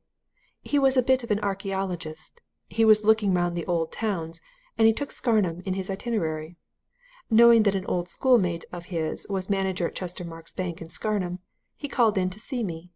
He and I lunched together at the Scarnham Arms. I showed him round the town a bit, after bank hours. And as we were standing in the upper room window of the Arms, Gabriel Chestermarke came out of the bank and stood talking to some person in the market-place for a while. I drew Hollis's attention to him and asked, jocularly, if he had ever seen a more remarkable and striking countenance. He answered that it was one which, once seen, would not be readily forgotten. And he had not forgotten it once he saw the portrait at Markham's office. He knew very well that it was extremely unlikely that so noticeable a man as Gabriel Chestermarke could have a double. Now Hollis was a sharp fellow. He immediately began to suspect things. He talked a while with Stipp and contrived to find out that the portrait over the mantelpiece was that of Godwin Markham. He also found out that Mr. Godwin Markham was rarely to be found at his office, that there was no such thing as daily or even weekly attendance there by him. And after mutual desires that the Lester affair should be satisfactorily settled, but without telling Stipp anything about the £10,000, he left the office with a promise to call a few days later. Next day, certain of what he had discovered, Hollis came down to see me, and told me all that I have just told you. It did not surprise me as much as you would think. I knew that for a great many years Gabriel Chestermarke had spent practically half his time in London. I had always felt sure that he had a finger in some business there, and I naturally concluded that he had some sort of pied-à-terre in London as well. One fact had always struck me as peculiar. He never allowed letters to be sent on to him from Scarnham to London. Anything that required his personal attention had to await his return. So that when I heard all that Hollis had to tell, I was not so greatly astonished. In fact, the one thing that immediately occupied my thoughts was, was Joseph Chestermarke also concerned in the Godwin Markham money-lending business? He, too, was constantly away at London, or believed to be so. He, too, never had letters sent on to him. Taking everything into consideration, I came to the conclusion that Joseph was in all probability his uncle's partner in the Conduit Street concern, just as he was in the bank at home. Hollis and I walked about the paths in the wood for some time, discussing this affair. I asked at last what he proposed to do. He inquired if I thought the Chestermarkes would be keen about preserving their secret. I replied that in my opinion, seeing that they were highly respectable country town bankers, chiefly doing business with ultra-respectable folk, they would be very sorry indeed to have it come out that they were also money-lenders in London, and evidently very extortionate ones. Hollis then said that that was his own opinion, and it would influence the line he proposed to take. He said that he had a cheque in his pocket, already made out for £10,000, and only requiring filling up the names of the payee and drawer, and that he would like to see Gabriel Chestermarke, tell him what he had discovered, offer him the cheque in full satisfaction of young Lester's liabilities to the Markham concern, and hint plainly that if his offer of it was not accepted, he would take steps which would show that Gabriel Chestermarke and Godwin Markham were one and the same person. Now, I had no objection to this. I had not told you of it, Neale, but I had already determined to resign my position as manager at Chestermarke's. I had grown tired of it. I was going to resign as soon as I returned from my holiday. So I assented to Hollis's proposal and offered to accompany him to the Warren. I don't mind admitting that I was a little, perhaps a good deal, eager to see how Gabriel would behave when he discovered that his double dealing was found out, and known to me. We therefore set off across Ellersdeane Hollow. I have been told while lying here that some of you found the pipe which you, Betty, gave me last Christmas, lying near the old tower. Quite right. I lost it there that night, as I was showing Hollis the view, in the moonlight, from the top of the crags. I meant to pick it up as we returned, but what happened put it completely out of my mind. Hollis and I crossed the moor and the high road and went into the little lane, or carriage drive, which leads to the Warren. Half-way down it we met Joseph Chestermarke. He was coming away from the Warren, from the garden. He, of course, wanted to know if we were going to see his uncle.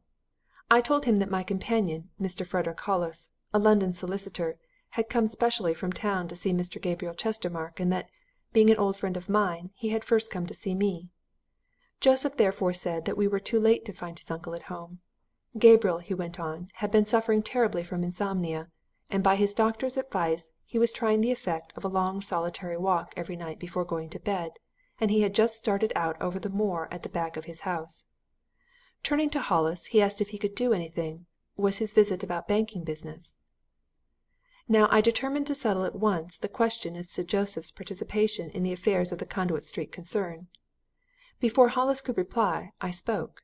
I said, "Mr. Hollis wishes to see your uncle on the affairs of Lieutenant Lester and the Godwin Markham loans." I watched Joseph closely. The moonlight was full on his face. He started, a little, and he gave me a swift, queer look which was gone as quickly as it came. It meant, "So you know." Then he answered in quite an assured, off-hand manner, "Oh, I know all about that, of course. I can deal with it as well as my uncle could. Come back across the moor to my house. We'll have a drink and a cigar, and talk it over with Mr. Hollis." I nudged Hollis's arm, and we turned back with Joseph towards Scarnham, crossing the Hollow in another direction, by a track which leads straight from a point exactly opposite the Warren to the foot of Scarnham Bridge, near the wall of Joseph Chestermarke's house. It is not a very long way, half an hour's sharp walk. We did not begin talking business. As a matter of fact, Hollis began talking about the curious nature of that patch of moorland and about the old lead mines. And when we were nearly half-way, the affair happened which, I suppose, led to all that has happened since. It gave Joseph Chestermarke an opening. Having lost my pipe, and being now going in a different direction from that necessary to recover it, I had nothing to smoke. Joseph Chestermarke offered me a cigar. He opened his case. I was taking a cigar from it when Hollis stepped aside to one of the old shafts which stood close by, and resting his hands on the parapet leaned over the coping, either to look down or to drop something down. Before we had grasped what he was doing, certainly before either of us could cry out and warn him, the parapet completely collapsed before him, and he disappeared into the mine. He was gone in a second, with just one scream, and after that we heard nothing. We hurried to the place and got as near as we dared. Joseph Chestermarke dropped on his hands and knees and peered over and listened. There was not a sound, except the occasional dropping of loosened pebbles, and we both knew that in that drop of 70 or 80 feet Hollis must certainly have met his death. We hastened away to the town to summon assistance.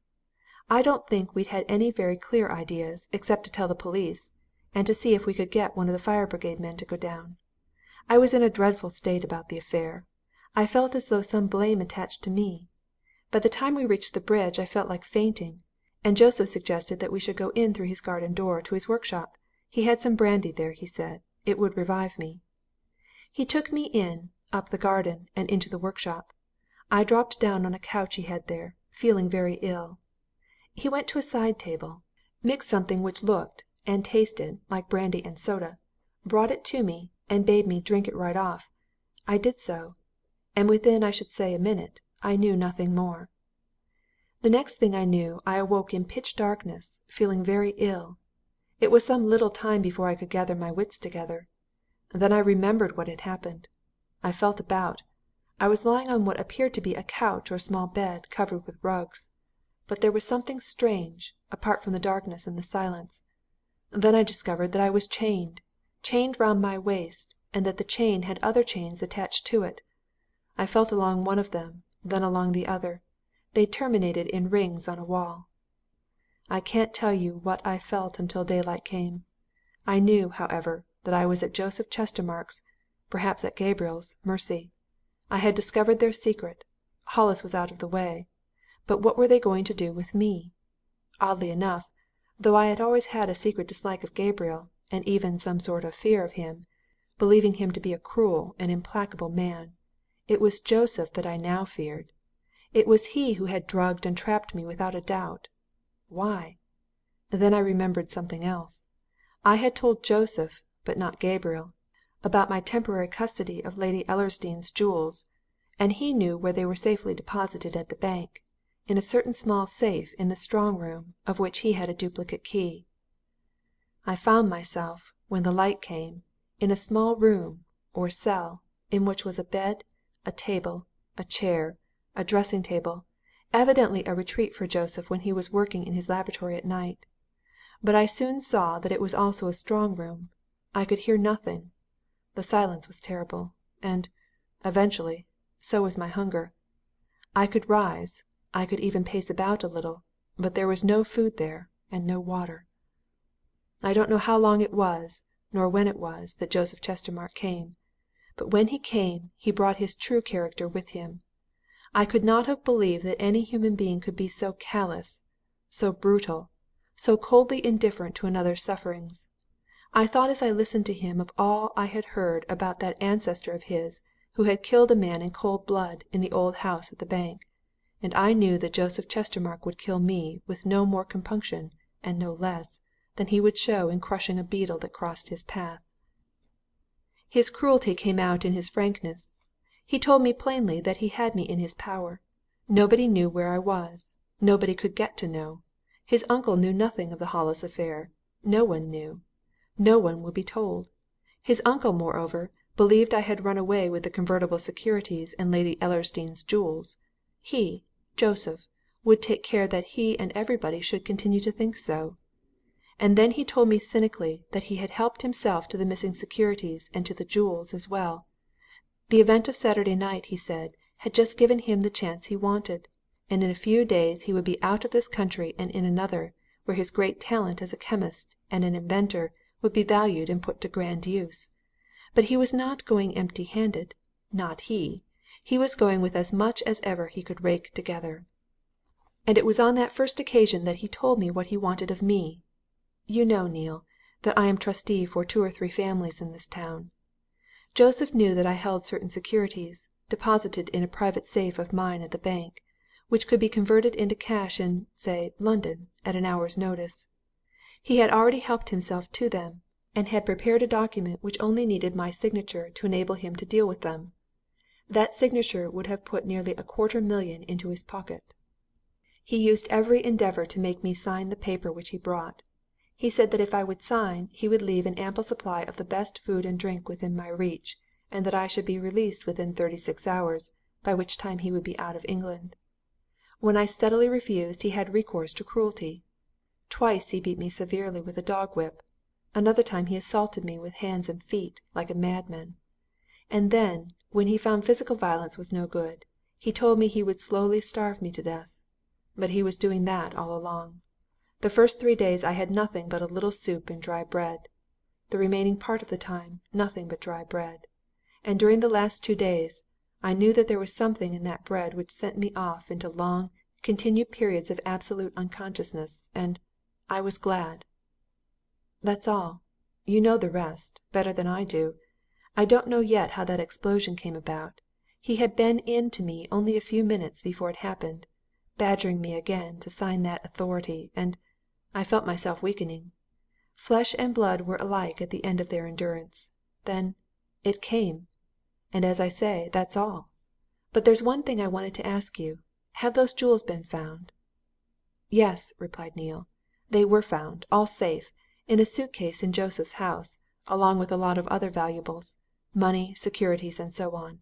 He was evidently about to be off. In fact, the luggage was all ready, and so was a cab which he'd ordered, and in which he was presumably going to Ellersdeane." "And another thing," said Horbury, turning from one to the other. "I heard this morning that you'd left the bank, Neale. What are you going to do? What has happened?" Betty looked at Neale warningly, stooped over the invalid, kissed him, rose, and took Neale's unwounded arm. "No more talk today, Uncle John," she commanded. "Wait until tomorrow. Then, if you're good, we shall perhaps tell you what's going to happen to both of us." End of Chapter 31 and end of The Chestermarke Instinct by J.S. Fletcher. Recording by MaryAnn Spiegel in Chicago, Illinois, on July 17th, 2010.